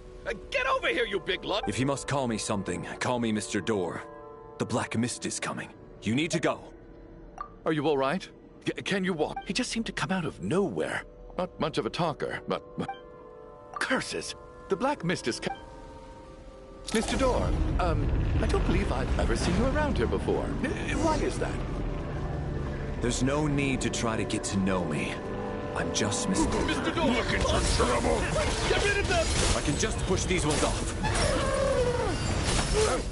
Well, anyway, we're lucky to have you here. Thanks for saving us earlier. No need to thank me. This is where my duty lies. What the? Gotta.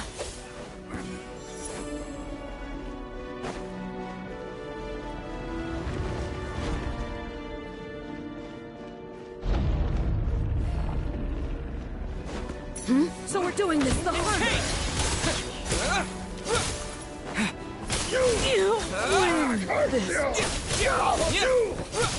Oh, remarkable work, Mr. Door.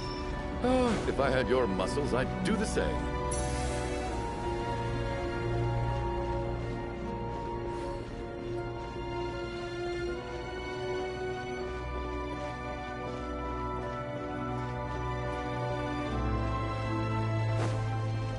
Are none of these doors the one you're looking for? No. Cryo Sword! Come no closer. How about? By my command. How could this be? Encase!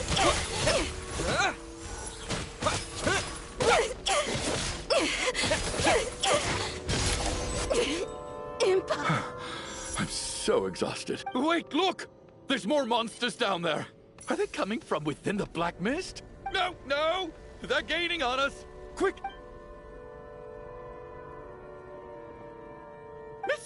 door! What are you doing? Found it. This is my door. What? I am a door. This is where my duty lies. No! You saved us! We can't... You must keep going. A door can only keep things out. But... Oh, you're right.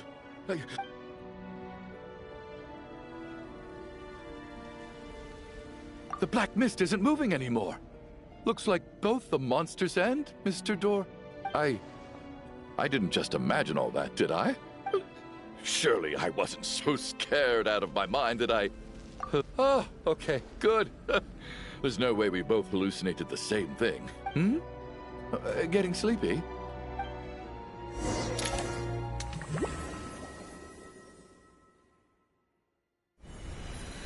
What time is it? Is it morning? I think I had a nightmare. I guess everyone's still asleep? These past 2 days have been exhausting. Valeri's keeping watch though, so he's probably the only one awake. Valeri?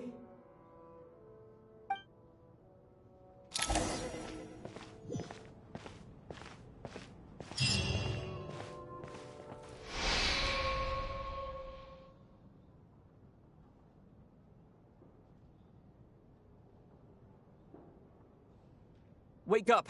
Everyone needs to wake...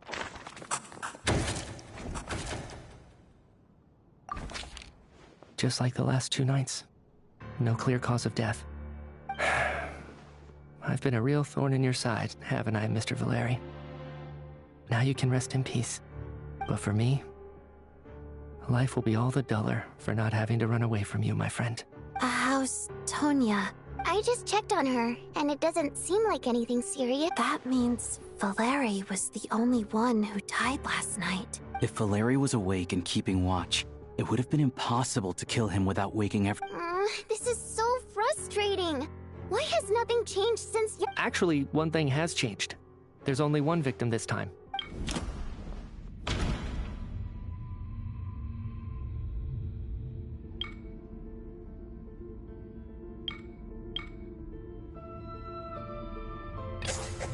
After the deceased, it's a reasonable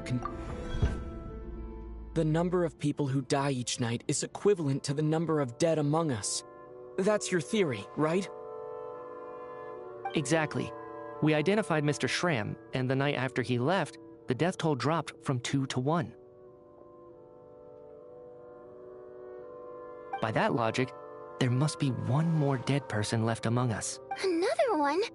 But there was only one person unaccounted for in the ticket checks, right? The head count should match up now. Having an extra person was definitely a cause for alarm, but being one person short isn't nearly as unusual. Someone could have left in the middle of the show, or made it out before the storm hit. One more dead person among us. If Mitya's theory is right, then it's just at the time. I'm sorry. This is my fault. I'm partly to blame as well. What is this about? Sounds like there's some big news.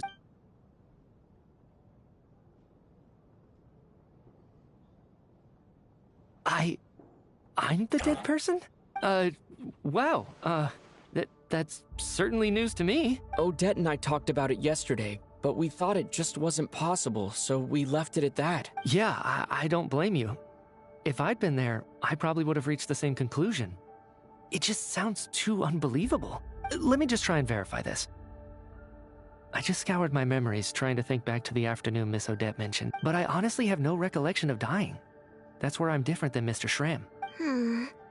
Having seen Mr. Mitya a few days ago myself... Well, if it isn't Mitya... If you don't mind me asking, Traveler, I believe you mentioned that you know Tonya's brother.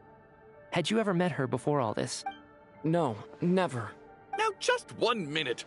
I know where this is going. You're in the hot seat, and all of a sudden... Trying to pick a fight, Mr. Chuganov? You! Did Mitya ask about Tonya because he suspects? I suppose I only identified her by age. I'm just saying, I can vouch for her if nothing else. Oh, really? You're telling that... Since being here, I don't think I ever mentioned she was Child's sister specifically.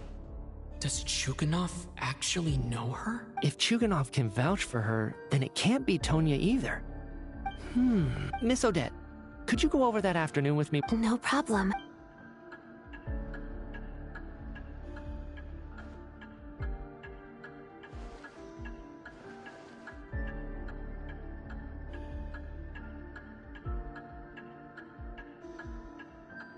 Huh. No matter how hard I try, I just can't remember anything. Miss Vojanitsa, during our last meal together, I told you how some of the researchers were suffering from... Oh, yeah. Right. And even though I don't remember dying that day, some of my memories from that after... Are you suggesting you're missing the Of course. How am I only just realizing this? Humans aren't necessarily... You mean being silently assassinated, or dying in your sleep? The researcher's amnesia. I must thank you, Odette. I think you're All right. Oh, leave! Hey! Come on, kid. Aren't you gonna fight for your life? I have other reasons beyond what's been discussed. I remember during Miss Odette's performance, while I was sitting in the audience stalls, a brilliant new idea for my research popped into my mind. But then, I can't remember it now at all. No. Hold on. I see where you're going with this. You're suggesting that each instance of temporary amnesia is a death. There's a glaringly obvious flaw in that idea, no? How can... I believe Miss Odette's account. During all it would take... There's no evidence to suggest that anyone other than me is a candidate for the deceased. So allow me, as a scientist, to treat this as an experiment. Please relax, everyone. I don't think things are as bad as they may seem. If I really am the deceased, then to leave the theater will be a relief for me. If, on the other hand, I'm still alive right now, well, apparently you've all witnessed my resurrection recently anyway. Who's to say I won't return from the dead again this time? Mitya's right. This is the only thing we can try right now. I think he's deliberately... What is a scientist if not someone who gambles on experiment after experiment in an attempt to obtain the truth? With this snowstorm, the ley line phenomenon, ghosts of the dead, and my amnesia, we've been paralyzed by not knowing and powerless to do anything about it. It's a terrible... But if I do get resurrected, you can be sure that I'll come back with the truth of all this.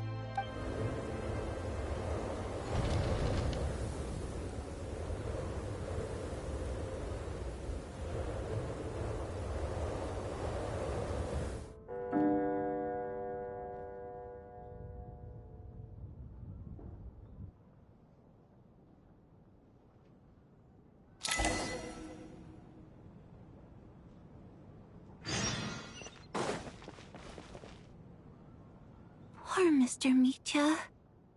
I didn't even get to see him one last time. Maybe it's a good thing that you weren't there to see it. It was a hard thing to watch. I hate goodbyes.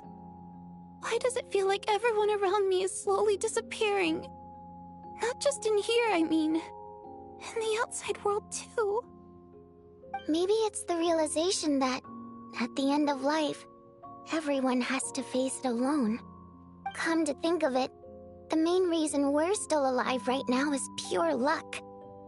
Each morning here, for every one of us, there's the chance that we might not wake up. You could take it a step further and say that the same is true outside, too. Who can never be 100% sure when they drift off to sleep that they'll open their eyes again in the morning? If I make it out of here, I'm going to cherish every moment that I'm awake, and... Without regrets, I feel like a strange sense of anxiety has been quietly growing inside me over the last 2 days.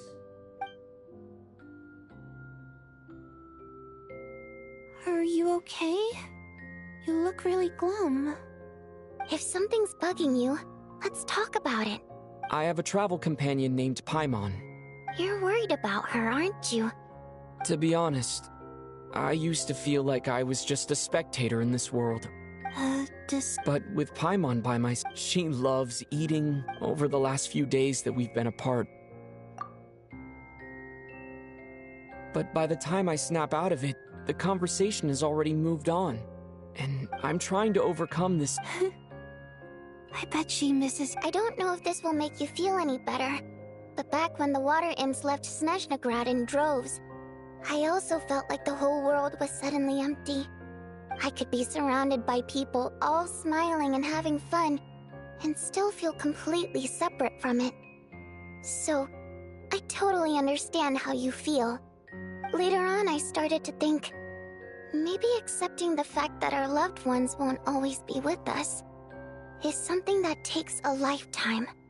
All we can do is cherish their companionship from moment to moment. So, once we get out of here, you better hurry back to our side as fast as you can. You can't let your story end in regret. That's the trope I hate the most. Thank you. That's exactly what I needed to hear. But Vodyanitsa, if you hate goodbyes too, why didn't you leave with your people? That's just the choice I made. I used to regret it, but I don't anymore. Like I said before, singing is a water imp's primary mode of expression. It's how we convey our emotions. Our songs have echoed through this theater for hundreds of years, each one a story pieced together through moments of joy and sorrow. But does a story exist without someone to read it? To me, the answer is no. So I made the choice to stay. That way, there would still be someone left to sing these songs and listen to their stories. Otherwise, they could have been lost forever. Could you teach me how to understand your people's songs sometime? I want to be able to truly hear them, like Mr. Shram. A fan after my own heart. Thank you, Tonya. How about I sing something for you, and you tell me what you hear? Okay, I'll do my best.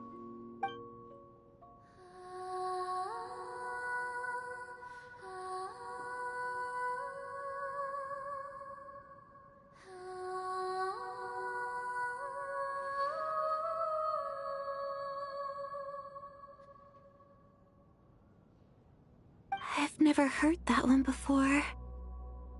I feel like I can hear a sense of longing somehow. I wonder why that is. Color me impressed, Tonya. You're a keen listener. Most people can only tell if a song is happy or sad. I didn't think you'd be able to pick up on such specific details. So, what's the song about then? Come on, tell me! I've actually never performed this song in the theater before, because it has more of a ceremonial purpose for our people. It's not meant for the stage. It means something like, "May those we have lost watch over us, and follow this song back home in the night, so that we might be..." No wonder I could hear that sense of longing. You sing it for loved ones who have passed away. I hope it reaches them. It's getting late, Tonya, and you're not well. We should all turn in early. I suppose there's no reason to keep watch tonight. Okay, but, before I go to bed, could you sing that song a couple more times for me, Vodyanitsa? Of course. Anything for my #1 fan.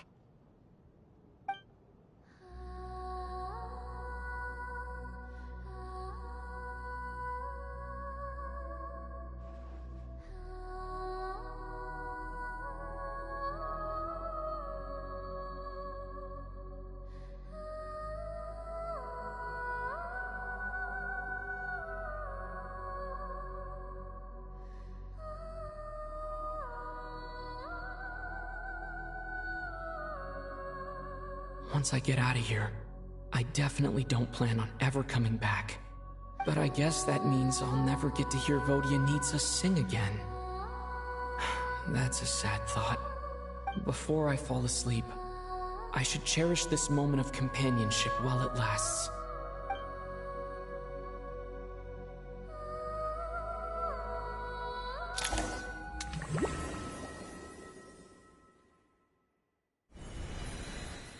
Where am I?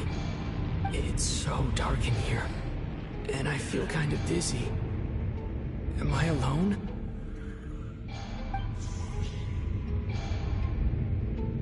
Huh? What was that noise?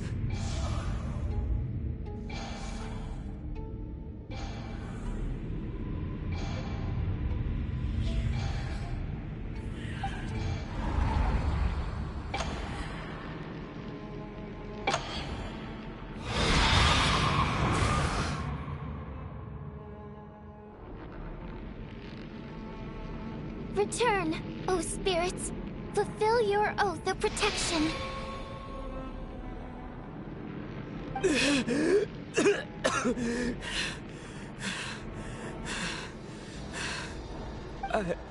I'm alive?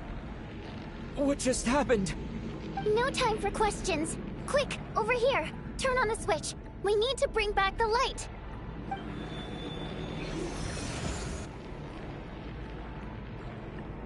All right, we're safe.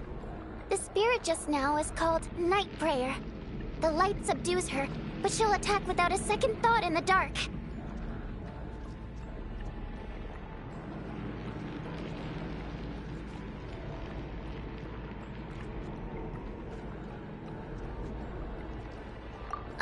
Sort of. I know it's hard, but you can't let this place go dark, or she'll kill you again.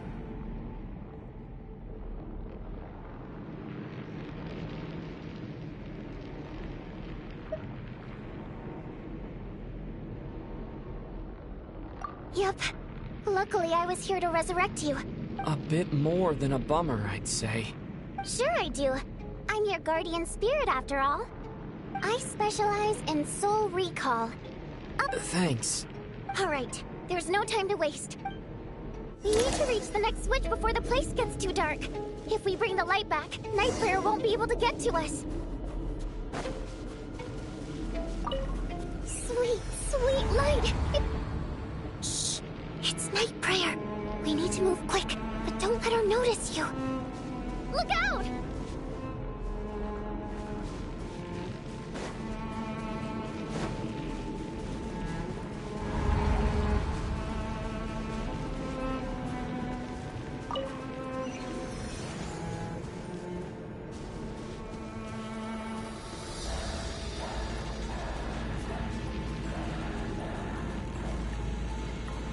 The next switch is over there.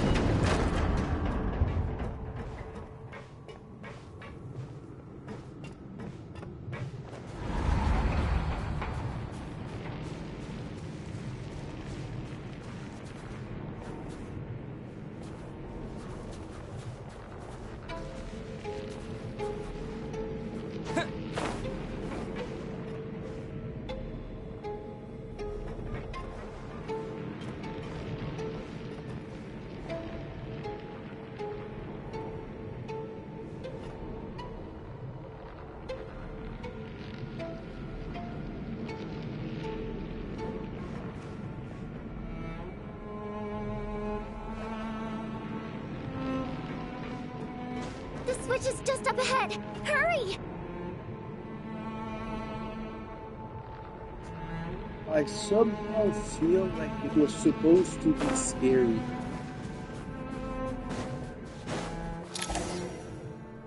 It's too dark. We're not gonna make it. Come on, faster!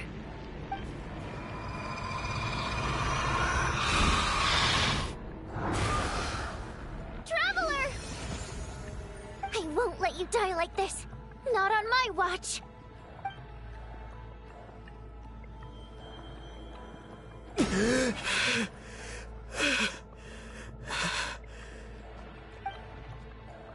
Even though it's not permanent, dying is definitely not a pleasant experience.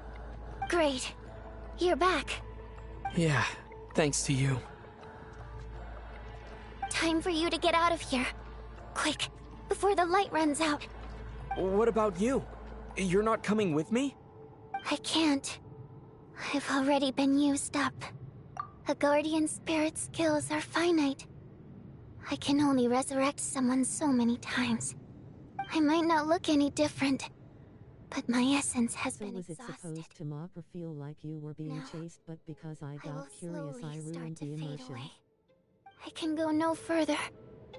The black mist is where I belong. It's okay. Why didn't you tell me sooner? Because it wouldn't have changed anything. That knowledge would have just burdened you. But... Go. Now.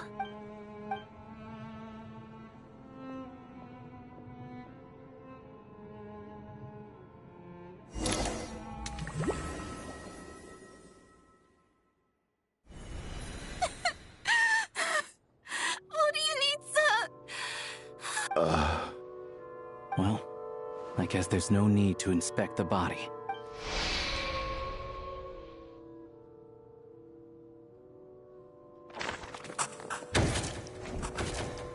This wasn't supposed to happen. You lied. Take a long, hard look at your... I suspected you on... And you, little hunter. Now you're just lashing out. Where was all this passion and Is that a threat? After all the trauma, Valeria and Mitya aren't here anymore. Someone else needs to step, but first, I need to think this through.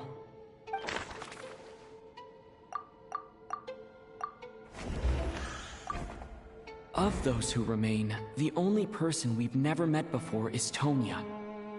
There is room to doubt her true identity. People are easily misled by first impressions. Now that I think about it, Child's sister was in fact a label I imposed on her due to my own assumptions. But Mr. Chuganov vouched for Tonya's identity yesterday.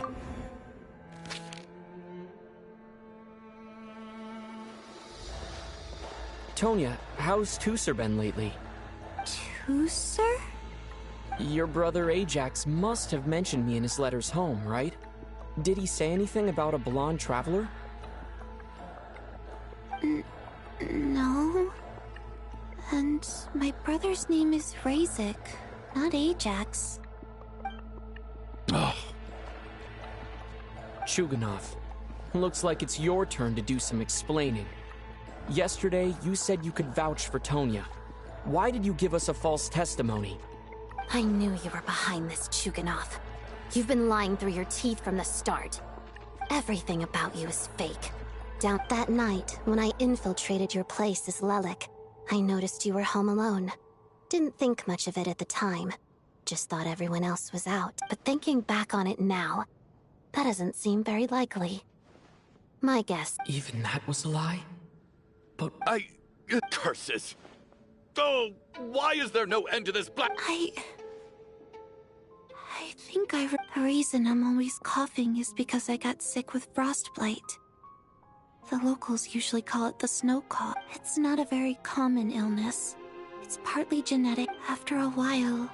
So one day, I told he agreed. We got to the theater. Oh.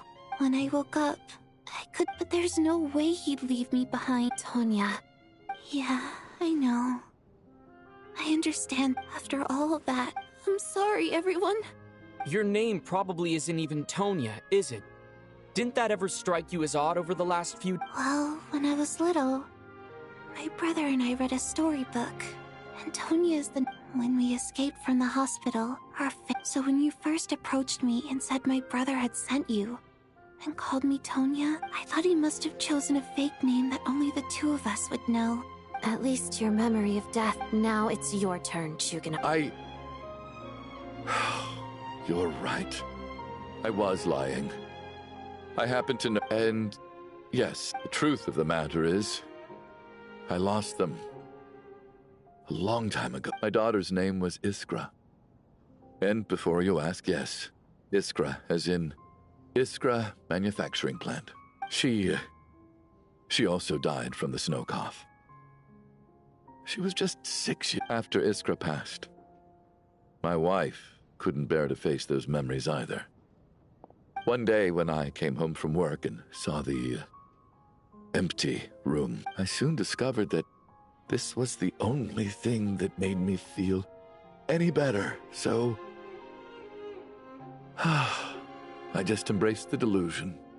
Nothing more than a pathetic means of escapism, I know. but at least it's not a crime. So explain your false testimony then. The night before last, when I was chatting with Tonya, she mentioned that her brother would brew medicine for her from frost fairy flower leaves. Combined with her various symptoms, I suddenly understood everything, including the fact that she was deceased. The snow cough used to be an incurable illness. I would pick frost fairy flower leaves to brew medicine for Iskra too. It took hours and hours on the stove. But the year after my daughter passed away, the Jester of the Fatui announced that a cure for frost blight, also known as the snow cough, had finally been developed. It turned out that all previous treatments were completely ineffective. No better than random concoctions. That was the final straw for me. I just couldn't take it anymore. Just one more year. One more year, and everything would have been okay. So, more than anyone, I know full well that in this day and age, no one in their right mind would still be using frost flower leaves to brew medicine for the snow cough. Poor Miss Tonya, therefore, had to have been from an era when snow cough was still a terminal illness. So, you projected your daughter onto her? Even though you knew she was one of the dead? That doesn't make any sense. You knew she was all— I just don't believe in your crap. How can you just declare a living person dead? Nitia's gone. My good buddy Shram's gone. The others I can make my peace with. But little Miss Tonya, here she is. I just want her to live. I'll be damned if I'm gonna let you— Not again! Not this time! Not when the cure is right within our grasp. I'd never be able to forgive myself. Mr. Chuganov, stop. I can't let you do this. Tonya. By the sounds of it, you've known I was dead since the night before last, right? I really liked Mr. Valeri, Mr. Mitya, and Miss Vodyanitsa. And now they're all dead because of me. I'm not happy about that. The reality is, you've been trying to fight your own demons through me. But all you've really done is trap me inside your delusion along with you. No! Listen to me. I want to save you. I do! Well, at this point, I'm quite sure that I'm dead. I don't need to be saved. The time I got to spend with all of you is more than enough for me. Despite all the bad things that kept happening, I got to meet so many interesting people and spend so many days and nights by your side. Since the day I escaped that hospital until now, this has been an adventure I never even dared to dream of. I'm very fond of you all. If it were only possible, I'd trade my soul to bring back the ones who died. If it meant things didn't have to end like this. And that's why I'm not fond of you at all, Mr. Chuganov. It's them that you owe an apology to, sir. Well then, I suppose this is it. You're leaving already? It's still early. My name is Patoshka. It was nice meeting you all. Feels strange that we're only being properly introduced now that it's time to say goodbye. Patoshka.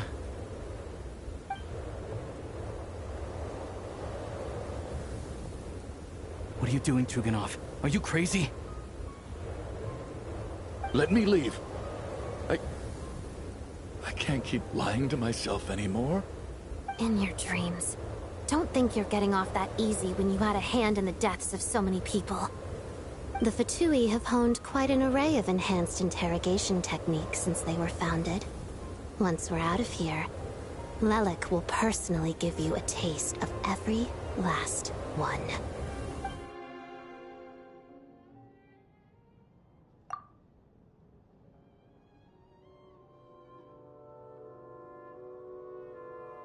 I think we should leave. I doubt this snowstorm is ever going to stop. For all we know, this storm might have destroyed all of Snezhnaya by now. maybe even the whole world. Wait, we finally solved the mystery of the haunted theater today. Maybe let's at least try to... Fair enough. And yet you won't let me die first. Hey, Shuganov, honest... Is this really the time to be All right, fine. Am I hearing things? There it is again. But I don't understand. The snowstorm hasn't stopped. Should we open the... Is this it? If the last few days... Whatever lies be...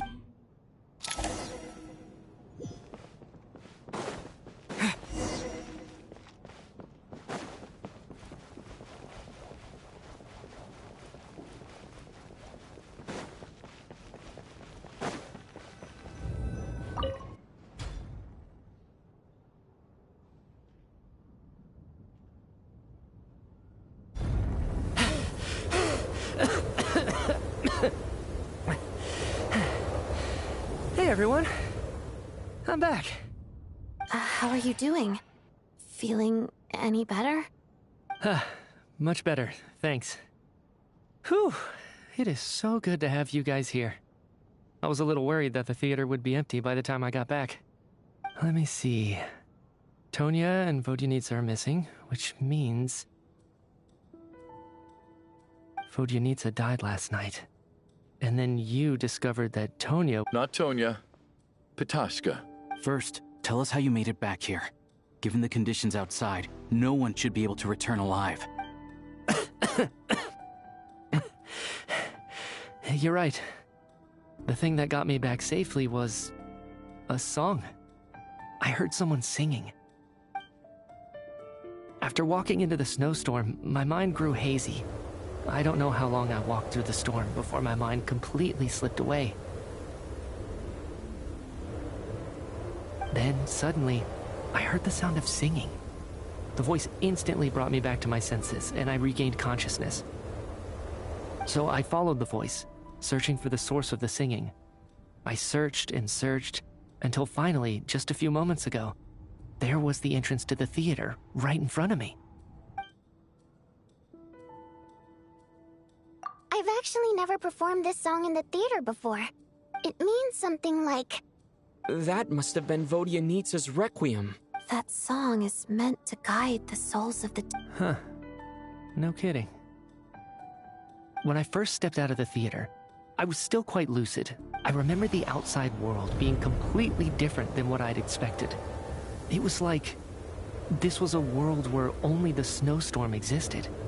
I don't know how else to describe it. And as for the Requiem, if I was guided here by Vodyanitsa's song, it can only mean that I must already be dead. And this is my soul, not my body. But I didn't experience a clear moment of death while I was out there. Nor do I feel any different now than before I walked into the snowstorm. You don't seem any different to me either. In fact, this is something I've been wondering about for a while now. If souls aren't physical, shouldn't they lack tangible form? Both Shram and Petashka were clearly deceased, and yet their souls didn't look or feel like ghosts at all. They were visible, tangible, no different than you or me. This raises a truly terrible thought. Is that really what Mitya is suggesting?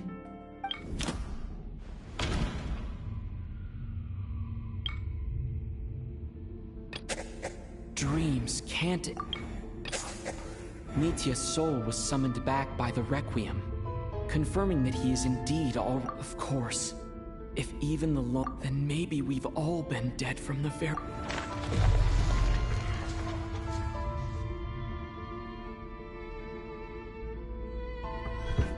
Yes. I think that this is probably the afterlife. What did you say?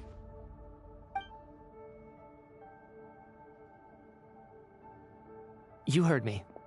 We died in the theater. All of us did. But due to an obstruction in the theater's ley lines, our souls are trapped here, while an endless, infinite snowstorm rages outside.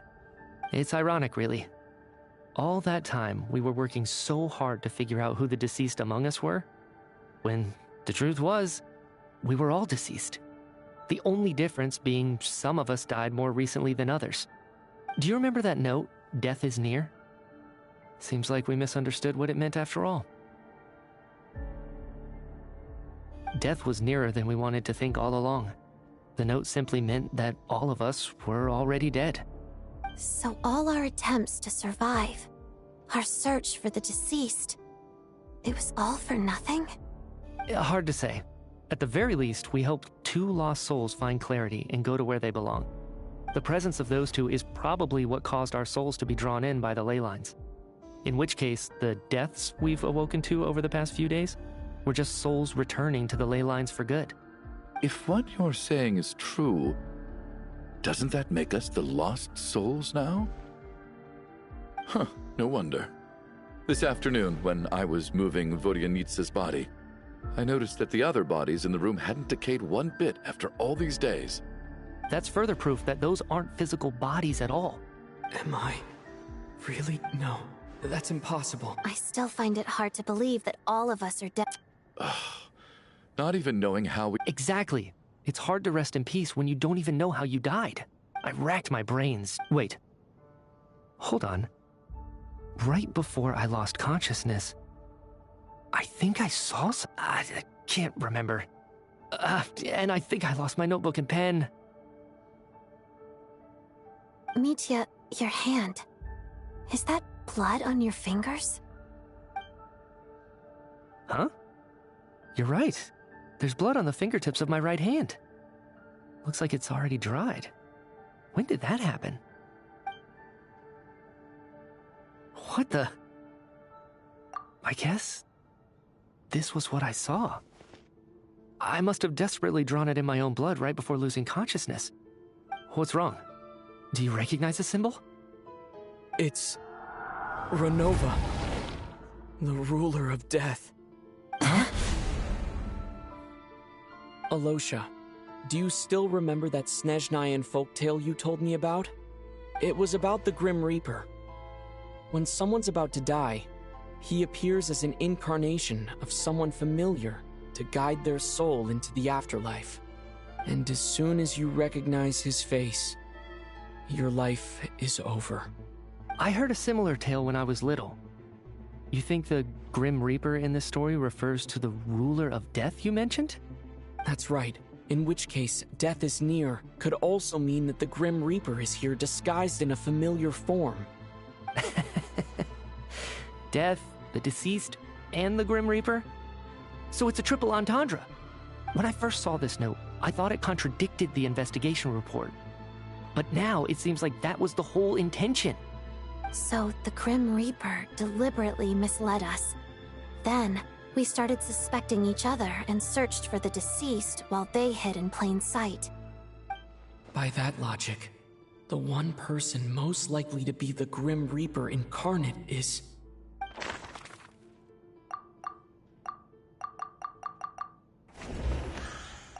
Identifying the Grim Reaper is a Identifying the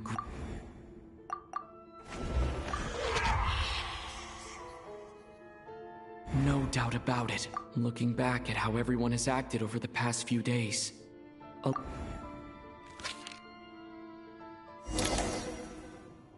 Is it you, Alosha? You were the first to discover the investigation report, and you had plenty of time to slip the note inside to mislead us. So? Surely you can't suspect me based on that alone. What if someone else found the investigation report first, slipped the note inside, and then put it back without telling anyone? There's no denying it. The note could easily have been slipped in much earlier than it was discovered. That's not all. I've also noticed that although on the surface, Valeri, Mitya, and sometimes I were the ones taking charge of the situation. Looking back now, even though you didn't say much, you were always subtly guiding everyone from the sidelines. What do you mean? You were the one who emphasized how dangerous it was outside and insisted we all stay here. It was also you who suggested that we all sleep in the same place. And earlier today, you tried to convince Patashka to stay. I don't understand why, but it was out of character. So, you didn't understand my intentions, and now you're assuming the worst. Seems pretty unreasonable if you ask me. He still won't admit it. Fine. Let's see how he responds to the most damning evidence of all. The biggest question I have right now is, if the Grim Reaper is impersonating Alosha, then where's the real Alosha? When did they switch?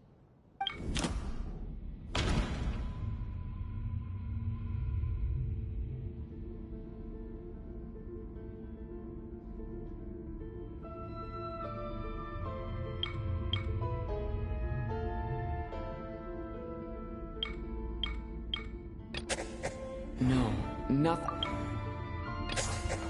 That's right. Right at the start.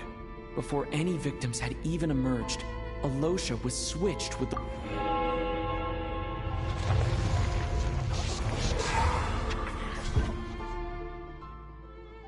When all this began, right after the performance ended and the snowstorm began to pick up, no one suspected anything unusual. We just assumed we were snowed in. It wasn't until we discovered the bodies the morning after that we realized something out of the ordinary was going on. But it's clear now that the oddities actually started earlier than that, when Dimov walked into the snowstorm and never came back. Right. So Mr. Dimov was the first victim, not Sobolova and Torgov. And if we pinpoint that moment as the beginning of this incident, then one thing becomes clear. Alosha, you are the only person who walked into the snowstorm and came back without the help of Vodyanitsa's Requiem. More precisely, Alosha never came back at all. The one who came back was the Grim Reaper. Not bad. Well, since you've backed me into a corner, I suppose there's no point in keeping up the act anymore. Alosha?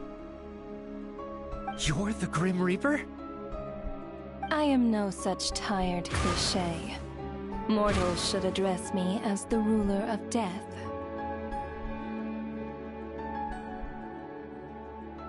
Before being wiped out for good, you identified the two deceased, and even sensed my presence. A commendable achievement. Far beyond what I expected. I heard you can ferry souls. Those deaths each night. Were they your doing? Your initial conclusion was correct. Due to the existence of the two deceased, the ley lines yearned to reclaim those long-lost souls. Every night they devoured an equal number of souls to fill the void. This required no intervention from me. Though, of course, ferrying souls is indeed my authority. Here, take a look.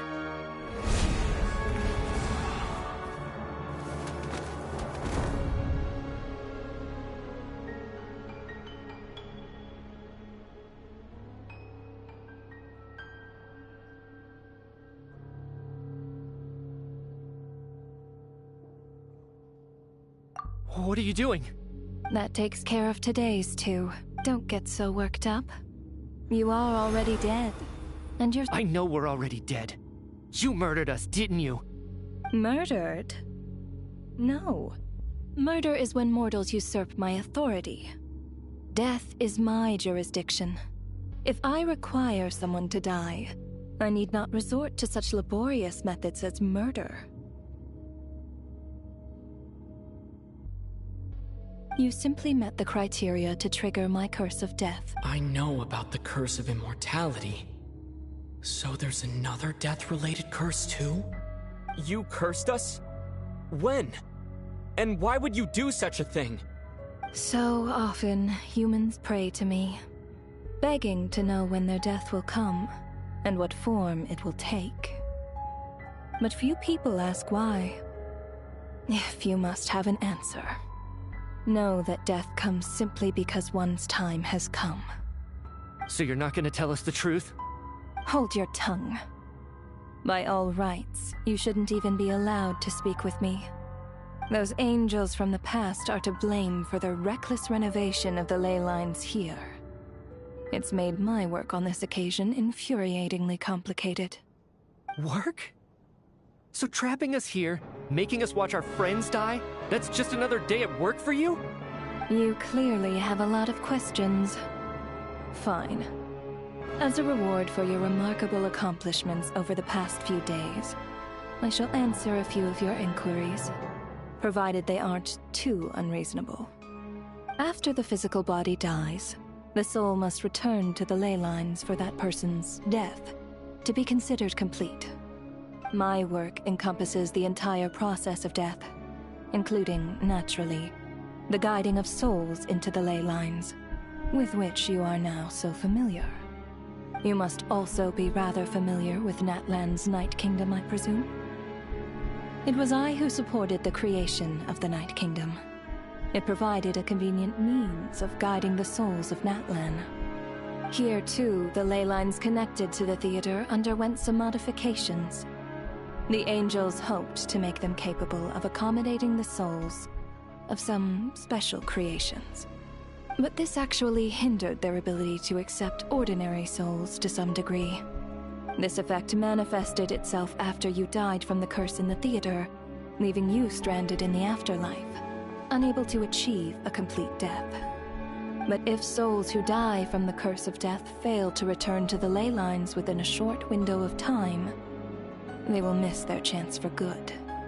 Then, they will remain forever suspended between life and death, no longer subject to the authorities of either. So if you don't resolve this matter soon, and see all our souls return to the ley lines before long, we'll escape your control. Mitya is sharp. This must be what Renova was worried might happen, and the reason she got involved to begin with. But if you have the authority to guide souls, why didn't you just show yourself and get it over with? Why hide among us in the form of a Losha? You seek to understand the mind of a god. Very well. I'll tell you. This is a theater, and I decided I wanted to watch a show about death. That's why I encouraged you to take the events to the stage. I found myself getting quite immersed. I suppose the entertainment you provided makes up for all the trouble you've caused me by being so defiant in the face of death. There. Are you happy with my answer? Can't say I am. Really?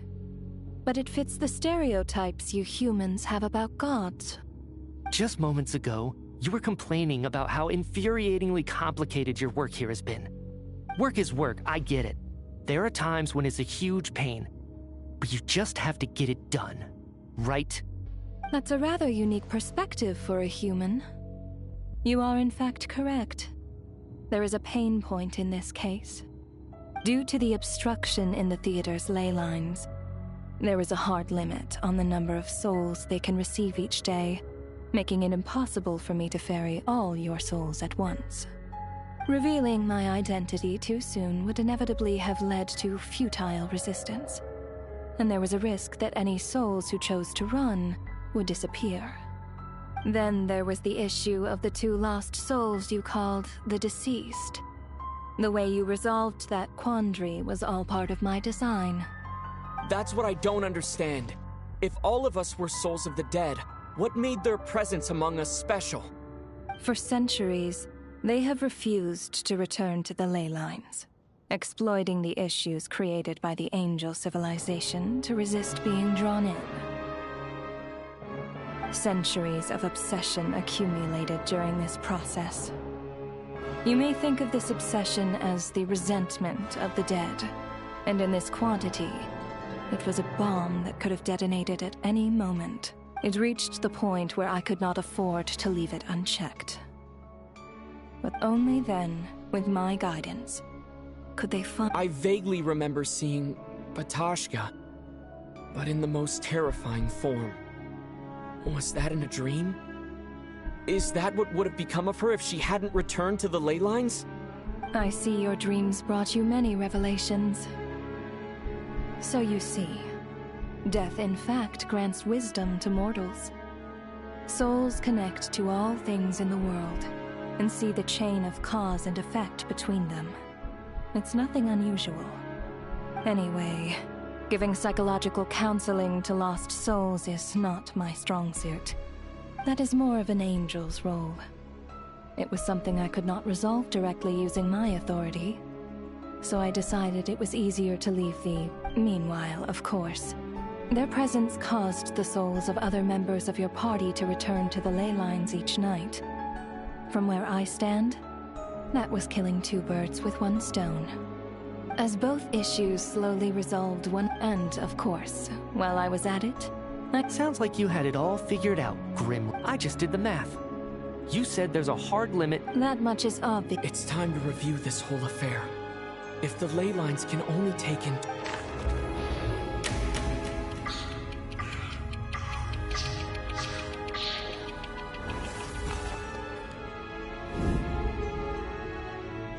Looking back now, none of us had the faintest idea at the time.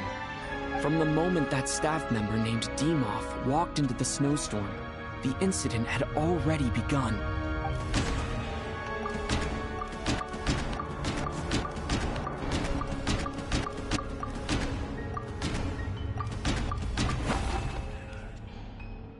No.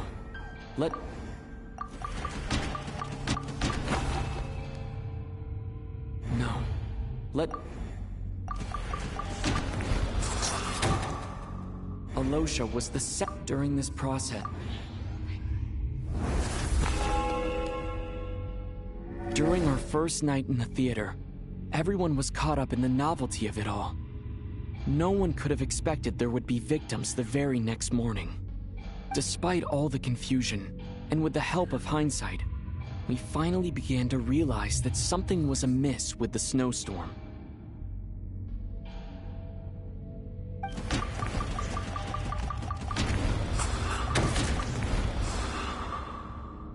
The ley lines devoured.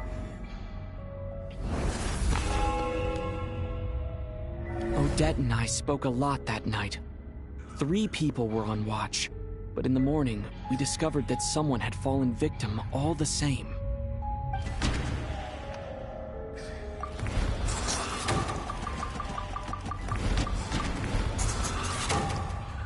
The deaths of Coolish and unexplainable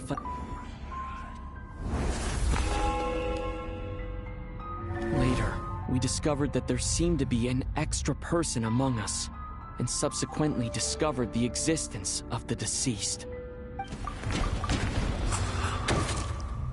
Mr. Schramm. He thought it was all a lot happened.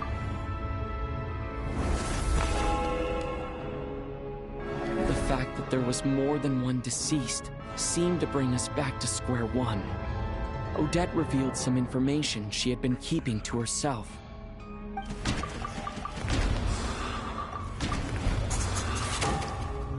Vodyanitsa was... Although Mitya did in the void in the ley line... As it happened, the girl I thought, come to think of it, and Renova. Looking back, I suppose... No one could have expected anyone who walked into the snowstorm to return. But just after nightfall, Mitya returned, bringing crucial information with him. Various truths began to surface, including that all of us were already dead, and that the ruler of death was here among us.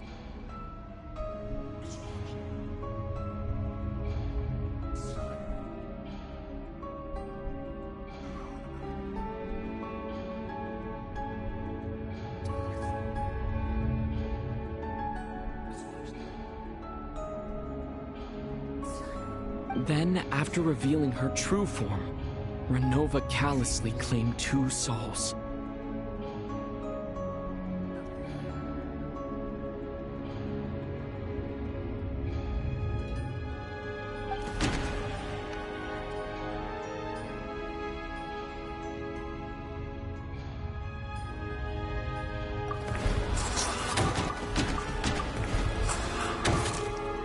In fact, to everyone now, that covers everything. It's all clear now. Your work isn't finished here yet, is it? The Traveler and I are still... The Water Imp's song threw things off a little. But the ley lines have already anchored your soul. And the first ray of light... So the reunion in the night that Vodyanitsa mentioned... That just leaves you, and your soul is firmly anchored to your... For a descender like you, who is not bound by Tevat's rules. Your death can only be brought through the most violent of... I have no interest in involving... One last question, then. All our struggles and sacrifices here... Death abides no reason. Besides, what you call sacrifice is merely a concept created by humanity. To me, it is nothing more than a self-indulgent charade in the face of death. Mere mortals fantasizing that their actions could reclaim something from my grasp. A truly laughable idea.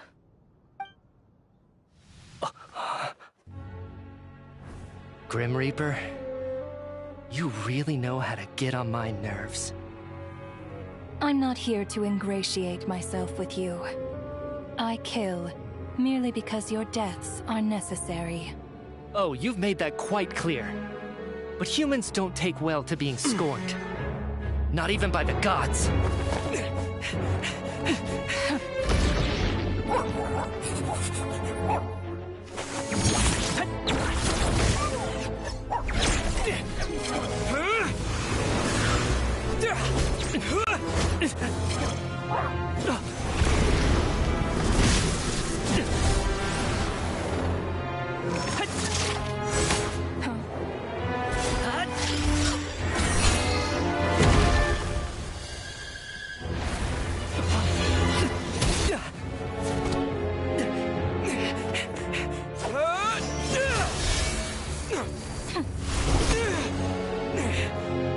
This is futile.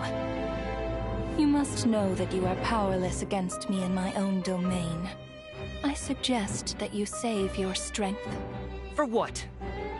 Maybe we can't change it. But if nothing else, we can at least teach you to have some respect for the dead. Audacious.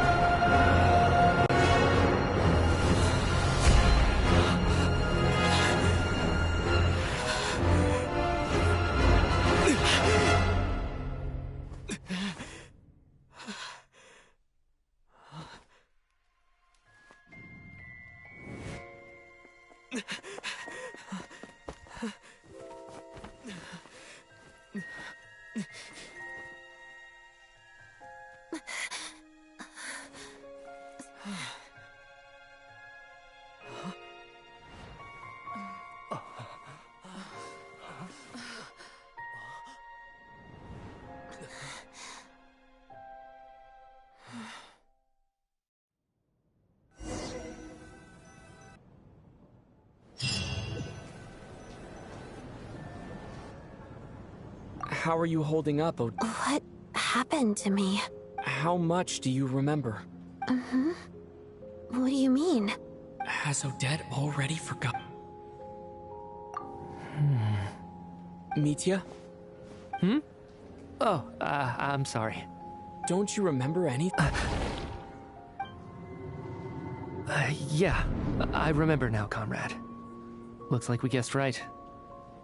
Just like me when Odette found me at the Armory Palace. For some reason, everyone killed by the Ruler of Death eventually came back to life. Just with one catch. They forgot what happened while they were dead. Odette and the others have already forgotten everything. Why were you able to remember this time? Could this be the reason? You said this is the ruler of death's symbol, right? I don't see anything there. You don't? Huh. Okay, I guess that makes sense. I carved this into my hand in the afterlife, so it's not visible in the physical world. Does that mean I carved this symbol into my soul? What an unsettling thought. Still, at least I get to remember what happened. I suppose it's a blessing in disguise. What about you, though? The ruler of death mentioned that you're a descender? Is that why you can remember? A full explanation would get complicated very quickly, but that's essentially it. Well then, now that it's all over, let's figure out what we've learned. The first thing I notice is that everything here is precisely as we left it, right before our deaths. This confirms that time passes differently in the afterlife than in the real world. They say that right before death, time slows down, and your whole life flashes before your eyes. That must be how you know you have one foot in the afterlife by that point. Anyway, clearly the few days we spent in the afterlife probably only amounted to a few short minutes in the real world. This also aligns with previous reports of widespread temporary memory loss among the Armory Palace personnel. Now it seems likely that those were all brief death. To those unaware of the truth, dying and coming back to life must feel similar to a short bout of catatonia.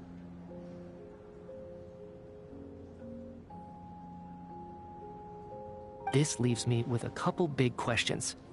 What are the conditions that trigger this so-called curse of death? And why are we resurrected after we die?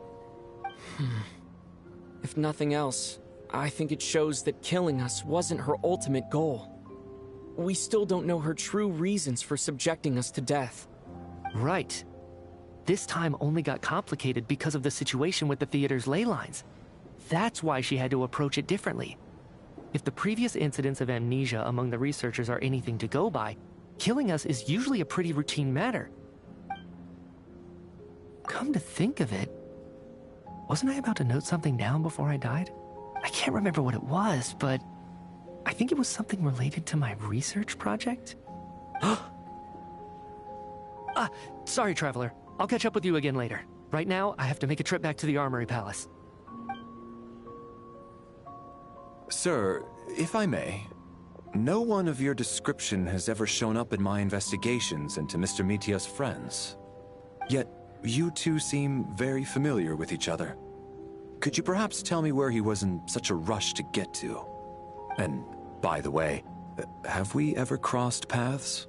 Forgive the presumptuousness, but I feel a vague and indescribable sense of familiarity about you. I can explain everything. Could you help?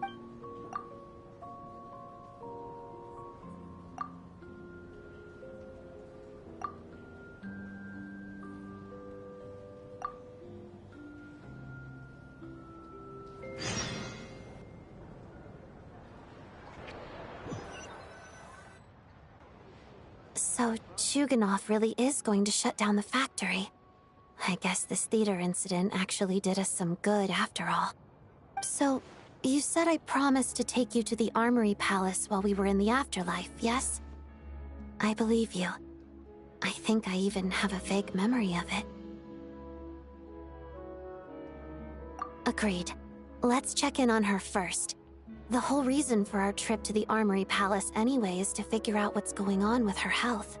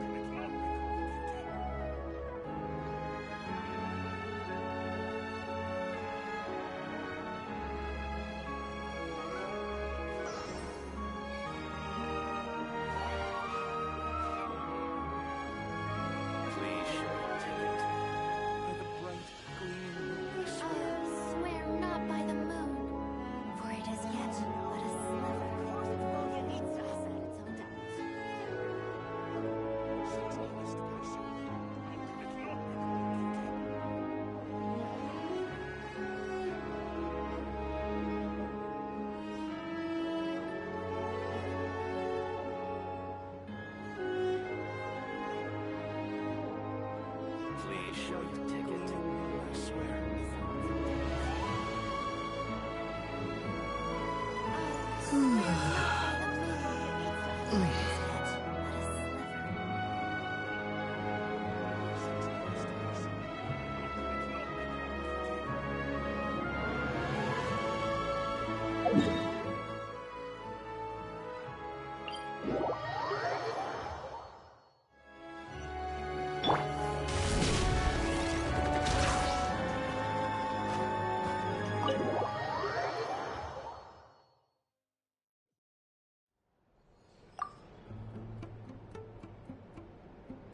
I'm finally back, even though a long time has passed from my perspective.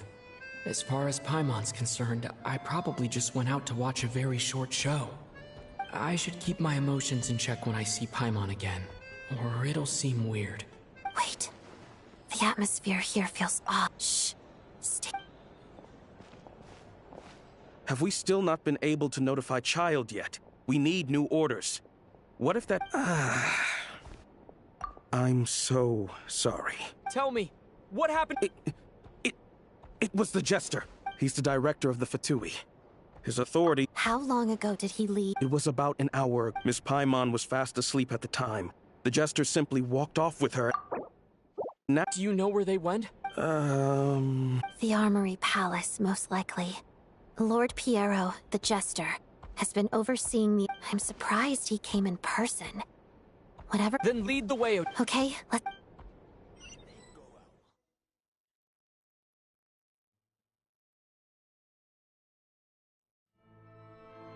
It's just up ahead.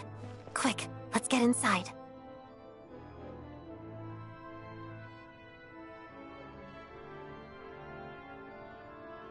No, I'll go... I was hardly planning on taking you through the official channels anyway. I'm here to force my way in, just like you. I may be a Fatus, but I'm also Lelik, enemy of Project Stuja. Paimon's safety is paramount right now. With me around, you'll have an extra pair of... If you say so. Let's go. There's...